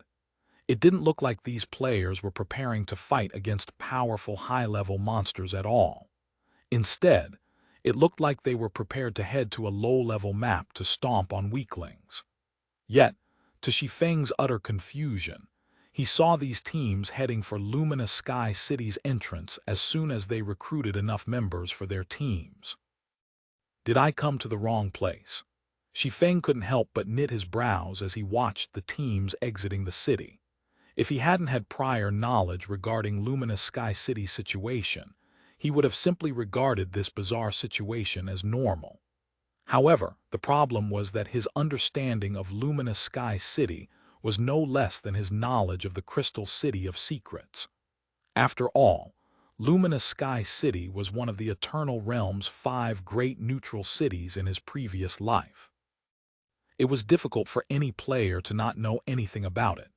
Meanwhile, it should be known that star-devouring whales were bona fide archaic species. Their bloodline might be inferior to dragons, but Tier 5 star-devouring whales would have no trouble contending with the average Tier 6 monster. They also usually moved in groups of dozens or over 100. In addition, if a star-devouring whale reached Tier 6, it would even become a regional boss. If the 20-man teams he saw could challenge the star-devouring whales in groups of equal size, they should have no trouble achieving victory. However, if they were to challenge an average-sized tribe of star-devouring whales, there was a very high likelihood they would suffer a team wipe. Not to mention, if their battle lasted too long, the commotion they caused could very well attract other sea monsters wandering nearby. If these 20-man teams were composed of players equipped with top-tier equipment, Shi Feng wouldn't be so surprised by their boldness. However, the equipment standard of these players could only be considered average. If they were to rely on such ordinary equipment to grind star-devouring whales, their efficiency would be terrible, and they'd be much better off grinding weaker monsters. After walking down several streets, Shi Feng also noticed that the players inhabiting Luminous Sky City had astonishingly high combat standards. Even in the Crystal City of Secrets, fifth-floor experts only made up a tiny fraction of the city's player population. Take Zero Wing, for example. Despite having over 100,000 members operating in the Crystal City, less than 300 of these members were fifth-floor experts. As for pseudo-fifth-floor experts, they numbered even fewer than actual fifth-floor experts. Yet, whether it was the human players or holy race players inhabiting Luminous Sky City, roughly 1% of them were pseudo-fifth-floor experts. This was a considerably high percentage, and it could already match the ratio of the various pseudo-apex powers' elite legions. Upon arriving at Luminous Sky City's main street, Shi Feng decided to inquire some players about the city's current situation. However, before he could begin his inquiries, he discovered numerous players had set up stalls along the street. It would not be an exaggeration to say that player stalls lined the sides of the main street from beginning to end. Moreover, these stalls offered items of considerable quality, with legendary materials forming the majority of the goods on display. Even battle arrays, which were seldom sold on the market, were being offered by these street vendors. Most surprisingly, Shi Feng found that some adventurer teams were actually selling small battle array scrolls, small advanced bronze battle array scrolls, small silver battle array scrolls. These small battle array scrolls were one-time consumables, and they could be activated by 20 players when 20 of them were gathered. Meanwhile, when activated, they would strengthen players' basic attributes and allow them to share their 5 senses, and these effects could last for 12 hours. If a team of Tier 5 players were to use a complete small silver battle array, each team member would be strong enough to fight against Tier 6 players in a one-on-one battle. In a group fight, the Tier 5 players would even have an edge in perception due to their shared senses. So that's why so many players dare to leave the city. Realization dawned upon Shi Feng as he beheld these small battle array scrolls. With the aid of a small silver battle array, even Tier 5 players with less than optimal equipment could bridge the gap in basic attributes and tiers between themselves and the formidable sea monsters wandering outside Luminous Sky City. Intrigued by this situation, Shi Feng decided to approach one of the stalls selling small silver battle arrays. At this time, hundreds of players were browsing around the stall, each at level 185 or above. Quite a few of them were also Tier 6 experts.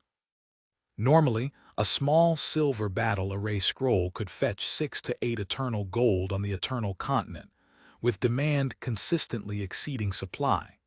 However, the stall Shi Feng visited sold these scrolls at a bargain, each costing only 1 eternal gold. Meanwhile, the stall in question was operated by 3 players, all being young women with remarkable appearances.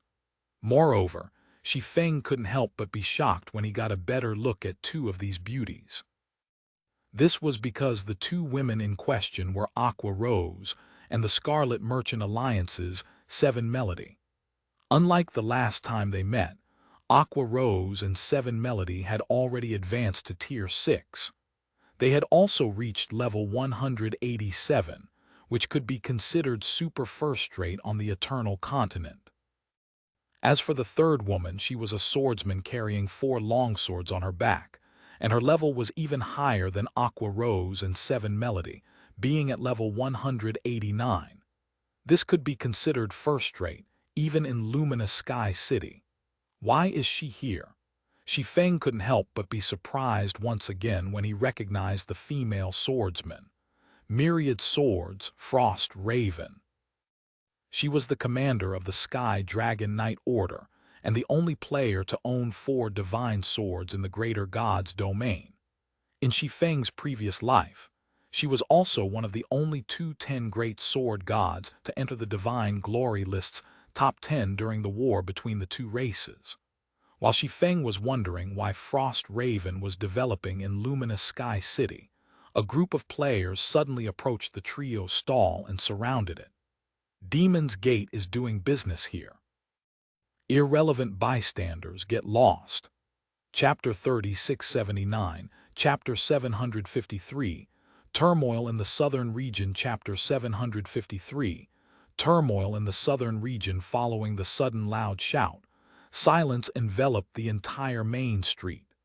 At the same time, the many players on the street, whether they were human or holy race players, quickly scattered.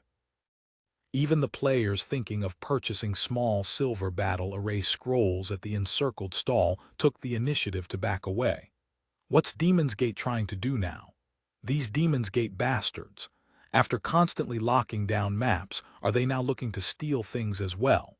I doubt that. Small silver battle array scrolls aren't any sort of valuable treasure. Many sea monsters have a chance of dropping them. Tier 6 sea monsters are even guaranteed to drop them. Not to mention, it doesn't look like they are interested in those scrolls whatsoever. Are they interested in those 3 beauties then? If that's the case, those 3 are in trouble. Demon's Gate is filled with a bunch of PvP maniacs. When the bystanders on the street saw Demon's Gate's 20-man team surrounding the stall operated by Frost Raven, Seven Melody, and Aqua Rose, they couldn't help but express their anger toward Demon's Gate. They also couldn't help but sympathize with the trio. However, despite their feelings over the situation, the bystanders only dared to voice their opinions in hushed discussions. Even though Demon's Gate's team consisted of only 20 players, far fewer than the several hundred bystanders present, nobody actually dared to speak loudly or normally. In fact, not even the Tier 6 bystanders, who similarly outnumbered Demon's Gate's team, dared to voice their opinions. This was because they were aware of one thing: should they dare to provoke Demon's Gate, they could abandon all thoughts of surviving in the Eternal Realm's southern region in the future. In fact, they would be fortunate if they managed to escape with just being cornered out of the southern region or killed back to level 0. What was more likely to happen was having soul annihilation bestowed upon them. After all, this fate had already befallen many of the teams that had dared to provoke Demon's Gate previously. Currently, although many guilds of various sizes were operating in the sea south of the Eternal Continent, virtually all of them had already submitted themselves to either Demon's Gate or the royal power operating in this region. As for those who refused to submit, they had already been dealt with by both parties. Hence, Demon's Gate was essentially the ruler of the southern region, and only the holy race's royal power could afford to cross it. Meanwhile, after the Demon's Gate members surrounded the stall, a young man who was clad in a black and white leather jacket and carrying a scythe on his back approached the stall. With his stark white hair and slitted pupils, he exuded an aura of menace that sent chills down the spines of all bystanders. White Ghost, why is the death scythe here? Many of the experts present shuddered violently when they saw the menacing young man.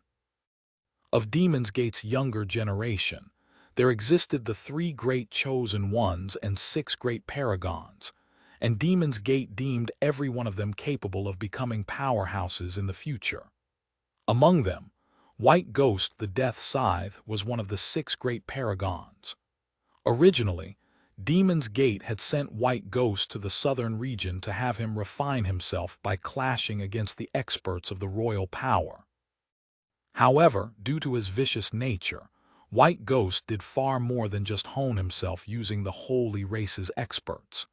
In addition to eliminating every holy race expert he encountered, he also killed any human player who dared to voice an opinion regarding Demon's Gate's conduct. No less than 1,000 fifth-floor experts in the southern region have perished at White Ghost's hands to date. He had also slain several of the royal power's Transcendent List reserve candidates, earning him a place on the Holy Race's Transcendent List. Just recently, he had even eliminated a taboo-level existence from the Scarlet Merchant Alliance. At this juncture, it would be an understatement to label him a monster cloaked in human skin. Meanwhile, under everyone's gaze, White Ghost slowly made his way up to Frost Raven, Seven Melody, and Aqua Rose. "You have two choices, Aqua," White Ghost said to Aqua Rose, a faint smile playing on his lips. "Either you relinquish that item to us now, or none of you three will ever leave Luminous Sky City alive." After a slight pause, White Ghost turned to look at Frost Raven and continued, "The Vice Guild leader has already given the word. Should you surrender the item, not only will you get to join Demon's Gate, but Miss Raven here will also get to become a core member of ours." Despite White Ghost's seemingly friendly invitation, everyone present could sense the unquestionable authority in his words. Even the onlooking Tier 6 experts couldn't help but shudder at the oppressive atmosphere he created. However, despite the threatening invitation, many onlooking players couldn't help but grow envious of Aqua Rose and Frost Raven. It should be known that Demon's Gate was a bona fide apex power. Apart from those nurtured internally, anyone else who wished to join Demon's Gate would first have to meet its incredibly high entry requirements. As for the privilege of becoming a core member of Demon's Gate, it was normally something that members could only earn after slaughtering countless lives. Very rarely would Demon's Gate invite a player to become a core member. However, as long as one successfully became a core member of Demon's Gate, one would enjoy an exalted position. Even the members of the royal power operating in the southern region would hesitate to kill a core member of Demon's Gate. The reason for this was that Demon's Gate was made up of a bunch of lunatics. Anyone who dared to kill a core member of Demon's Gate would face unrelenting retaliation from the apex power. Of course, this did not imply that the royal power operating in the southern region was weaker than Demon's Gate. On the contrary, the royal power in question could easily wipe the floor with Demon's Gate in a direct confrontation. The problem was that Demon's Gate's members operated like assassins, employing all sorts of covert tactics to catch their opponents off guard. They would never offer their opponents a fair fight. While everyone thought Aqua Rose would accept White Ghost's offer, Frost Raven, looking like the trio's leader, suddenly spoke up in a tone that was neither humble nor arrogant, saying, "Allow us to refuse Demon's Gate's offer. If that is all you are here for, please take your leave and don't disturb our business." Aqua Rose nodded in agreement. However, as Frost Raven's voice faded, a frigid atmosphere descended upon the street.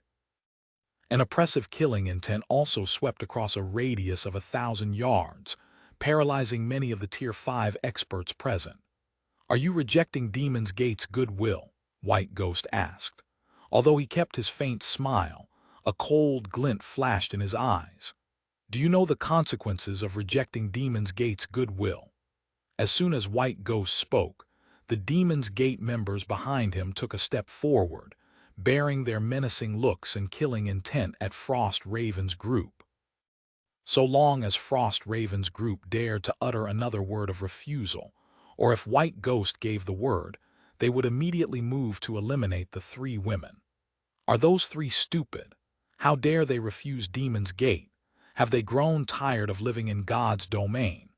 Now that the Death Scythe has already approached them in person, do they really think Demon's Gate wouldn't dare to attack them inside the city? Many bystanders couldn't help but look at Frost Raven, Aqua Rose, and Seven Melody in disbelief. They never thought there would exist someone in the southern region who would dare to refuse Demon's Gate's conditions. It should be known that Demon's Gate would not hesitate to kill even the chosen ones of the Holy Race's royal powers. Moreover, even after being slighted in such a manner, the royal powers could do nothing about it. If Demon's Gate decided to target a group of independent players, the difficulty of the task would be easier than child's play. At this time, Frost Raven, Aqua Rose, and Seven Melody also started to feel a little pressure. They did not doubt whether White Ghost's team would dare to attack them in Luminous Sky City if they rejected Demon's Gate's offer again.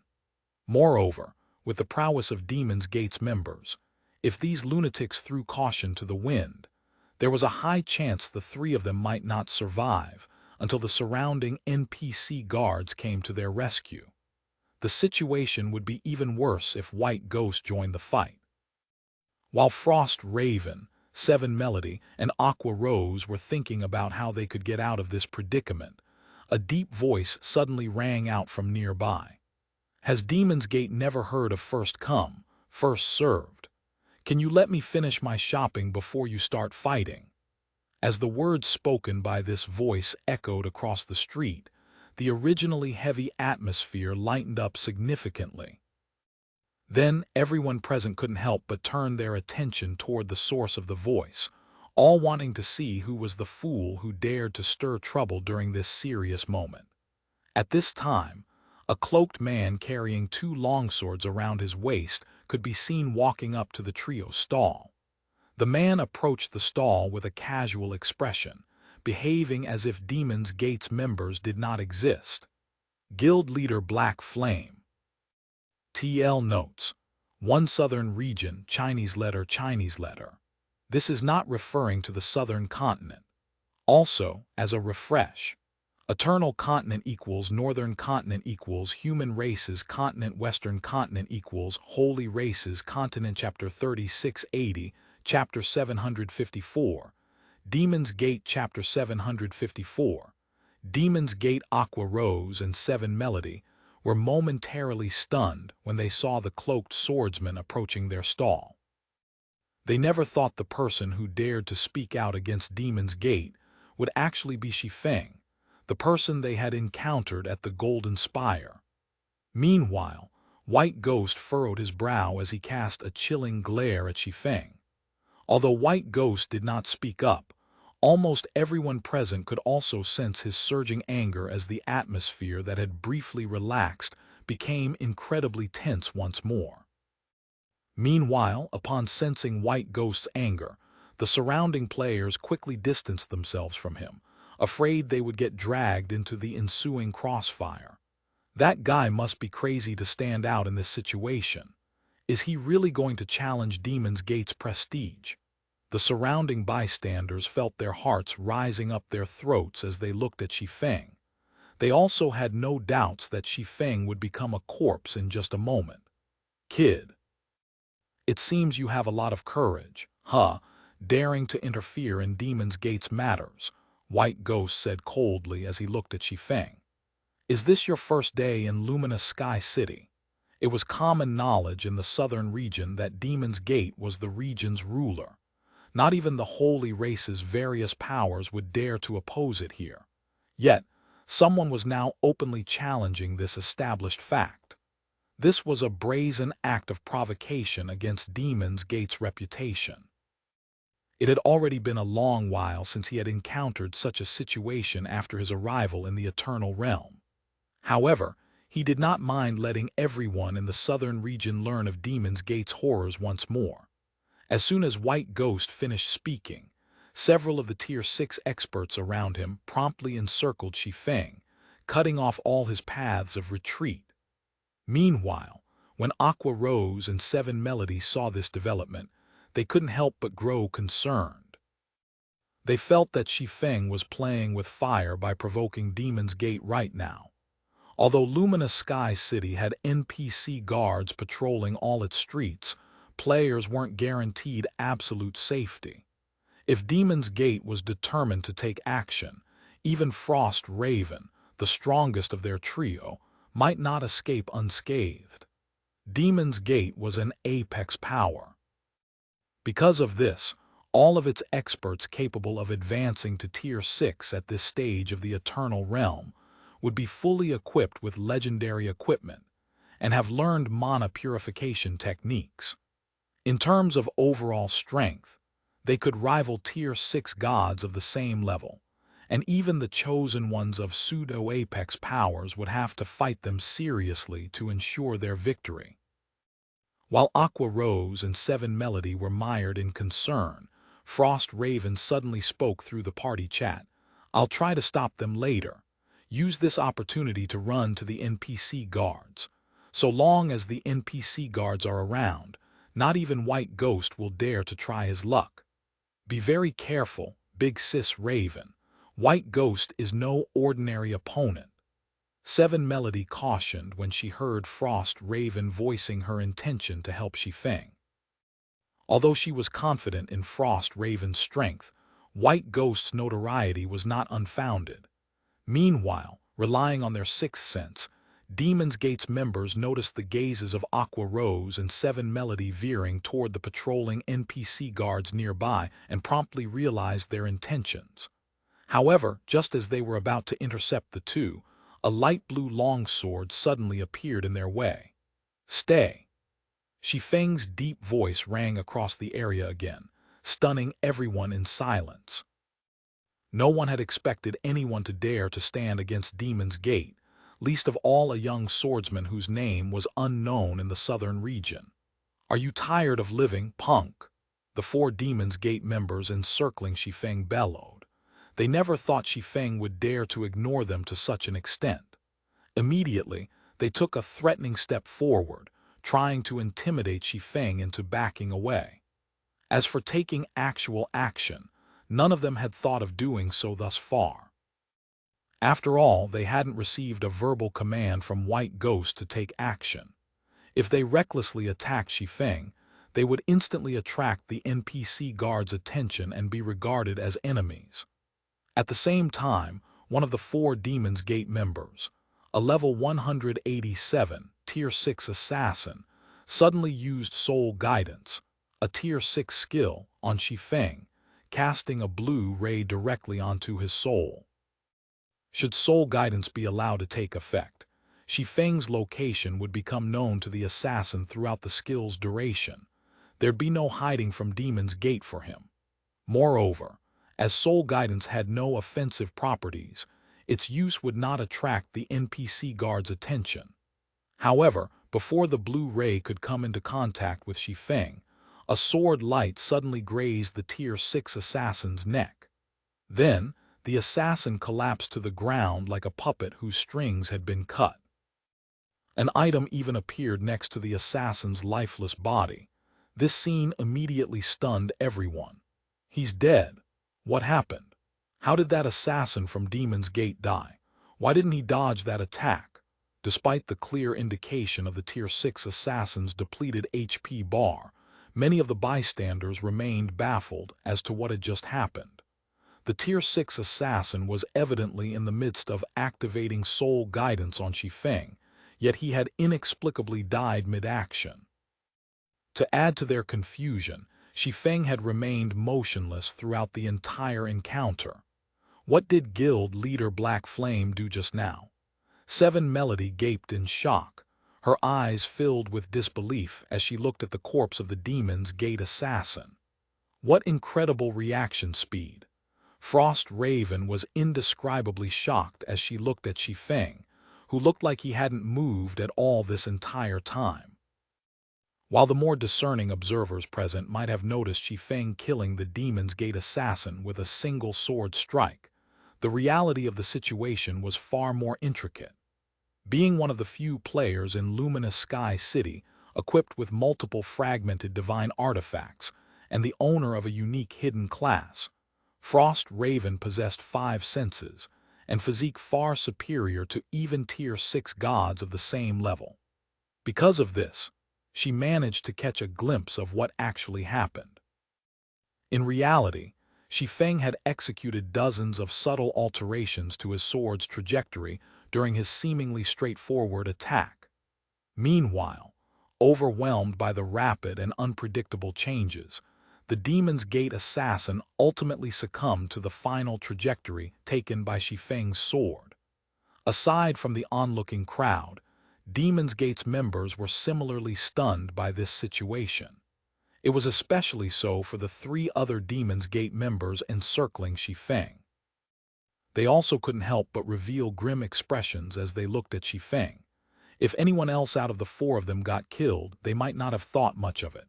However, the Tier 6 assassin who got killed was the most skilled out of them. If even the Tier 6 assassin couldn't survive an exchange with Shi Feng, how would they fare?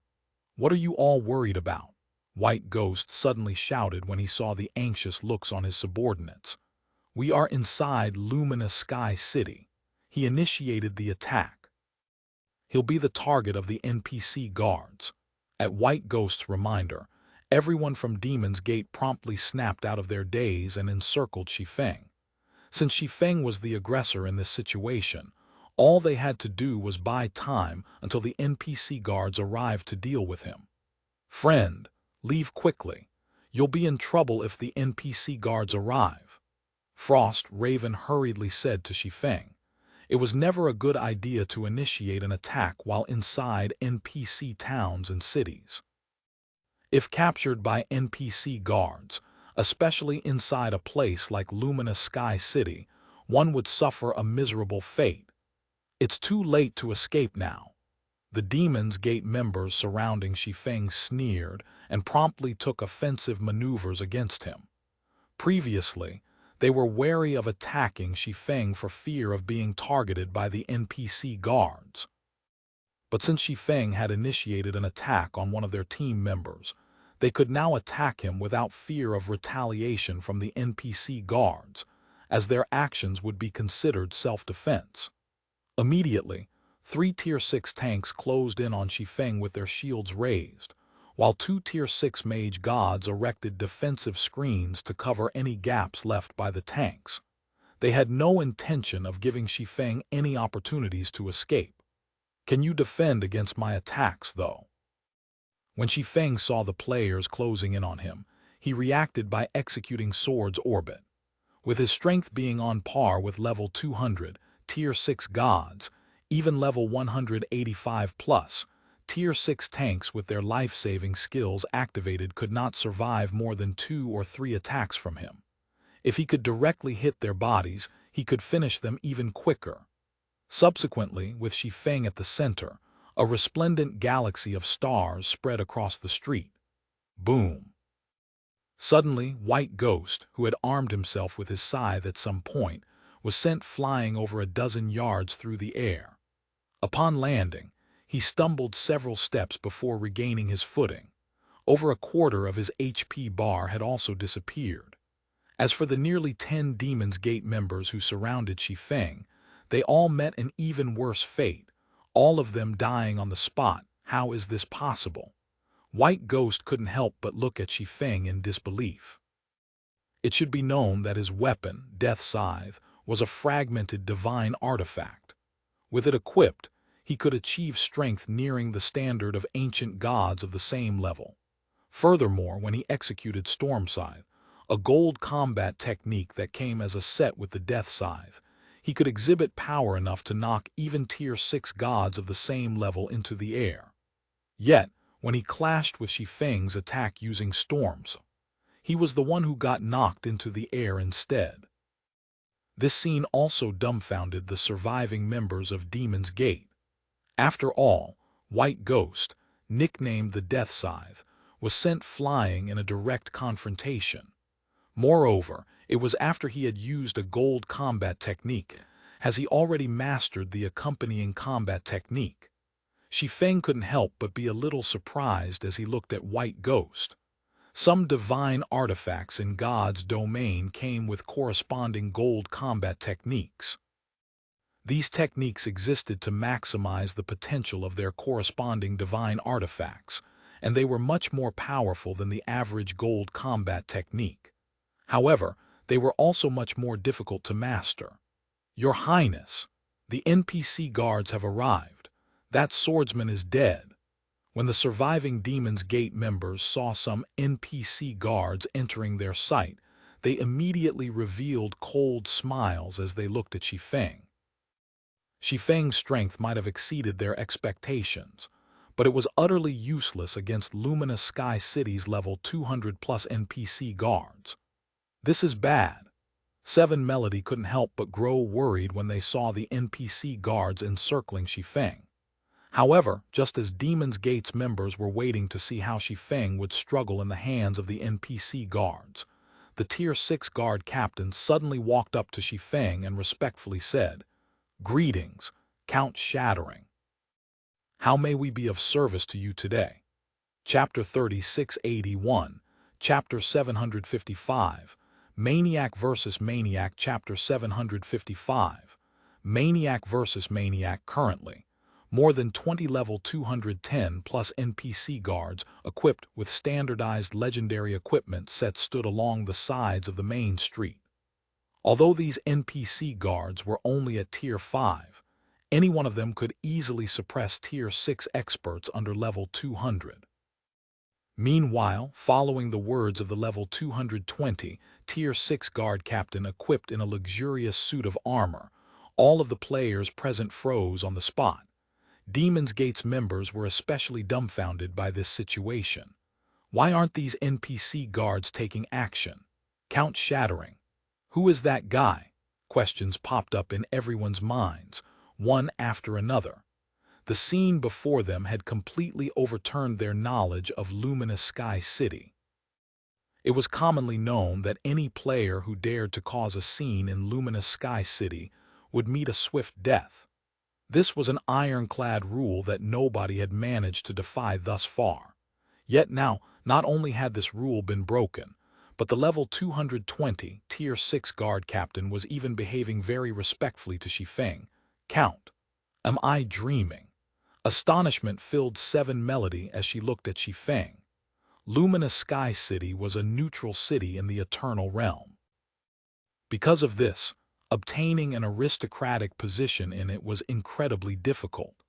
In fact, even becoming an ordinary noble was something the various powers could only dream of accomplishing right now.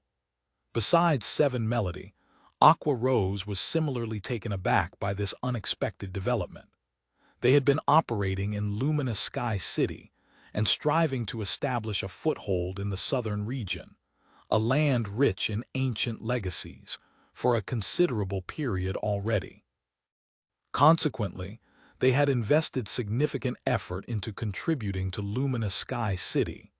However, despite their efforts, they still lacked a lot of contribution points to attain the status of ordinary nobles. Yet, she was now being told that Shi Feng had attained the rank of Count, unlike everyone else, though Shi Feng himself was not surprised by the NPC guard's behavior. As a 2-star Count of Holy Ring City, he would enjoy basic noble privileges in all neutral cities across the Eternal Realm. Although these were merely the privileges afforded to an ordinary noble, they still put him above the average player. Although Demon's Gate's assassin did not attack him, the other party used a tracking skill. If such an action was taken against the average player in a neutral city, it wouldn't be considered an offense. However, when done to players with noble status, it would be judged as aggressive behavior, and nearby NPC guards would immediately arrest the person using the tracking skill. As a side note, if a player possessed true Count privileges in a neutral city, they wouldn't even need to have their enemies use tracking skills on them to make them a target of the city. If their enemies lacked sufficient status in the city, they could simply have their enemies banished from the city. And even if these banished players could enter the city again, they would need to pay an exorbitant deposit before they could do so. Had Demon's Gate's members initiated an attack on him, their fates would have been even worse. Even if none of their attacks managed to hit him, he could have the NPC guards apprehend and imprison all of Demon's Gate's members. Of course, if both parties had an aristocratic position, NPCs would judge the situation differently and apprehend only the first party to have caused actual damage. However, as a neutral city in the Eternal Realm, Luminous Sky City should have only been activated recently. It was unlikely that anyone would have an ordinary noble status, let alone an aristocratic position. This was also why Shi Feng was confident in helping Aqua Rose resist Demon's Gate. These people used a tracking skill on me. With my status in Luminous Sky City, what's the heaviest punishment I can impose on them? Shi Feng asked the NPC guard captain as he pointed at White Ghost's group. According to the city's rules, since they intend to harm you, the principal offender will be detained for 1 month, while the offender's companions can be detained for up to 10 days, the guard captain said as he looked at White Ghost's group. Good. Lock them up for 10 days then, Shi Feng said, nodding. Understood. At Shi Feng's instructions, the guard captain promptly gestured at his subordinates to apprehend White Ghost's group. Meanwhile, when the bystanders on the street saw the NPC guards moving to apprehend Demon's Gate's members, their mouths widened in shock. It was clearly Shi Feng who had initiated an attack on Demon's Gate and killed multiple of its members.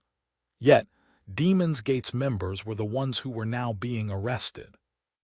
Moreover, they would be imprisoned for 10 days. This was undoubtedly the biggest loss Demon's Gate had ever suffered in Luminous Sky City. Damn it! How does he have the rank of Count? White Ghost's expression darkened at this unexpected development. White Ghost was more or less aware of the privileges granted to players holding aristocratic positions in the Eternal Realm's neutral cities. However, he never thought Shi Feng would already attain the rank of Count so soon after Luminous Sky City's activation. As for getting imprisoned for 10 days, he'd rather die multiple times than suffer such a fate. The Eternal Realm had only appeared not long ago, and the power structure within it remained fluctuating.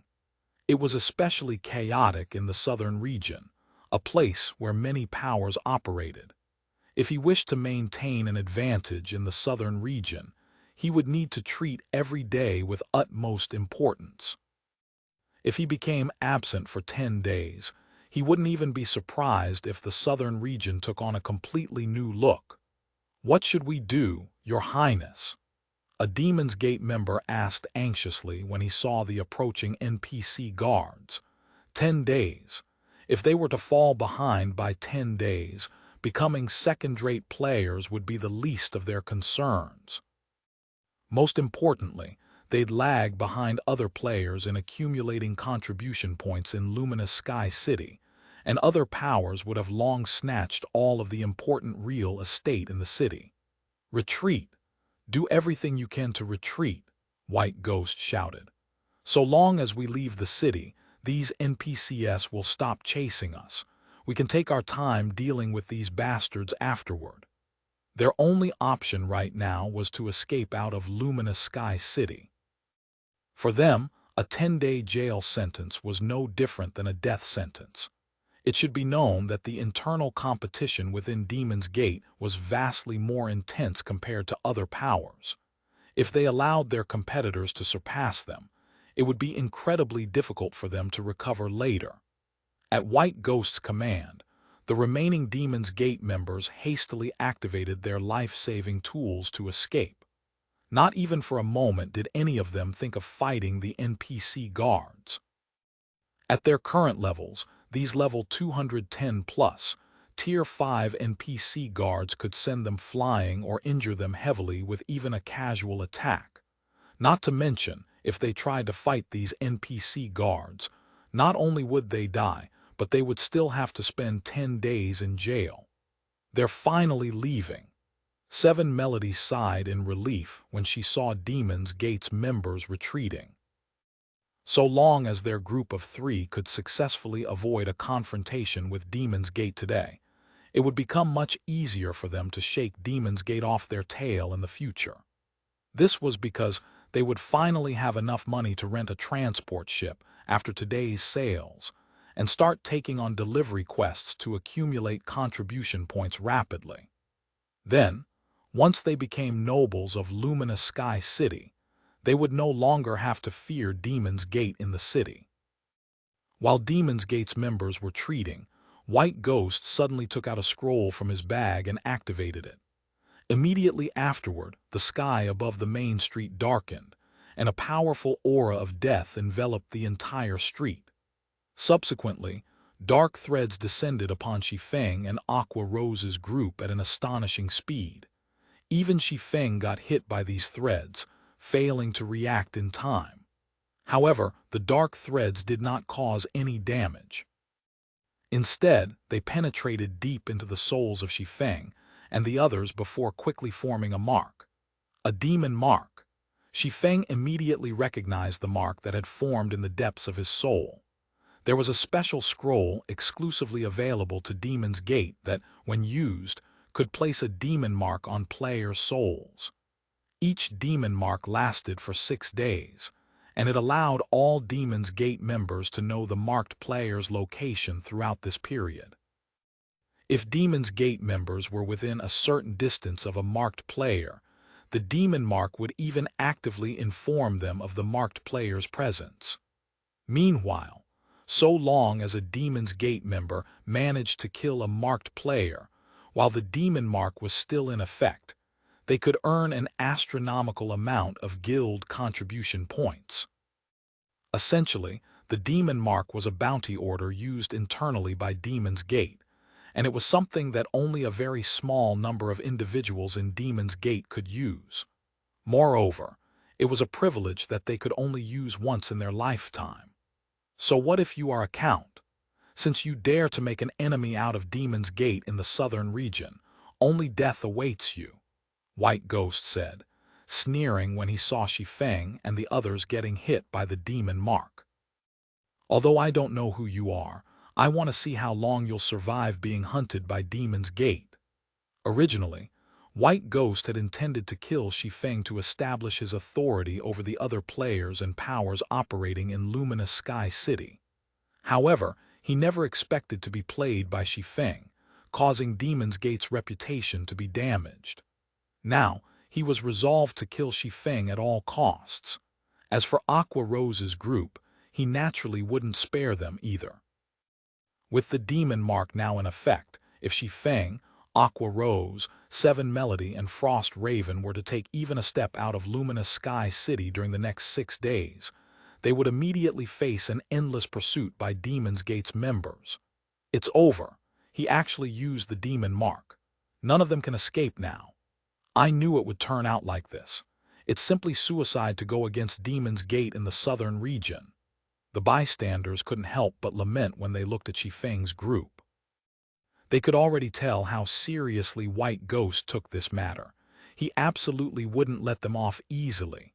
Meanwhile, Aqua Rose, Seven Melody, and Frost Raven also revealed grim looks at this turn of events. They never thought White Ghost would be so ruthless as to use his once-in-a-lifetime privilege on them. Is that so? I'll be waiting then. When Shi Feng saw White Ghost trying to escape using a Tier 5 random teleportation scroll, he executed flowing space to arrive before the other party instantly and brandished the Winter of Eternal Night. Holy annihilation! Holy annihilation! Holy annihilation! Pillars of flame rose into the sky one after another. Shi Feng's attacks were so swift that White Ghost had no time to defend himself with a combat technique. He could only instinctively swing his scythe to parry each fiery strike. As a result, his HP plummeted with each attack blocked.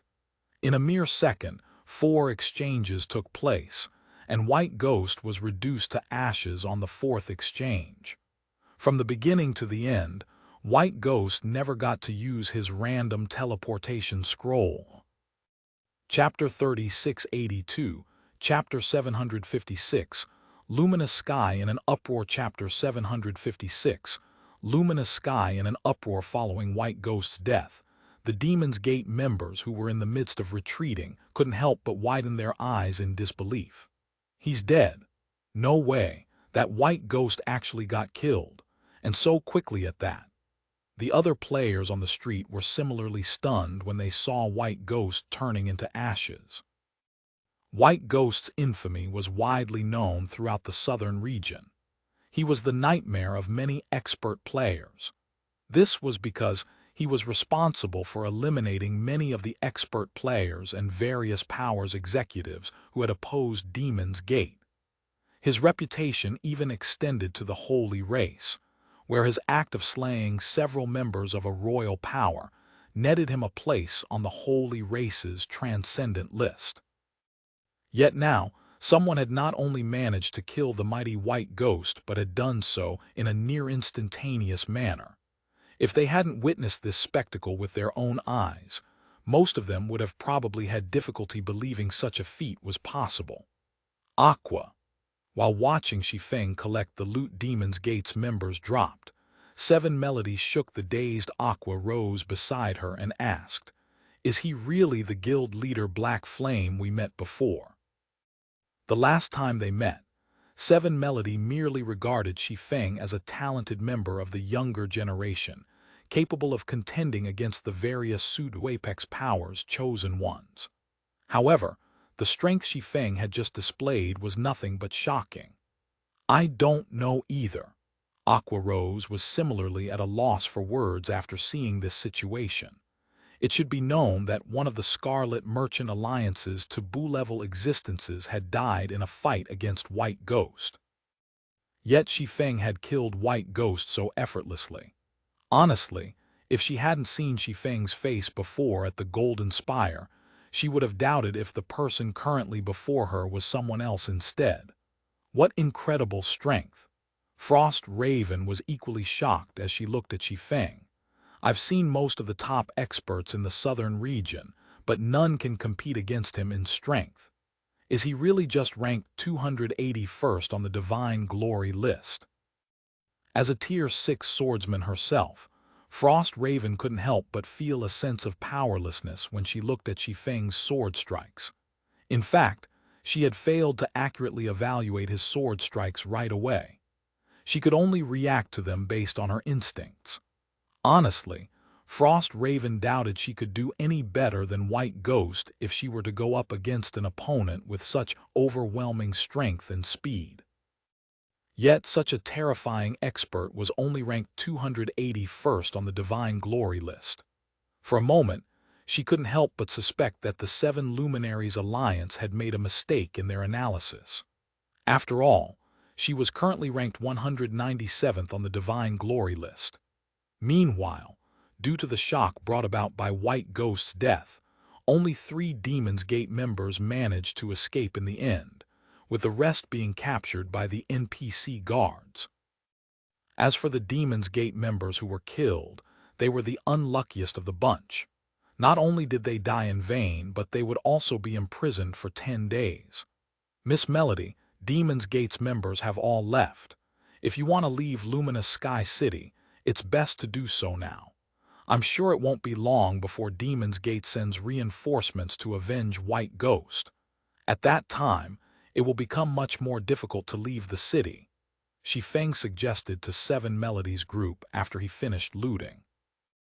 "Thank you very much for your help this time, Guild Leader Black Flame. If not for you, we would have been in real trouble." Seven Melody didn't hurry to leave. Instead, she took her time to introduce Shi Feng to Frost Raven, saying, "This person here is the Sky Dragon Knight Adventurer Team's Vice Commander Frost Raven. It's all thanks to her help that Aqua and I could establish ourselves in the southern region. If you are looking to extend Zero Wing's operations to the southern region, I strongly recommend partnering with the Sky Dragon Knight Adventurer Team, Guild Leader Black Flame." "Greetings, Guild Leader Black Flame. Thank you for your help this time." Adding to Seven Melodies' introduction, Frost Raven said, "Although the Sky Dragon Knight Adventurer Team isn't comparable to apex powers like Demon's Gate, it is a member of the Southern Region's Order of 12. When it comes to strength in the Southern Region, the Order of 12 is only slightly behind Demon's Gate. In fact, we are even stronger than Demon's Gate in maritime transportation. If Zero Wing needs anything to be transported by sea in the future, we can offer you a 30% discount. I will have to trouble you in the future then," Shi Feng said, choosing not to turn down Frost Raven's offer. In his previous life, the Order of 12, an alliance of 12 adventurer teams, indeed possessed naval strength superior to Demon's Gate in the Eternal Realm. It was also the biggest player in transporting non-bag space items between the Eternal Continent and the Western Continent. It played an especially vital role in the transportation of the Origin Crystal Wood, the best core material for the construction of flying ships and transport ships, produced by the southern region's islands. Currently, the reason Zero Wing could not mass-produce Silverwings was largely due to the lack of core materials. Most of these core materials were non-bag space items. Although inferior legendary and legendary spatial bags could carry a relatively large amount of these items at a time, the amount still paled when compared to what was needed to construct a Silverwing. Multiple trips had to be made just for the construction of one Silverwing. Not to mention, it also took a considerable amount of time to collect these core materials. Hence, Zero Wing needed to find a better way to source these materials. Meanwhile, after becoming a 2-star count of Holy Ring City, Shi Feng had the idea of importing Origin Crystal Wood from the southern region to the Eternal Continent, and there were 2 ways he could go about doing so. He could either transport Origin Crystal Wood from the southern region to the Eternal Continent entirely by sea, or transport them to Luminous Sky City before placing them into a legendary spatial bag and teleporting them back to the Eternal Continent. Normally, each log of Origin Crystal Wood would only cost 1 eternal gold if bought at the source. However, it cost 3 eternal gold to transport each log to Luminous Sky City, and at least 5 eternal gold to transport to the Eternal Continent. Generally speaking, it would take upwards of 10,000 logs of Origin Crystal Wood just to construct a flying ship that shuttled between the various guild cities' airports. If Zero Wing could get a 30% discount from the Order of 12 for maritime transportation, the guild could save a lot of money. Guild leader Black Flame. We were just about to go with Big Sis Raven to meet up with the rest of the Order of 12's adventurer teams to occupy a town on a deserted island. Why don't you come with us? Given your strength, I'm sure the Order of 12 would be willing to give you 5% of the town's shares for your help, Seven Melody said. Occupying a town on a deserted island. Shi Feng was a little tempted by Seven Melody's suggestion. There were countless deserted islands in the southern region, of which a small number housed towns occupied by monsters. If players could subjugate the monsters in one of these towns, they would become the new owners of this town. They could then operate the town like the World Ark's resurrection camps and generate incredible wealth. When Frost Raven heard Seven Melody's proposal, she quickly added, "I can talk to my commander about this. I trust that my commander will agree to this arrangement." "I'm afraid I will have to decline. I still have other matters to take care of," Shi Feng said, deciding against accepting the offer after thinking it over. This trip to Luminous Sky City made Shi Feng realize he had underestimated the development speed of the Eternal Realm's various powers. If even the southern region's Order of 12 had already begun preparing to establish their own town, it was likely that the other parts of the Eternal Realm were in a similar situation. In that case, the best course of action for Zero Wing to take would be to get Shattering City up and running as soon as possible. After Shi Feng chatted with Seven Melody's group for a little bit longer, the trio sold all 126 of their remaining small silver battle array scrolls to Shi Feng before quickly departing to meet up with the rest of the Order of 12. Meanwhile, due to Shi Feng's clash with Demon's Gate, the players in Luminous Sky City were stirred into excitement. Some players had even uploaded videos of the fight to Luminous Sky City's official forums. One man, one sword, one-shotting Demon's Gate's Paragon. Demon's Gate's Death Sigh, one-shotted. Shortly after these videos appeared, they immediately became the hottest topic in Luminous Sky City. Demons Gate's usual domineering behavior caused many players in Luminous Sky City to have a lot of opinions. However, because of Demons Gate's overbearing strength, no one who had opposed the apex power had ever met with a good outcome. As a result, everyone could only endure Demons Gate's tyranny. Now that Shi Feng had killed White Ghost, one of Demons Gate's 6 great paragons, and dealt a massive loss to Demons Gate, everyone naturally reacted with excitement and joy. For a time, everyone started to curiously speculate about Shi Feng's identity. Many players also started to worship Shi Feng. Meanwhile, after some experts did some digging, Shi Feng's identity quickly surfaced, and an uproar occurred across Luminous Sky City. This was because no one expected that Black Flame, the 281st expert on the Divine Glory list, and the guild leader of Zero Wing, the guild which had repelled the Sun Dynasty's Holy Guard just recently, would actually come to Luminous Sky City to develop. They also didn't expect him to offend Demon's Gate as soon as he arrived. Shortly after this news surfaced, it quickly reached the ears of the southern region's various powers. Naturally, Demon's Gate, the southern region's overlord, had also learned of this news. Chapter 3683, Chapter 757, Counts Reward. Chapter 757, Counts Reward. Southern Region, Human NPC City, Cruise City, Demon's Gate's residence. Inside the magnificent guild hall, Demon's Gate's members were busily moving about because of the matter at Luminous Sky City. All of them exuded killing intent. Some guild members even began to organize their own teams to head to Luminous Sky City to kill Shi Feng. Meanwhile, several of Demon's Gate's executives had gathered in the residence's guild leader's office. "We've looked into the matter already, Your Highness. The person responsible for killing White Ghost is Zero Wing's guild leader, Black Flame, a white-haired level 187, Tier 6 Berserker god anxiously reported to the elegant woman seated before him.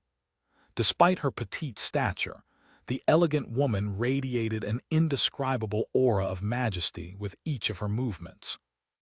Her presence was so overwhelming that some of the guild executives present, including the recently resurrected White Ghost, dared not even raise their heads. Meanwhile, when it came to their opinions of the elegant woman, all of the Demon's Gate members based in Cruise City's residence felt nothing but awe and admiration toward her. This was because the woman was one of Demon's Gate's publicly acknowledged 3 great chosen ones. Star Maiden, Elise. Elise was also the youngest of the 3 great chosen ones. At only 24, she had already progressed to the later stage of the World Tower's 5th floor, and could execute gold combat techniques with her every move. She had also reached the Unthinking Realm, the extrasensory realm's 2nd stage, and it was entirely possible for her to break those shackles by 30 and rival the standards of Demon's Gate's old monsters. Zero Wing's Black Flame, is it? Elise's lips curled into a faint smirk when she heard the white-haired berserker's report. How intriguing. I haven't even settled the score for harboring that little girl, yet he dares to come to the southern region to stir up even more trouble. Black Flame has gone too far. How dare he come to our territory and kill White Ghost? This is an insult to our reputation. A Tier 6 female berserker who was robust like a bear said angrily. Your Highness, please allow me to lead a team to eliminate Black Flame. We shall let him know that even if he managed to stop the Holy Guard's assault, he is still not qualified to behave arrogantly before Demon's Gate. Phoenix Flame is right, Your Highness. Not only did Black Flame show up in our territory by himself, but he even killed White Ghost. If we don't teach him a lesson, we will become a joke in the Eternal Realm. People might even think we are afraid of him. The other guild executives chimed in as well, all of them agreeing with Phoenix Flame's view. Had Zero Wing mobilized an army into Luminous Sky City, and a huge fight between Zero Wing and Demon's Gate broke out, they could still have turned a blind eye to the matter. Yet, Black Flame had dared to show up on their territory by himself. He had even publicly slain Demon's Gate's members in Luminous Sky City. If they still chose to ignore this transgression and take no action against Zero Wing, Demon's Gate's reputation in the southern region would be utterly ruined. He is a count. It isn't worth trying to kill him in Luminous Sky City, Elise said, shaking her head. Then she casually added, "Inform the various powers in the world arc that we will be opening up our resurrection camp in the core region, and that they can register at the camp by eliminating Zero Wing's members. For each normal member they kill, they can register at the camp for 1 day at no cost. For slaying Zero Wing's elite members, they receive 3 days of free registration. And if they manage to kill an executive of Zero Wing, they gain lifetime registration at the camp." Elise's decision startled all of the guild executives present. Ruthless. It was an incredibly ruthless decision. It should be known that Demon's Gate had to sacrifice multiple divine artifact rank tools to occupy the resurrection camp it currently owned in the World Arc's core region. Moreover, Demon's Gate's members hadn't even begun to fully reap the benefits of the resurrection camp. If the camp was made available to the public now, it was almost guaranteed that players would do everything possible to secure a registration slot. Consequently, Zero Wing would not only lose the ability to survive in the World Arc, but it would also lose the resurrection camp it had fought hard to defend. If met with such an outcome, Black Flame, the guild leader of Zero Wing, would most likely lose his mind. Subsequently, Demon's Gate's executives left the office and carried out Elise's instructions, issuing a public bounty on all Zero Wing members operating within the World Arc and causing a huge stir. In the meantime, Shi Feng arrived at Luminous Sky City's City Hall all by himself. Currently, Luminous Sky City's City Hall was crowded with players from both the human race and the holy race. These players were here on behalf of their respective powers, and they were all eagerly waiting for the City Hall to make more shops and lands available for sale. Of course, as none of them were nobles, none of them were actually here to buy real estate. Instead, they were only here to determine the value of the real estate on offer and how much they should spend on bidding for them in the future.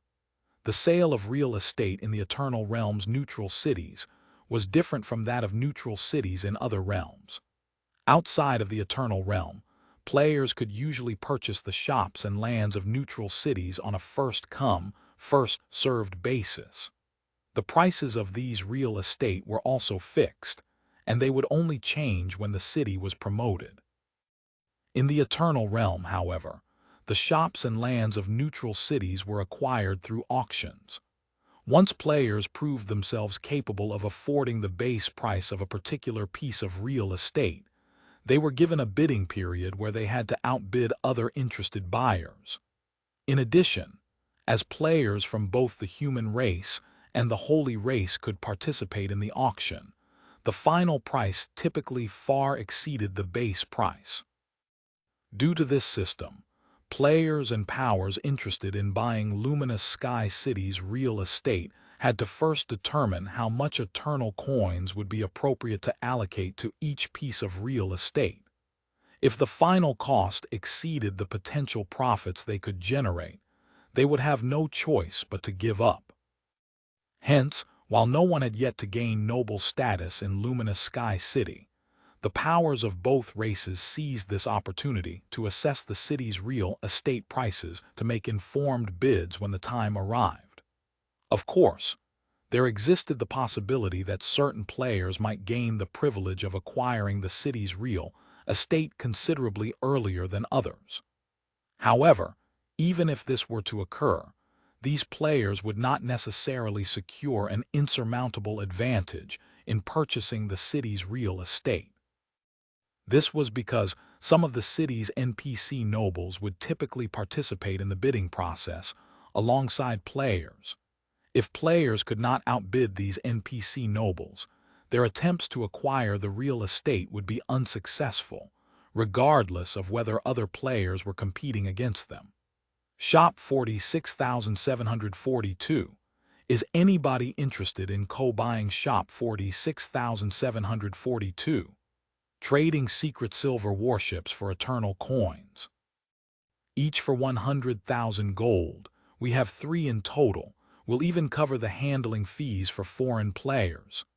Advanced transport ships for sale. 2 advanced transport ships for sale, each for 80,000 gold. They're essential for grinding and transporting goods. I can cover the auction fees of both ships. Within the vast first-floor hall, capable of accommodating tens of thousands of people, shouts echoed from every corner. When Shi Feng heard the ceaseless shouting, he couldn't help but be astonished. Although none of the various powers had acquired the qualifications to purchase Luminous Sky City's real estate yet, all of them were doing everything they could to accumulate capital. Meanwhile, compared to the wealth these powers were amassing, the 70,000 plus eternal gold he currently had on hand was nothing. It was especially so when he compared himself with the holy race's various powers. Currently, not only did holy race players make up the bulk of those hawking their wares, but they were also going as far as to sell advanced transport ships, which were incredibly valuable in the current eternal realm. Thank goodness I don't have to compete with them. After looking at the situation in the first-floor hall, Shi Feng quietly made his way to the second-floor hall. Inside a VIP lounge on the second floor, greetings, Lord Count. How may I be of service to you today? After Shi Feng made his way to the second floor, he was ushered into a VIP lounge and greeted by a beautiful female elf. I am looking to buy real estate, Shi Feng stated directly. Very well. Here is a list of all the shops and lands you can currently bid for in the city, the elven administrator said as she handed Shi Feng a crystal tablet. The tablet was roughly the size of an A4 paper, but it listed an astonishing number of shops and lands. The number was many times greater than what was listed on the first-floor hall. Can my status actually grant me so many options? Shi Feng was slightly surprised as he examined the information on the tablet. However, when his gaze fell upon a specific line of text highlighted in bright red, his shock intensified. An upscale shop. TL notes, 1 upscale shop. In the main story, shop ranks listed were. In Chapter 757 and 758, the shops mentioned were. The characters used to describe the shops are different, so I assume that the ordinary normal shops in the Eternal Realm's neutral cities cannot be upgraded into high-end upscale shops. So, rather than go with basic advanced shop, I decided to use a different term here. Chapter 3684, Chapter 758, Upscale Shop. Chapter 758, Upscale Shop. How much for this shop? After suppressing his restlessness and apprehension, Shi Feng pointed at the red text on the tablet and directed a question at the administrator. 2 kinds of shops were available in the Eternal Realm's neutral cities, ordinary and upscale. In addition, both types could be categorized into small, medium, and large shops. It was also the case for lands. For ordinary shops, they could only sell the items that they had in stock, or more specifically, they could only sell the items stored in their warehouses. Meanwhile, for each transaction ordinary shops made, they would need to pay a 10% processing fee to the city, which was significantly better than the 20% that street stalls had to pay. Players could also hire NPCs to manage their shops for them. More importantly, ordinary shops could display 10 times more items. Hence, whether it was the average player or the various powers, they would usually try to purchase shops if they were looking to do business in a neutral city. They would sell their wares through street stalls only when they lacked the means of acquiring a shop. Naturally, Another viable option existed for players who could not afford to purchase a shop: the city's auction house.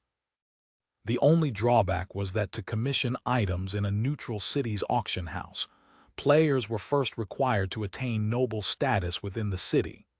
Additionally, they would need to pay a substantial processing fee of 25% or more. In return, players gained access to a significantly larger customer base, making it considerably easier to secure a favorable price for their wares. Often, the additional profits generated were even sufficient to cover the exorbitant processing fee. However, the auction house was not something that most players should consider utilizing during the early stages of a neutral city's development. For upscale shops, when compared to ordinary shops, not only were they significantly rarer, but they also possessed vastly superior functionality. Unlike ordinary shops, upscale shops were not limited to simply selling the items they had in stock. In addition to their own stock, upscale shops could connect with other shops and share their products, and the number of shops an upscale shop could connect with directly correlated with its star ranking. If an upscale shop's star ranking reached a sufficiently high level, it could even establish connections with shops in other realms. This feature would not only eliminate the hassle of transporting goods, but it could also substantially expand the amount and variety of products available in the shop. However, upscale shops were incredibly rare. In Shi Feng's previous life, out of all the neutral cities controlled by the various human powers in the Eternal Realm, some didn't even have an upscale shop, while those that did would not have more than a handful. Hence, now that it was revealed that Luminous Sky City, one of the Eternal Realm's 10 most populated neutral cities in the future, had an upscale shop for sale, how could Shi Feng not get excited? Bidding for this shop starts at 175,000 eternal gold coins, Lord Count. Located in the city's outer area, this shop, though slightly outdated and categorized as a small shop, boasts a genuine 3-star ranking, the NPC administrator explained. Currently, 15 nobles and 2 great nobles have already expressed interest in purchasing the shop. If you intend to purchase it, you will likely have to spend up to 500,000 eternal gold coins. A starting price of 175,000 gold and an estimated final price of 500,000 gold. When Shi Feng heard the administrator's answer, he immediately felt the malice of the main god system. It should be known that ordinary shops situated in the outer areas of the Eternal Realm's neutral cities typically sold for 10,000 to 20,000 eternal gold only. Even prime real estate in the inner areas would, at most, be sold for 40,000 to 50,000 eternal gold. After all, constructing a guild city in the Eternal Realm only cost around 300,000 to 400,000 eternal gold. The upscale shop's starting price of 175,000 eternal gold was already double that of ordinary shops located at the core area's main street. Of course, the upscale shop was undoubtedly worth this price. Simply the fact that it was a 3-star shop made it vastly superior to any of the ordinary shops situated in Luminous Sky City's core area. A 1-star upscale shop could only connect with one other shop. It was also incredibly challenging to upgrade a 1-star upscale shop to 2-star status. Not only did the shop have to maintain a sufficiently large foot traffic and transaction volume across a long period, but more importantly, it also needed to accumulate sufficient shop reputation. An upscale shop's reputation could only be raised by gaining favorable opinions from NPC nobles. Essentially, the shop would need to have enough NPC nobles buying items from it to increase its reputation. However, it should be known that NPC nobles had a much greater demand for quality than players. For example, legendary weapons and equipment, which players considered incomparably precious, were only considered products of fine quality in the eyes of NPCs. Many NPC nobles, therefore, disdained purchasing such items. The difficulty of upgrading a 2-star upscale shop to 3-star status was even greater. Once at the 2-star status, an upscale shop's reputation could only increase if it had enough local great nobles patronizing it. Otherwise, its reputation would never reach the 3-star standard. As for reaching the 4-star standard, the shop would need to have great nobles from other cities patronizing it. Although much more difficult to accomplish, the benefits of reaching the 4-star standard were game-changing for upscale shops. As previously mentioned, the number of shops an upscale shop could connect with corresponded to its star ranking. At the 1-star standard, an upscale shop could only connect with one other shop. Meanwhile, advancing to the 2-star standard would double that connectivity to 2 shops, and advancing to the 3-star standard would double it again, reaching 4. However, upon reaching the 4-star standard, an upscale shop would achieve a substantial leap, being able to connect with up to 10 other shops. This improvement would substantially expand the shop's operational scale and transform it into a trade hub leagues above 3-star upscale shops. Of course, while it would be better to have a 4-star upscale shop, Shi Feng was already satisfied that he could outright purchase a 3-star upscale shop in Luminous Sky City. With it, he could save a lot of time and trouble. "What are your thoughts, Lord Count?" the NPC administrator asked with a smile. "As this is the first shop we have made available for auction, bidding will conclude in just 29 hours. If you seek to purchase it but lack the necessary funds, out of consideration for your status as an esteemed 2-star count of Holy Ring City, we can offer you a loan of up to 500,000 gold, repayable over a week with a 40% interest rate. Furthermore, if you succeed in winning the auction but fail to repay the loan, we will confiscate only the shop. No additional fees will be imposed." When Shi Feng looked at the smiling administrator, he suddenly felt like he had accidentally entered a back alley store. A 40% interest rate meant he needed to pay back 700,000 eternal gold to the city in 1 week. Moreover, even with this loan, he wasn't guaranteed to win the auction. Auctions for real estate in the Eternal Realm's neutral cities adopted a closed bidding process. Additionally, each person could only bid once. Once all interested buyers had placed a bid, the winner would be revealed at the end of the auction.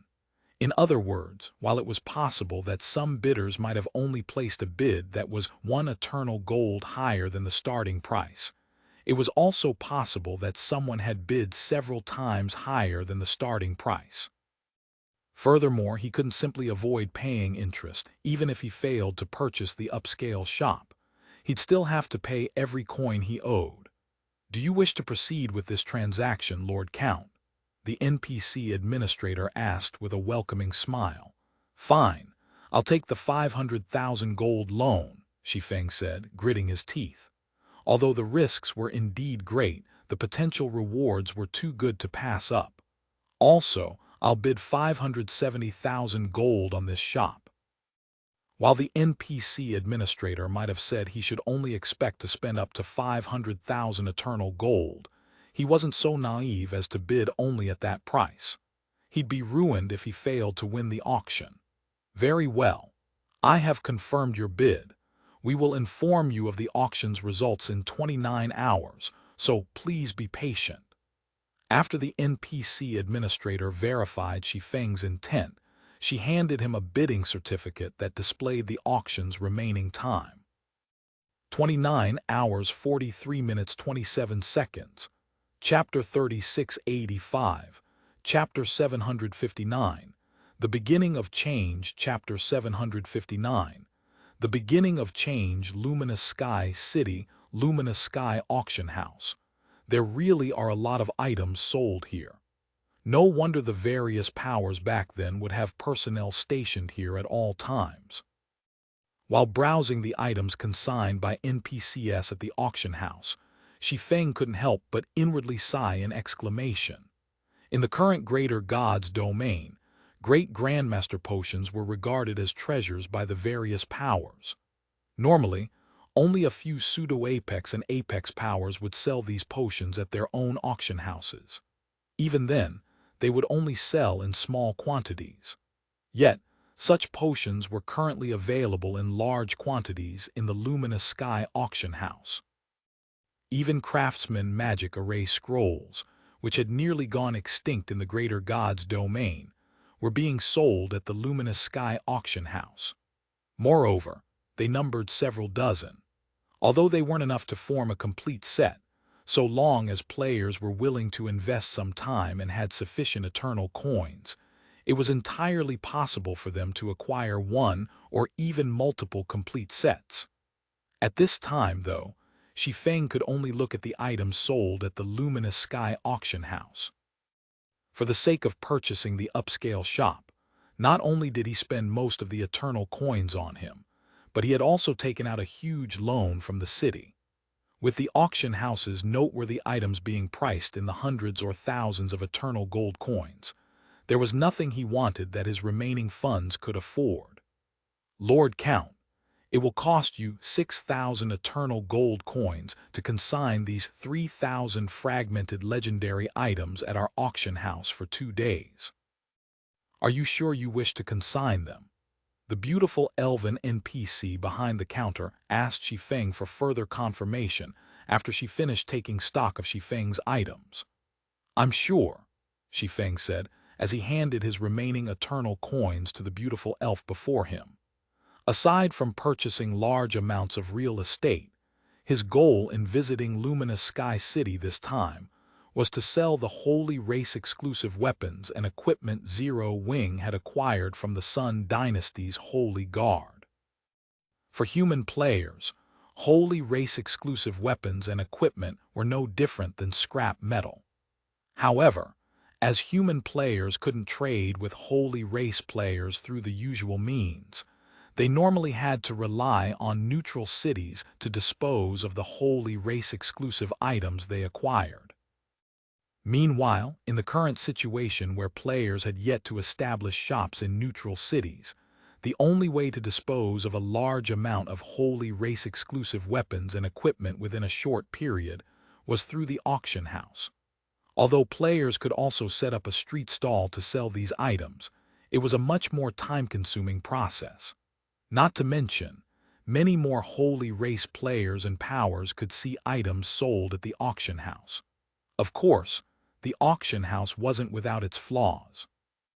Firstly, it charged a hefty processing fee, typically amounting to 25% or more of the product's selling price. Secondly, it was slow to make payments. Unlike sales made through shops and stalls, players wouldn't receive the proceeds of their auction house sales immediately. Instead, the auction house would usually withhold the funds for 1 to 2 days before transferring them to players. Meanwhile, after consigning the 3,000 holy race-exclusive fragmented legendary weapons and equipment, Shi Feng couldn't help but breathe a sigh of relief. Now, all that's left to do is wait and see if my bid will win. If it doesn't, I'll end up taking a huge loss this time. Looking at the bidding certificate in his hand, Shi Feng experienced a headache as he was reminded of his debt of 700,000 eternal gold. If possible, he would have preferred to avoid owing money to NPCs. However, he couldn't afford to miss the opportunity to secure an upscale shop. Although he could have secured more funding by selling off the wholly race-exclusive fragmented legendary weapons and equipment, he wasn't certain that the holy race players in Luminous Sky City could afford to purchase all of his stock before the auction ended. While Shi Feng was preparing to leave the auction house and familiarize himself with Luminous Sky City, a system announcement suddenly rang in his ears. Universal System Announcement.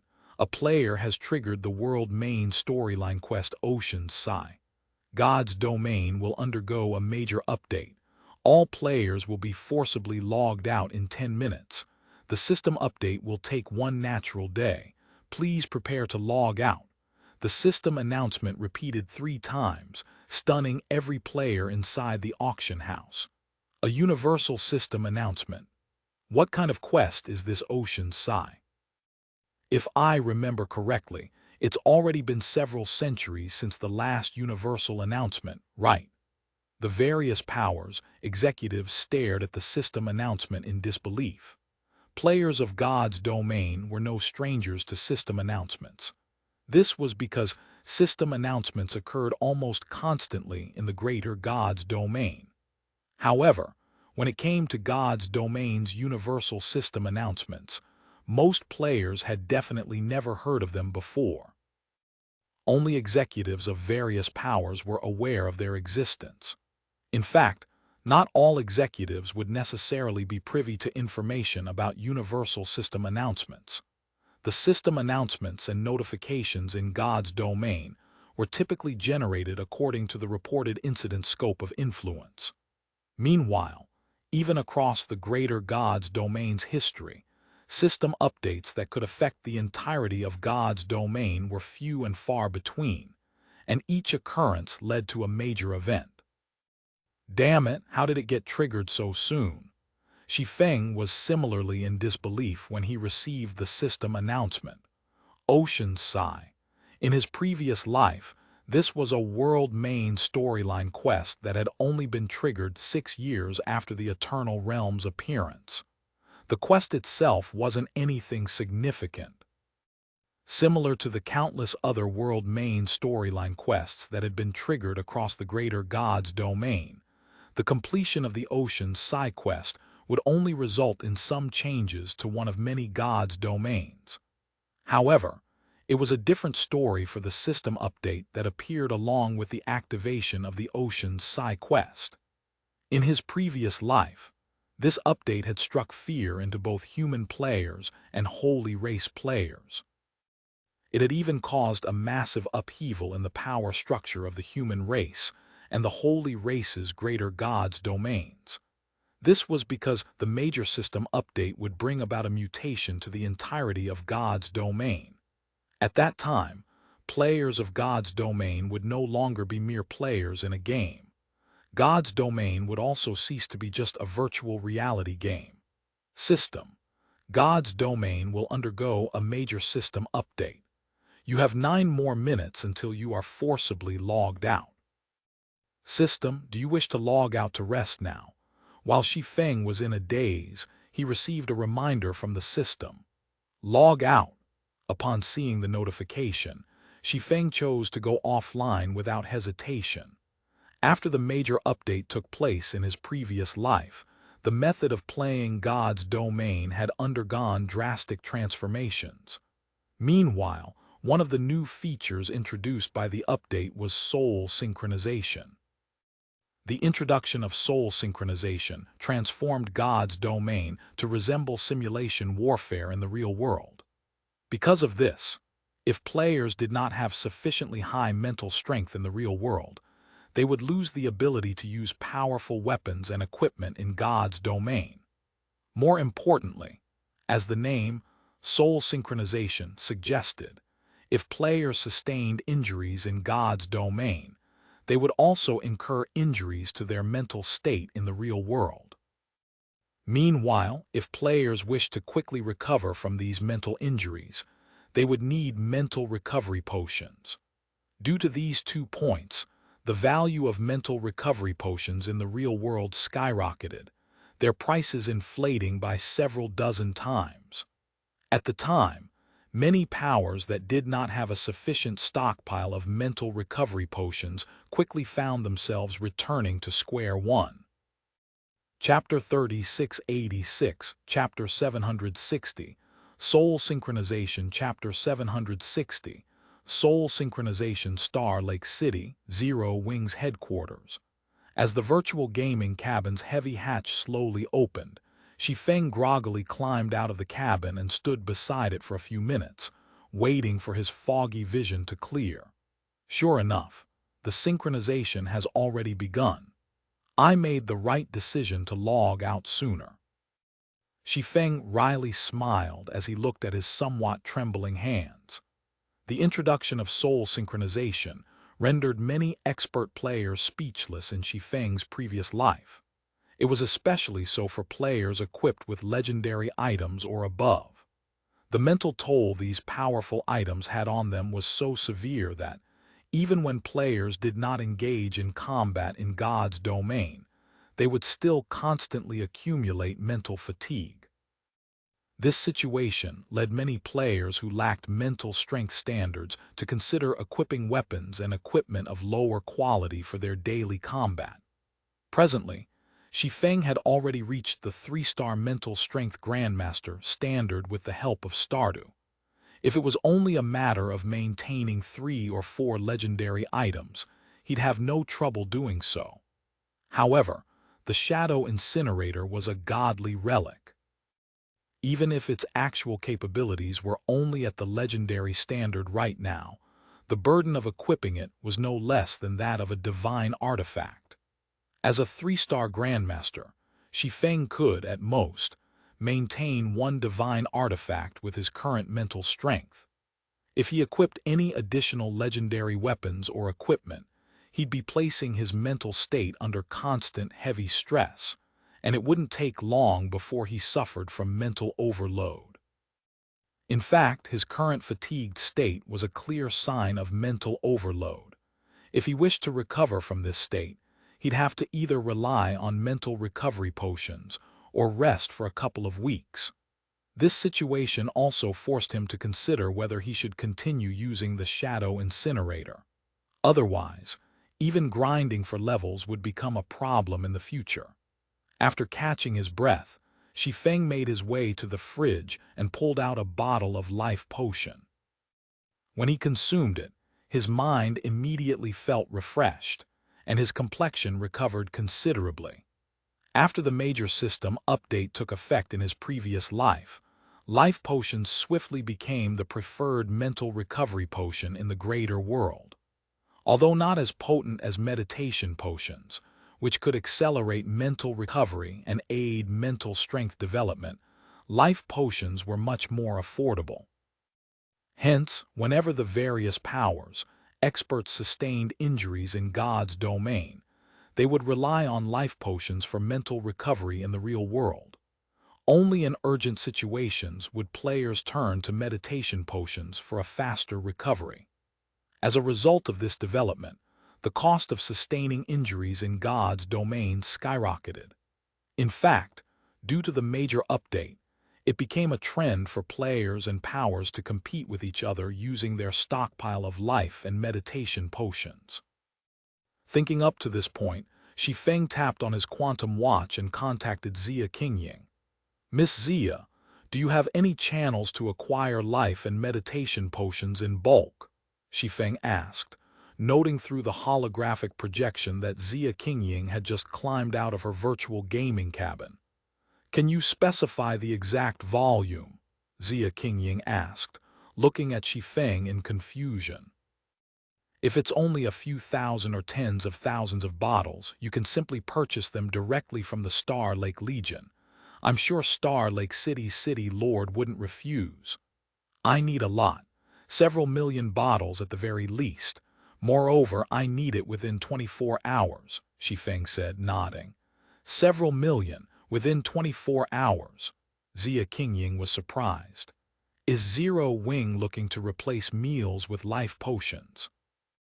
The availability of life potions and meditation potions was indeed much higher in the greater world than in their home world. Virtually every mobile city would sell them internally. In the case of life potions, individuals could often acquire them for just 100,000 star coins per bottle. Moreover, it wouldn't cost any city contribution points. However, even for the various powers operating in mobile cities, they would only maintain a stable stockpile of several thousand bottles of life and meditation potions. In regards to a sum of several million bottles of life and meditation potions, not even veteran second-tier mobile cities would have that many. "Can you get them?" Shi Feng asked seriously, not bothering to answer Xia Qingying's question. Xia Qingying was a senior vice president of the Green God Corporation. She had also been developing her forces in the greater world for quite some years already. Outside of Star Lake City's city lord, she was the only person Shi Feng knew who could potentially acquire such a large volume of life and meditation potions within 24 hours. Although Feng Yiking, Star Lake City's city lord, was rather supportive of Zero Wing, it remained a fact that he was an outsider. Conversely, Xia Qingying was a staunch partner of Zero Wing. Even if she were to discover Shi Feng's motives after the major system update's effects were revealed, it was unlikely she would divulge his preemptive stockpiling to others. Not even the galaxy conglomerate can get you that many in 24 hours, let alone me, Xia Qingying said with a wry smile. Then, after pondering for a moment, she added, "But if you were to change your goal to purchasing a production plant for life and meditation potions, I might just be able to help you with that." "Do you know a seller?" Shi Feng couldn't help but look at Xia Qingying in surprise. Although life and meditation potions were not as valuable as Stardew, they still weren't products that the average power could manufacture. In fact, simply the recipes to produce life and meditation potions were in high demand among the various powers, let alone the raw materials to produce them. Normally, only conglomerates could produce these potions. "It's one of the Blaze conglomerate's production plants," Xia Qingying affirmed, nodding. "The seller happens to be someone you know, Weilan. She's currently offering 50% of the production plant's shares, but her asking price is quite steep." "How much is she asking for?" Shi Feng asked. "4 fragmented divine artifacts or 100 million units of 7 luminaries crystal in the eternal realm," Xia Qingying said awkwardly. Fragmented divine artifacts were exceedingly rare. Most upper-ranking hegemonic powers did not even own that many outside the eternal realm, let alone inside. As for the alternative price of 100 million units of 7 luminaries crystal, although any upper-ranking hegemonic power could afford it outside the eternal realm, acquiring such a sum within the eternal realm was completely out of the question. In essence, those who could afford the production plant had no need for it, while those who needed the production plant couldn't afford it. "It is indeed a little expensive." Shi Feng furrowed his brows slightly when he heard Xia Qingying's words.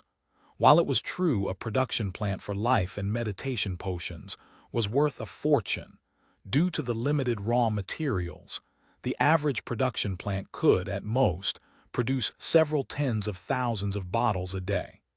If he occupied only 50% of the plant's shares, he'd be fortunate if he could receive 20,000 bottles a day.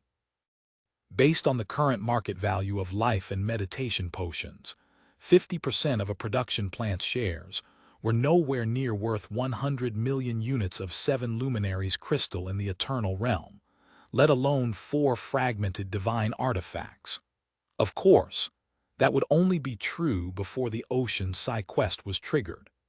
After the major system update, those shares would be worth far more than a complete divine artifact. "I've tried advising her before, but she is adamant about this price," Xia Qingying said, sighing. "If she wasn't urgently looking to raise her combat power, she probably wouldn't be selling any shares in the first place. If she's only looking to quickly raise her combat power, can you ask if she might be interested in 1,000 sets of small silver battle array scrolls?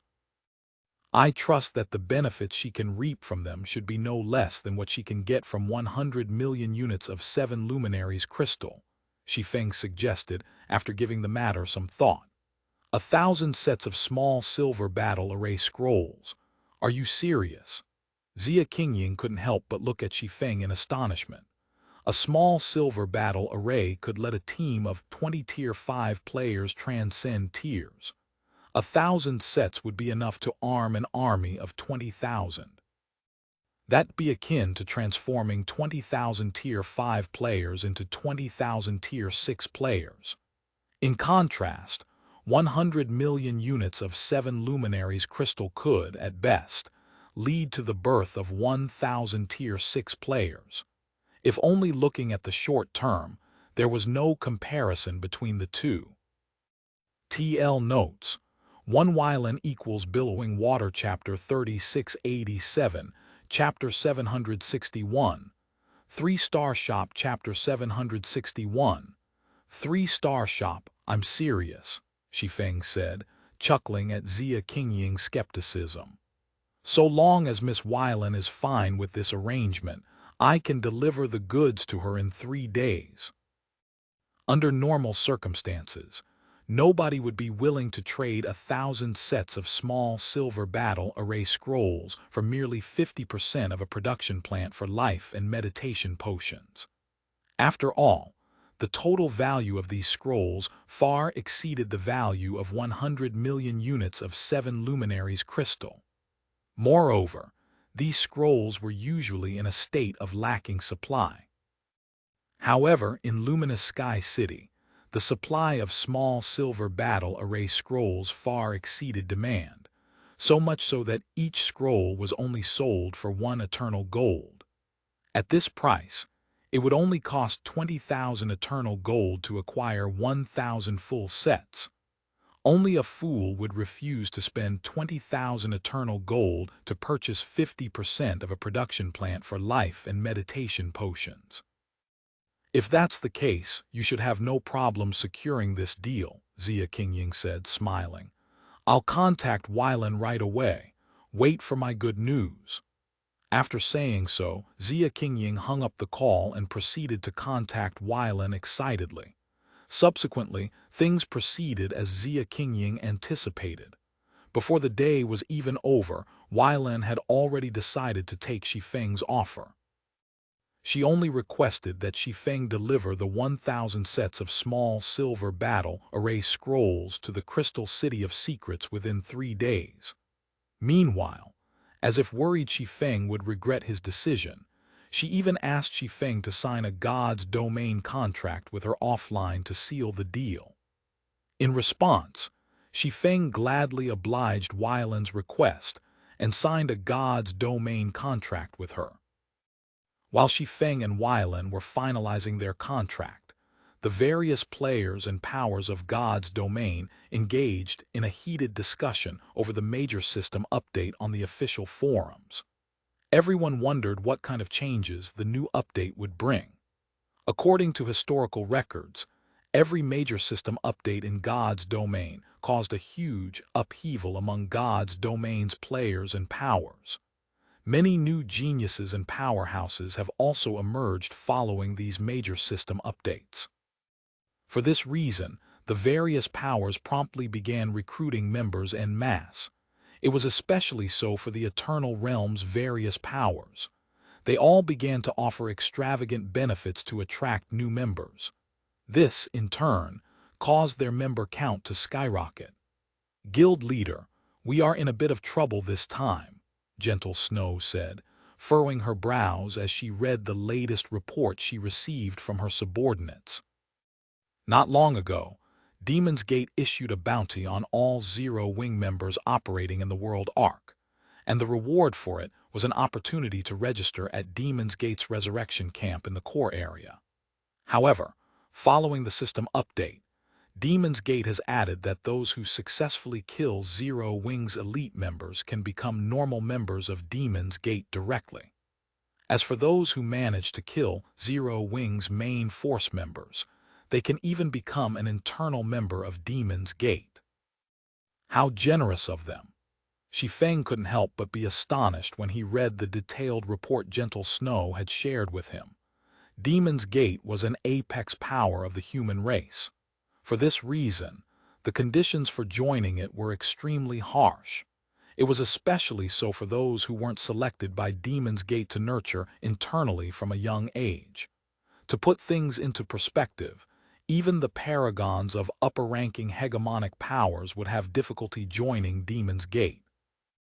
Even in Shi Feng's previous life, where Demon's Gate had an unending feud with Zero Wing, Demon's Gate had never offered such conditions. Once these conditions go into effect, only our main force members can survive in the World Arc. Everyone else won't be able to step outside the resurrection camp. Hidden Soul, who stood beside Gentle Snow, said with a frown. The appearance of the major system update presented the various powers with an opportunity to achieve rapid growth. However, Demon's Gate's actions would make it infinitely more difficult for Zero Wing to recruit members.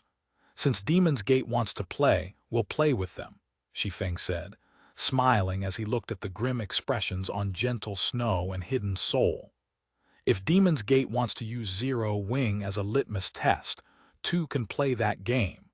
Once you go online, immediately spread the news that Zero Wing is recruiting.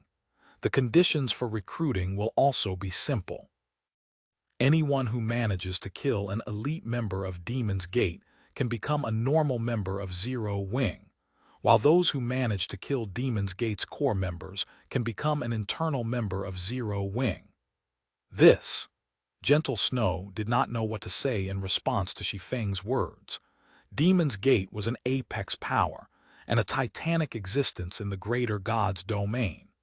The guild was so wealthy that even pseudo-apex powers could only stare in awe and envy. As for the benefits Demon's Gate offered to its members, they were so tempting that countless paragons wished to join the guild. In contrast, Zero Wing had only recently made a name for itself in the world arc. Even if it would eventually become known that Zero Wing owned a guild city in the core area, Gentle Snow doubted it would be enough to tempt many people into killing Demon's Gate's members. Not to mention, killing an elite member of Demon's Gate would only allow one to become a normal member of Zero Wing, while killing a core member of Demon's Gate would only allow one to become an internal member of Zero Wing. Aside from fools, nobody would take such a deal, don't worry. When the time comes, the number of players trying to join Zero Wing won't be any less than those trying to join Demon's Gate, Shi Feng said, chuckling. All you need to do is spread the news once you go online. Under normal circumstances, Shi Feng wouldn't have dared to play such a game with Demon's Gate. Not even in his previous life would he dare to do such a thing. After all, he'd simply be humiliating himself.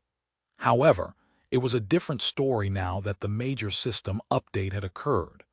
If it was before the update, the potential benefits players could reap from Shattering Town, and the ability to travel to Luminous Sky City could only be considered subpar.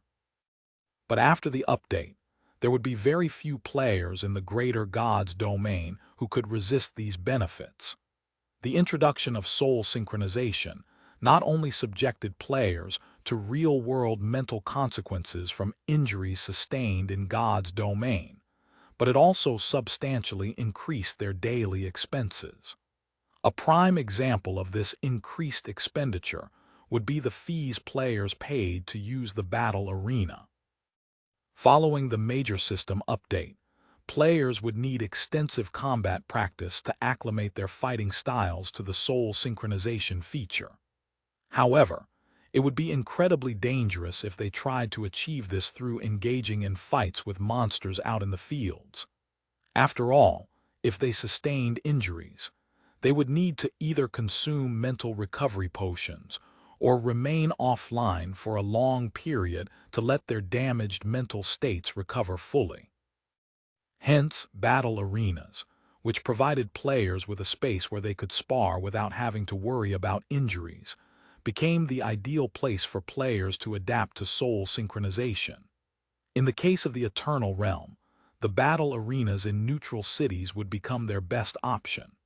So long as they spent some money, they could spar with even experts from the Holy Race. And in a situation where everyone was restarting from the same starting line, this would be an opportunity that few players could resist. Subsequently, time passed rapidly, and God's domain finished updating in the blink of an eye.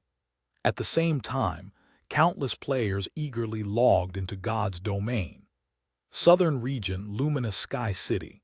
As soon as Shi Feng came back online, a system notification rang in his ears.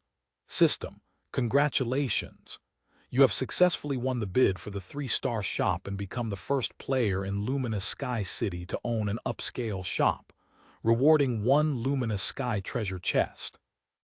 Chapter 3688, Chapter 762, Beyond Tier 6, Chapter 762, Beyond Tier 6, a Luminous Sky treasure chest. Am I dreaming? Shi Feng couldn't help but doubt his eyes as he read the reward stated in the system notification. There were many kinds of treasure chests in God's domain.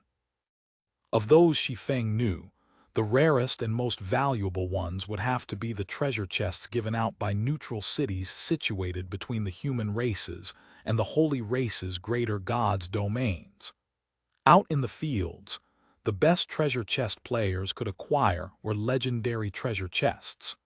They had a minuscule chance of containing a fragmented divine artifact, and all players dreamed of obtaining it. However, when speaking of which was rarer and more precious, the treasure chests given out by the neutral cities situated between the 2 greater gods' domains were superior. Of course, that wasn't to say that these neutral city treasure chests were of a higher quality. Instead, it was because they contained products of the mythical era. The mythical era was the most prosperous era of the gods. Many powerful legacies existed at the time, far more than in the current declining era. It was especially so for legacies pertaining to the path beyond Tier 6. In the current declining era, the highest achievable tier in God's domain was Tier 6. Even gods could not surpass this limit. This was also the consensus of all players in God's domain. However, as long as players explored the 12 sanctuaries, they would come to understand one very important fact: Tier 6 was not the end. A perfect example would be primordial gods. Based on the various apex powers, collected information and analysis, there was no doubt that primordial gods had transcended the limits of Tier 6. This was also why primordial gods were vastly stronger than ancient gods. Since the upper limit of NPCs did not stop at Tier 6, it went without saying that Tier 6 was not the limit for players, either. It was just that the way to get promoted beyond Tier 6 had been lost.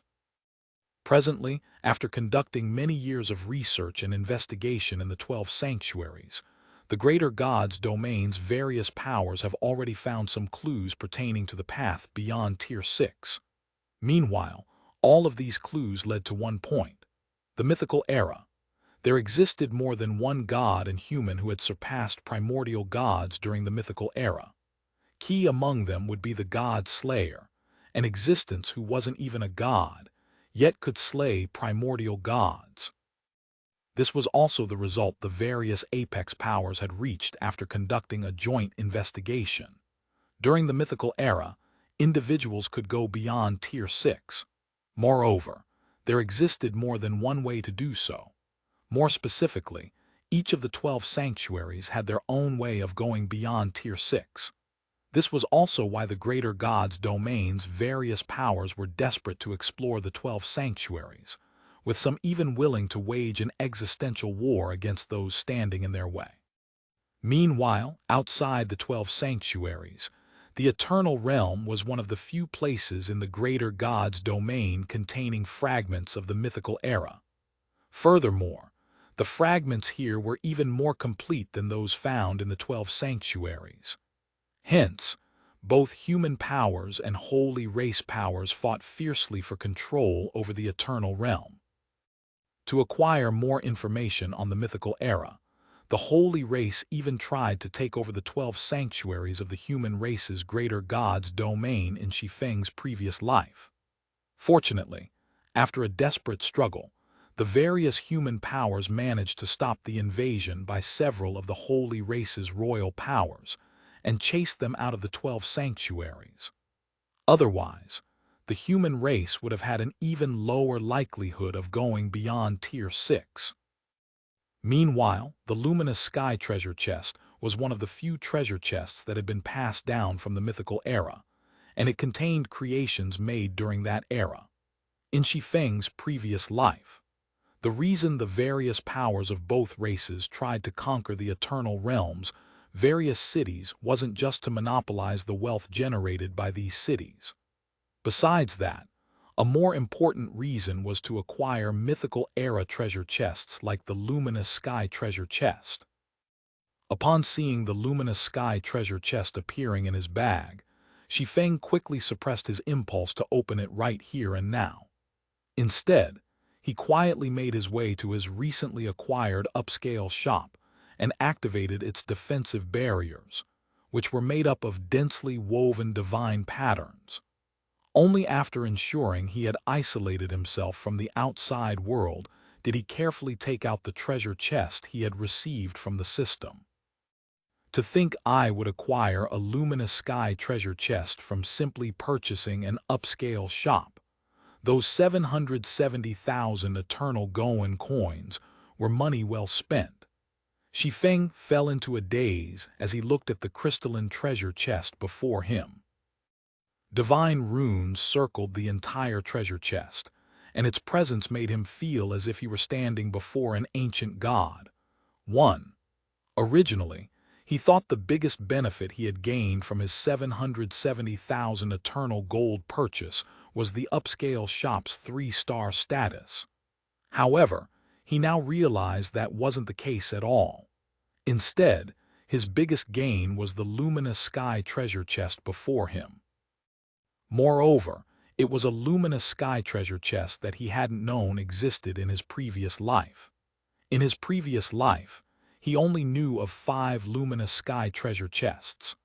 Among them, the Holy Race acquired 2 from Luminous Sky City's treasury when they captured the city, while the rest were acquired by other players through other means. As for how he knew this, it was because of the Luminous Sky treasure chest's presence.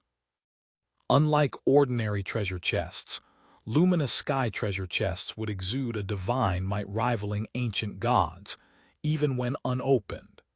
In the presence of an ancient god's divine might, the average Tier 6 expert would find themselves crumbling to the ground. Hence, whenever a Luminous Sky treasure chest appeared, everyone within the vicinity would immediately notice it.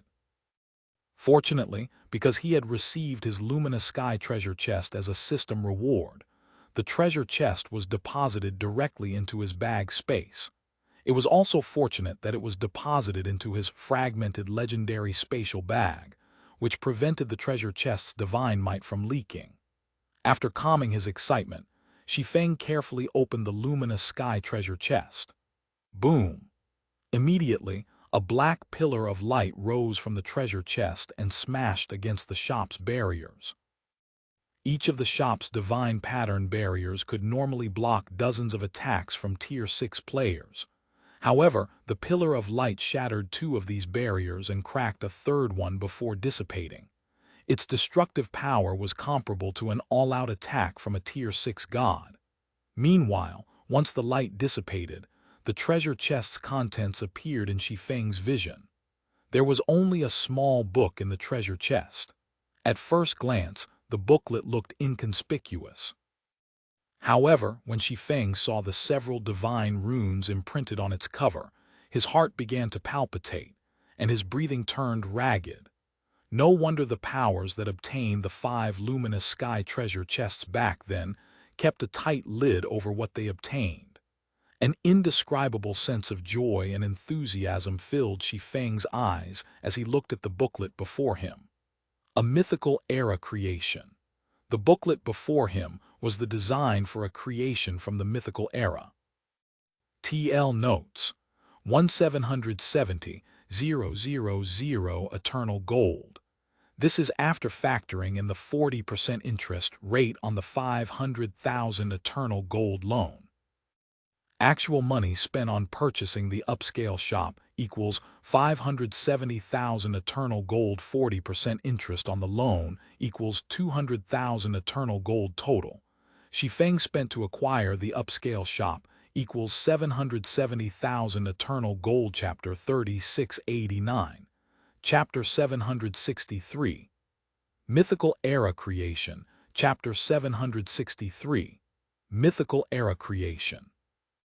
TL notes, made some changes to Chapter 753, changed royal powers to royal power. Apparently, there is only one royal power operating in the southern region. Thank goodness I opened it inside the shop.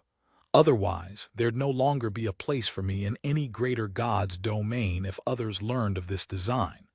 While looking at the booklet in the luminous sky treasure chest, Shi Feng couldn't help but celebrate inwardly. The design recorded in the booklet was for a creation that couldn't be found even in the greater god's domain's grand library. It was also an advanced epic construction that he had only seen once in his previous life. The Tower of the Abyss. It was an advanced epic construction that had caused a frenzy among all players in God's domain.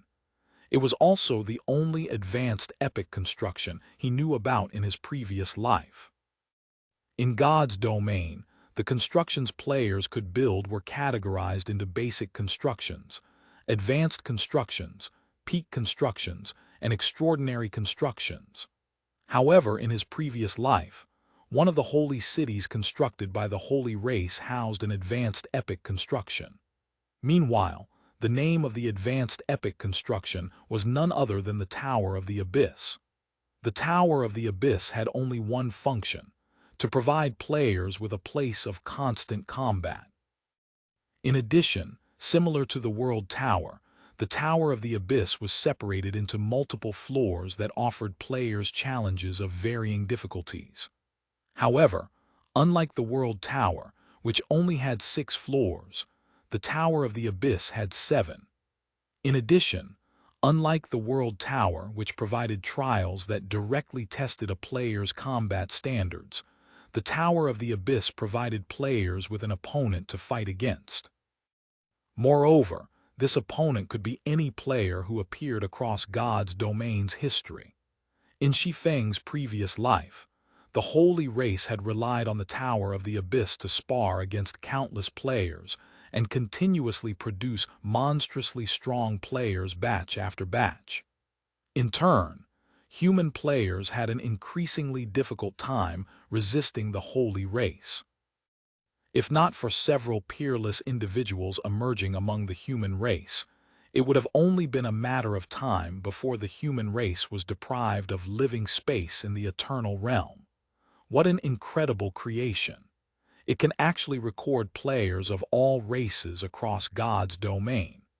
Had the human race gained such existence back then, we wouldn't have been restricted to just operating on the eternal continent. While reading the Tower of the Abyss's general introduction, Shi Feng couldn't help but be amazed. The highest known combat standard any human player had achieved in his previous life was only the 6th floor. However, that wasn't to say that the 6th floor standard was the highest achievable combat standard for human players. Instead, it was simply because players no longer had a path they could reference for further improvement upon reaching the 6th floor standard. In fact, human players didn't even have any references when they initially attempted to reach the 5th floor standard. They had relied entirely on trial and error to achieve it, and they only managed to know they had achieved the 5th floor standard thanks to the World Tower. As for the World Tower, it did not provide players with any guidance whatsoever. It merely let players know whether they had reached a certain standard. Hence, human players could learn that they had reached the 5th and 6th floor standards after their numerous trials and errors. But even the World Tower's tests would end when players reached the 6th floor standard. This was because all that existed on the World Tower's 6th floor was empty space. Players would not be given any trials to determine whether they had transcended the 6th floor standard or taken the wrong path in their journey of self-improvement. However, the Tower of the Abyss was different. Whether it was on the 6th or 7th floors, players could encounter distinct opponents to challenge themselves against. Moreover, players wouldn't be limited to just one opponent or a small pool of opponents, but all of God's domain's players. Meanwhile, The difference between having and not having an opponent to train with was night and day. The difference would become even more stark when the opponent came in a large variety. An example of this would be Shi Feng's home god's domain. Before his home god's domain connected with the greater god's domain, the average combat standard of the players there was pitiful when compared to the greater god's domain's players. However, once his home god's domain gained access to the greater god's domain, many powerful experts would emerge. Some would even make it to the apex of the greater god's domain. While Shi Feng was thinking about how he should make use of the Tower of the Abyss, he nearly fainted when he saw the materials needed to construct the advanced epic construction. The main materials needed are 50 tons of divine void sand and 100 ingots of spacetime gold. Is this a joke? Shi Feng felt dizzy as he repeatedly inspected the materials listed in the booklet. Divine void sand was a very familiar material to the executives of the greater god's domain's major powers. In fact, acquiring divine void sand was even easier than procuring most legendary materials. This was because divine void sand could be readily found at the void sea's boundary. However, divine void sand was normally measured in units of grams. Moreover, as far as Shi Feng was aware, the total amount of divine void sand that the various powers had extracted from the void sea's boundary didn't even reach 1,000 grams. Yet, the construction of the Tower of the Abyss required 50 tons.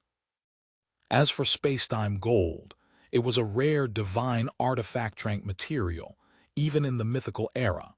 In the modern era, he doubted he could come up with 100 ingots of spacetime gold, even if he were to loot the entire greater god's domain. That's not right. If these are the materials needed, how did the holy race construct the Tower of the Abyss back then? Shi Feng was utterly perplexed as he looked at the main materials needed to construct the Tower of the Abyss.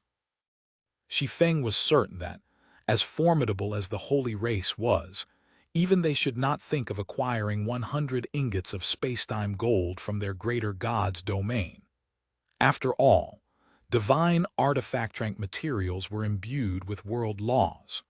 While not necessarily unique, it should be impossible for more than 20 ingots of spacetime gold to exist in a greater god's domain, let alone 100.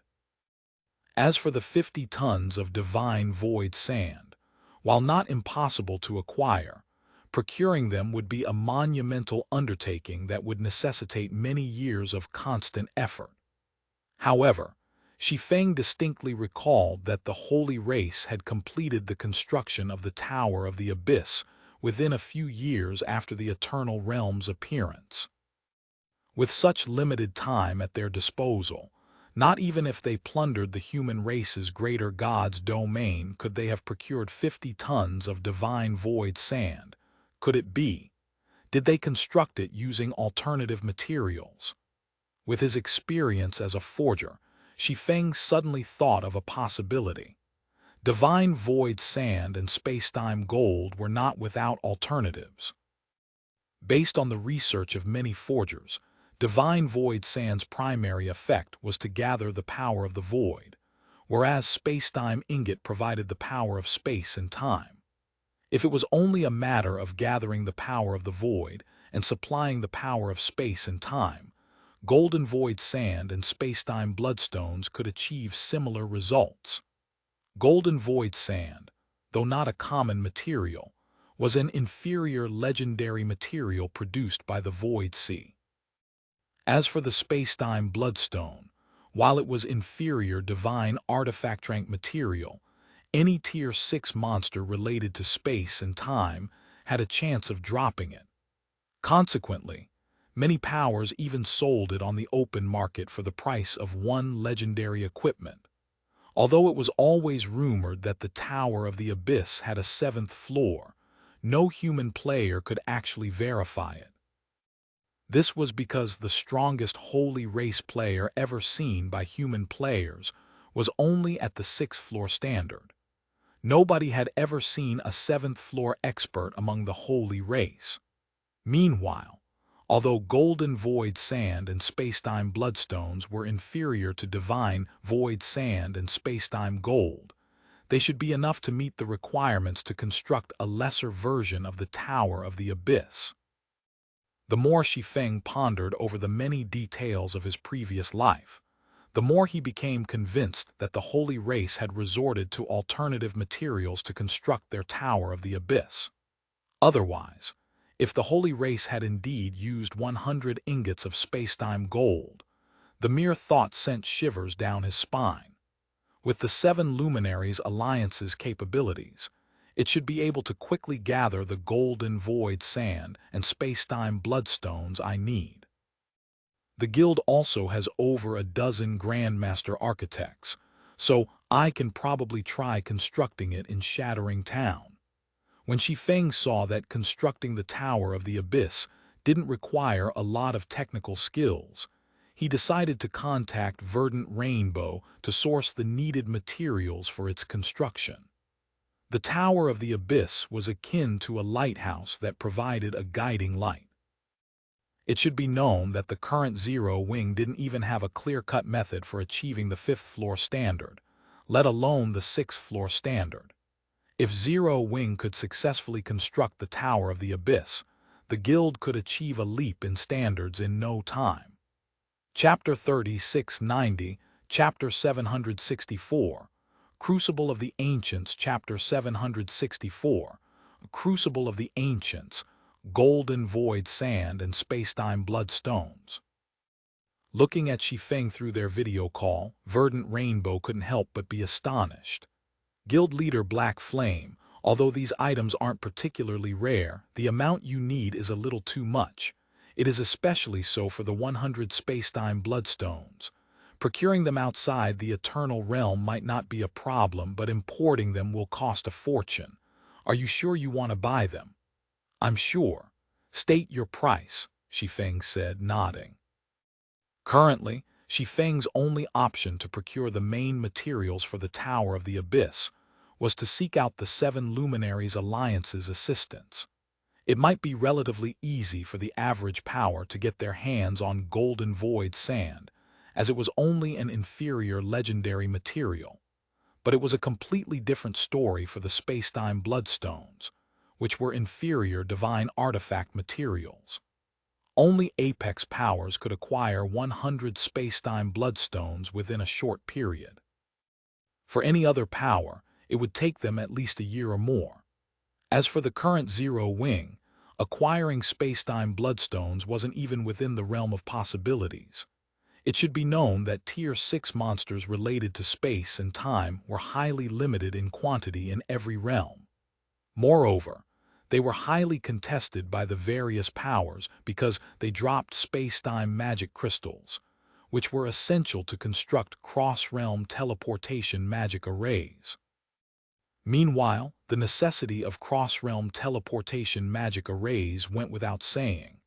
Without them, players would have to spend days traveling from one realm to the other, even with the help of a Tier 6 legendary flying mount. I can quote you a price cheaper than the going rate for inferior divine artifact materials, but I will accept only eternal coins as payment, Verdant Rainbow said after pondering for a bit. Each spacetime bloodstone will cost you 10,000 eternal gold, while every 1,000 grams of golden void sand will cost you 100 eternal gold. Based on the amount you need, it will cost you 6 million eternal gold in total. 6 million. Shi Feng was left speechless when he heard Verdant Rainbow's quote. Although he had long known that these materials wouldn't come cheap, he never expected it to cost 6 million eternal gold. This was already enough to purchase 100 shops and lands in the Eternal Realm's various neutral cities. Unless he sold off the Sunlight Blade or the Origin Myth, he shouldn't even think of getting his hands on so much money within a short period. It's because of the amount of golden void sand you are asking for, Guild Leader Black Flame. 6 million is already the lowest I can go, Verdant Rainbow said. smiling when she saw the awkward look on Shi Feng's face. "But if you can help me with a small problem, I can let you defer payment for up to 10 days after you receive the goods. This is already the limit of what I can do for you." 10 days. Shi Feng was a little tempted by Verdant Rainbow's offer. "May I know what it is you need help with, Miss Rainbow?" 10 days might not be a lot of time, but if he could get the upscale shop and shattering town up and running, it should be more than possible to make 6 million eternal gold in 10 days. Not to mention, once he constructed the Tower of the Abyss, earning even 60 million eternal gold would be a piece of cake, let alone 6 million. "I got my hands on an admission ticket for the Crucible of the Ancients, and I am in need of several experts. So, I hope to form a 6-man party with you and 2 of Zero Wing's level 200 plus experts," Verdant Rainbow said in a serious tone. "So long as we can get through the Crucible's preliminaries, I can waive 500,000 eternal gold off your material cost." "The Crucible of the Ancients. Are you referring to the Continental Championship?" Shi Feng couldn't help but be surprised as he looked at Verdant Rainbow. The Crucible of the Ancients was a special place in the Eternal Realm. According to the various NPC cities' library records, the Crucible was also known as a breeding ground of powerhouses. It functioned similarly to a combat arena, allowing players from all over the Eternal Realm to fight each other in a competition. Victors of the Crucible would receive a reward from the ancient existences operating it, while losers would be disqualified, and they would have to acquire another admission ticket if they wished to participate in the Crucible again.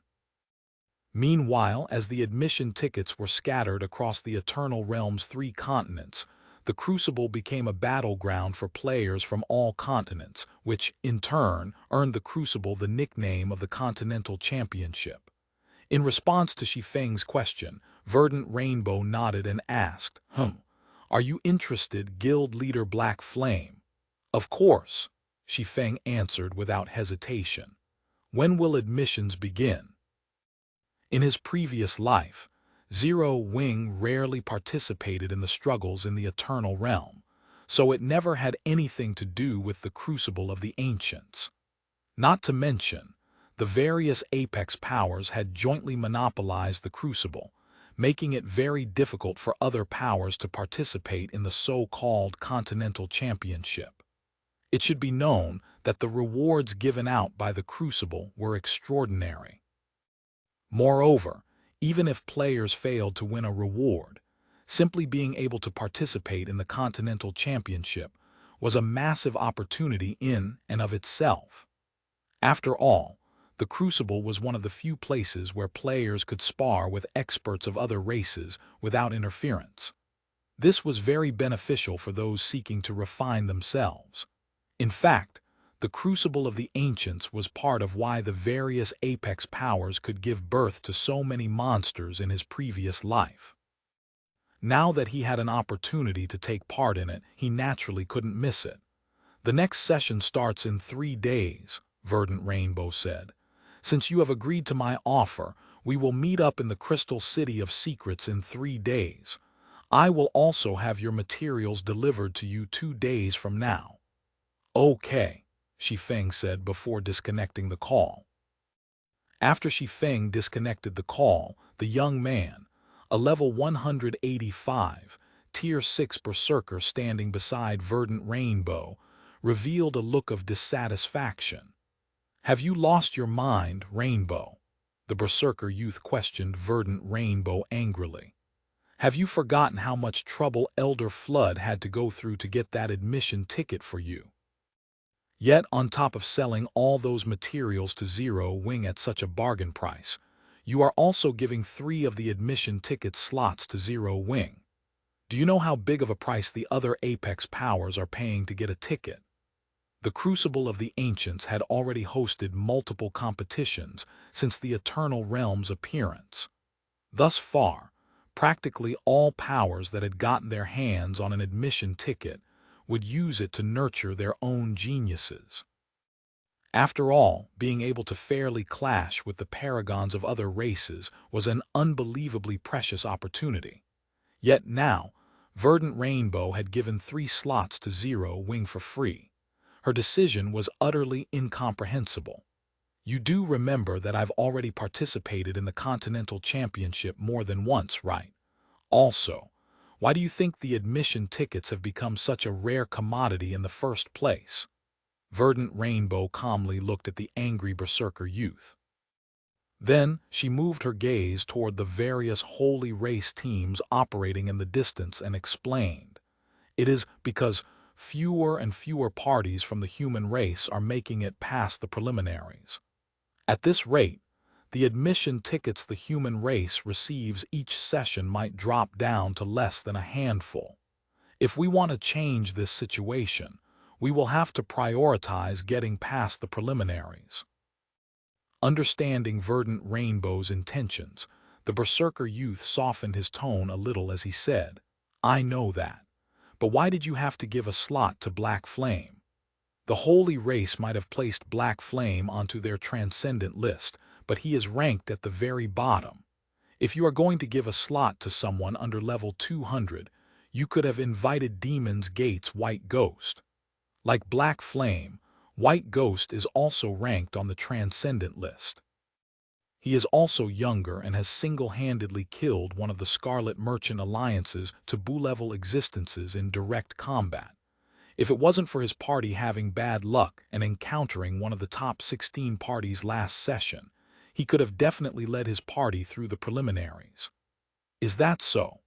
After glancing at the berserker youth, Verdant Rainbow shared a video with him and said, "Take a look for yourself.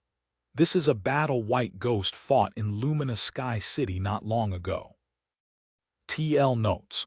1. Please note that there are 2 sentences that I have deliberately translated vaguely. A. Fewer and fewer parties from the human race are making it past the preliminaries. B. He could have definitely led his party through the preliminaries in these 2 instances. The raws for preliminaries is Chinese letter, Chinese letter, Chinese letter, Chinese letter, Chinese letter, Chinese letter, which could be interpreted as A. First round of the preliminaries. B. Preliminaries, aka the first round of the Continental Championship. I don't have enough details on the Continental Championship, so I don't know which version is correct. The author could be referring to the first round of the preliminaries, but he could also be padding his word count. Chapter 3691, Chapter 765, Abyss Chamber of Commerce. Chapter 765, Abyss Chamber of Commerce. He died. How is this possible? When the berserker youth finished watching the battle video Verdant Rainbow had shared with him, he couldn't help but think it was fake. It should be known that White Ghost was one of Demon's Gate's 6 great paragons. He was also an expert ranked on the Holy Race's Transcendent list. Yet, the video showed White Ghost dying to some unknown swordsman in just 3 moves. Of course, that wasn't to say that the berserker youth thought that White Ghost was invincible and nobody could defeat him. Instead, he simply found it unbelievable that anyone could kill the Death Scythe using only 3 moves. "Nothing's impossible," Verdant Rainbow calmly said as she looked at the astonished berserker youth. Although Demon's Gate's higher-ups have tried to suppress the news of this matter from spreading, it is already known by all within the guild, and many of Demon's Gate's experts are currently talking about it.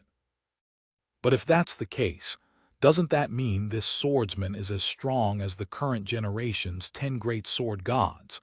Who is he then? Did one of the 10 great sword gods accidentally wander into the eternal realm? The berserker youth asked Verdant Rainbow excitedly. The current generation's 10 great sword gods were vastly superior to paragons of apex powers like himself. Aside from having superior combat standards, they also had a considerable advantage in weapons, equipment, and levels. If one of the current generation's 10 great sword gods did come to the eternal realm, it would be wonderful news for the human players operating in the eternal realm. Do you think that's possible? Verdant Rainbow said as she rolled her eyes at the berserker youth. Of the 10 great sword gods, aside from 19th Sword, who had forcibly lowered his level to enter the eternal realm, the other 9 were pillars of their respective guilds. They were usually busy safeguarding locations of great importance, and they would never go on adventures that would put their lives in jeopardy. Not to mention, with their strength, even if they were to go on an adventure, their destination would be the 12 sanctuaries. The chances of any of them accidentally entering the eternal realm were close to 0. Who is this person, then? The berserker youth grew confused. Out of everyone he knew in the eternal realm, he couldn't think of any swordsman who could kill White Ghost in 3 moves. Verdant Rainbow did not answer the berserker youth's question directly. Instead, she smiled and asked, "Why do you think Demon's Gate would suddenly offer others membership for killing Zero Wings members? Are you saying this swordsman is Black Flame?" The berserker youth was in disbelief. Admittedly, Black Flame was very strong. Not only did he manage to kill Chalk Splendor, a holy child of the Sun Dynasty, but he even made it onto the Holy Race's transcendent list. In the current Eternal Realm, his strength could already rank at the apex. However, to say that Black Flame was strong enough to kill White Ghost in 3 moves was not something the berserker youth could readily believe. "Apart from him, I can't think of anyone else," Verdant Rainbow said as she looked at the cloaked swordsman in the video. Then she returned her gaze to the berserker youth and continued, "Weren't you questioning his qualifications just now? Do you think he is qualified now?" The berserker youth fell silent. If the person who had killed White Ghost was indeed Black Flame, having Black Flame join their party would undeniably increase their chances of getting through the preliminaries. "If this is true, he is indeed qualified," the berserker youth admitted. However, he quickly added in a serious tone, "But since he has killed White Ghost, Demon's Gate absolutely will not spare him. If we invite Black Flame and his guildmates to the Crucible, we will be creating an opportunity for Demon's Gate to snipe 3 of Zero Wing's top combatants. Demon's Gate will undoubtedly ambush them when they return from the Crucible. When that happens, it will look like we are helping Demon's Gate to lure Black Flame into a trap." "I have thought of this possibility," Verdant Rainbow said nonchalantly. "I have already sent someone to hire the Order of 12. Although the current Order's overall strength is vastly inferior to Demon's Gate, they should have no trouble protecting Black Flame's group." "How generous of you." When the berserker youth heard Verdant Rainbow's intention to hire the Order of 12, he couldn't help but be astonished. The Order of 12 might not have much fame on the Eternal Continent, but it was one of the few major powers capable of resisting Demon's Gate in the southern region. Its top combatants were especially amazing, capable of giving even Demon's Gate a headache. Meanwhile, as a gathering of adventurer teams, the Order of 12 delved into many fields of business. Aside from transporting goods, their primary business was to be mercenaries. However, the Order of 12's services were not cheap, especially when it needed to gather enough combatants to fight Demon's Gate on short notice. Even if Verdant Rainbow was a chosen one of the 7 Luminaries Alliance, hiring the Order of 12 would still put a dent in her finances. Southern Region, Luminous Sky City Outer Area. In an alley just a few streets away from Luminous Sky City's entrance, Shi Feng quietly approached a dilapidated 7-story building. The building occupied an area of no more than 2 basketball courts, and it was the most inconspicuous out of all buildings in the alley. Even if its location was moved to the main street, it was doubtful any NPCs would be willing to visit it. Meanwhile, this 7-story building was none other than the 3-star upscale shop Shi Feng had spent a fortune to acquire. "This place is deserted." When Shi Feng stepped into the shop and saw the empty first floor, he suddenly felt as if he were scammed. Although he had long known that a shop situated in the city's outer area wouldn't receive much foot traffic, he didn't expect the shop to not even have players visiting it. It was performing even worse than an ordinary shop operated by NPCs. The only thing he could feel fortunate about was that the shop came with 7 NPC staff. Moreover, all 7 were level 200 plus, tier 5 NPCs, so they were just barely strong enough to ensure the shop's security. This meant he wouldn't need to recruit NPCs to manage the shop.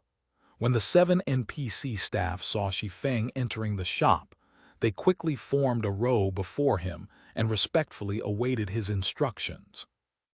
Starting today, your primary task is to procure battle array scrolls at the silver rank or above. Purchase silver scrolls for 1 eternal gold each and advanced silver scrolls for 3 eternal gold each, Shi Feng instructed. Additionally, organize the fragmented legendary items here and sell them at 90% of the auction house's current market price.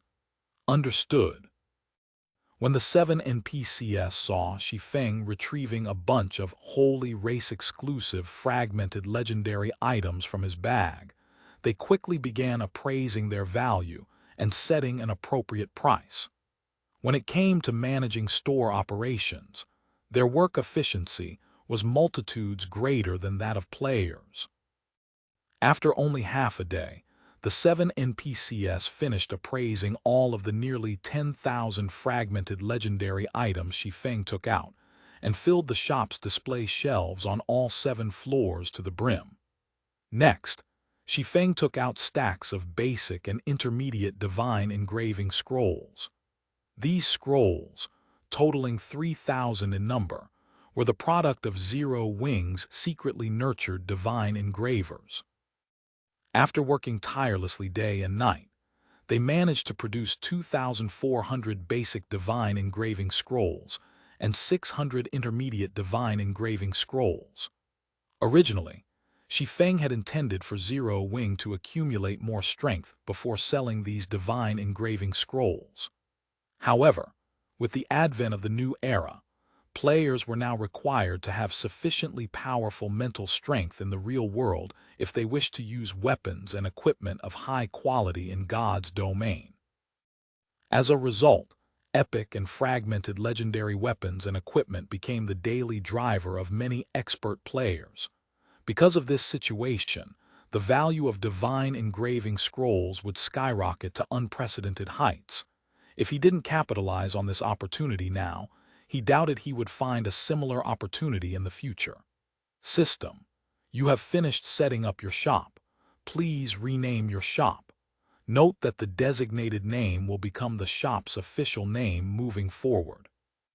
Since this shop is why I got the Tower of the Abyss, let's name it the Abyss Chamber of Commerce. After giving the matter some thought, Shi Feng decided on a new name for the upscale shop. He also handed all authority over the shop to the 7 NPC staff, letting them manage its daily operations entirely. This, in turn, would reduce the possibility of others forming a link between the shop and Zero Wing. System: naming successful. The Abyss Chamber of Commerce will officially begin operations in 10 seconds.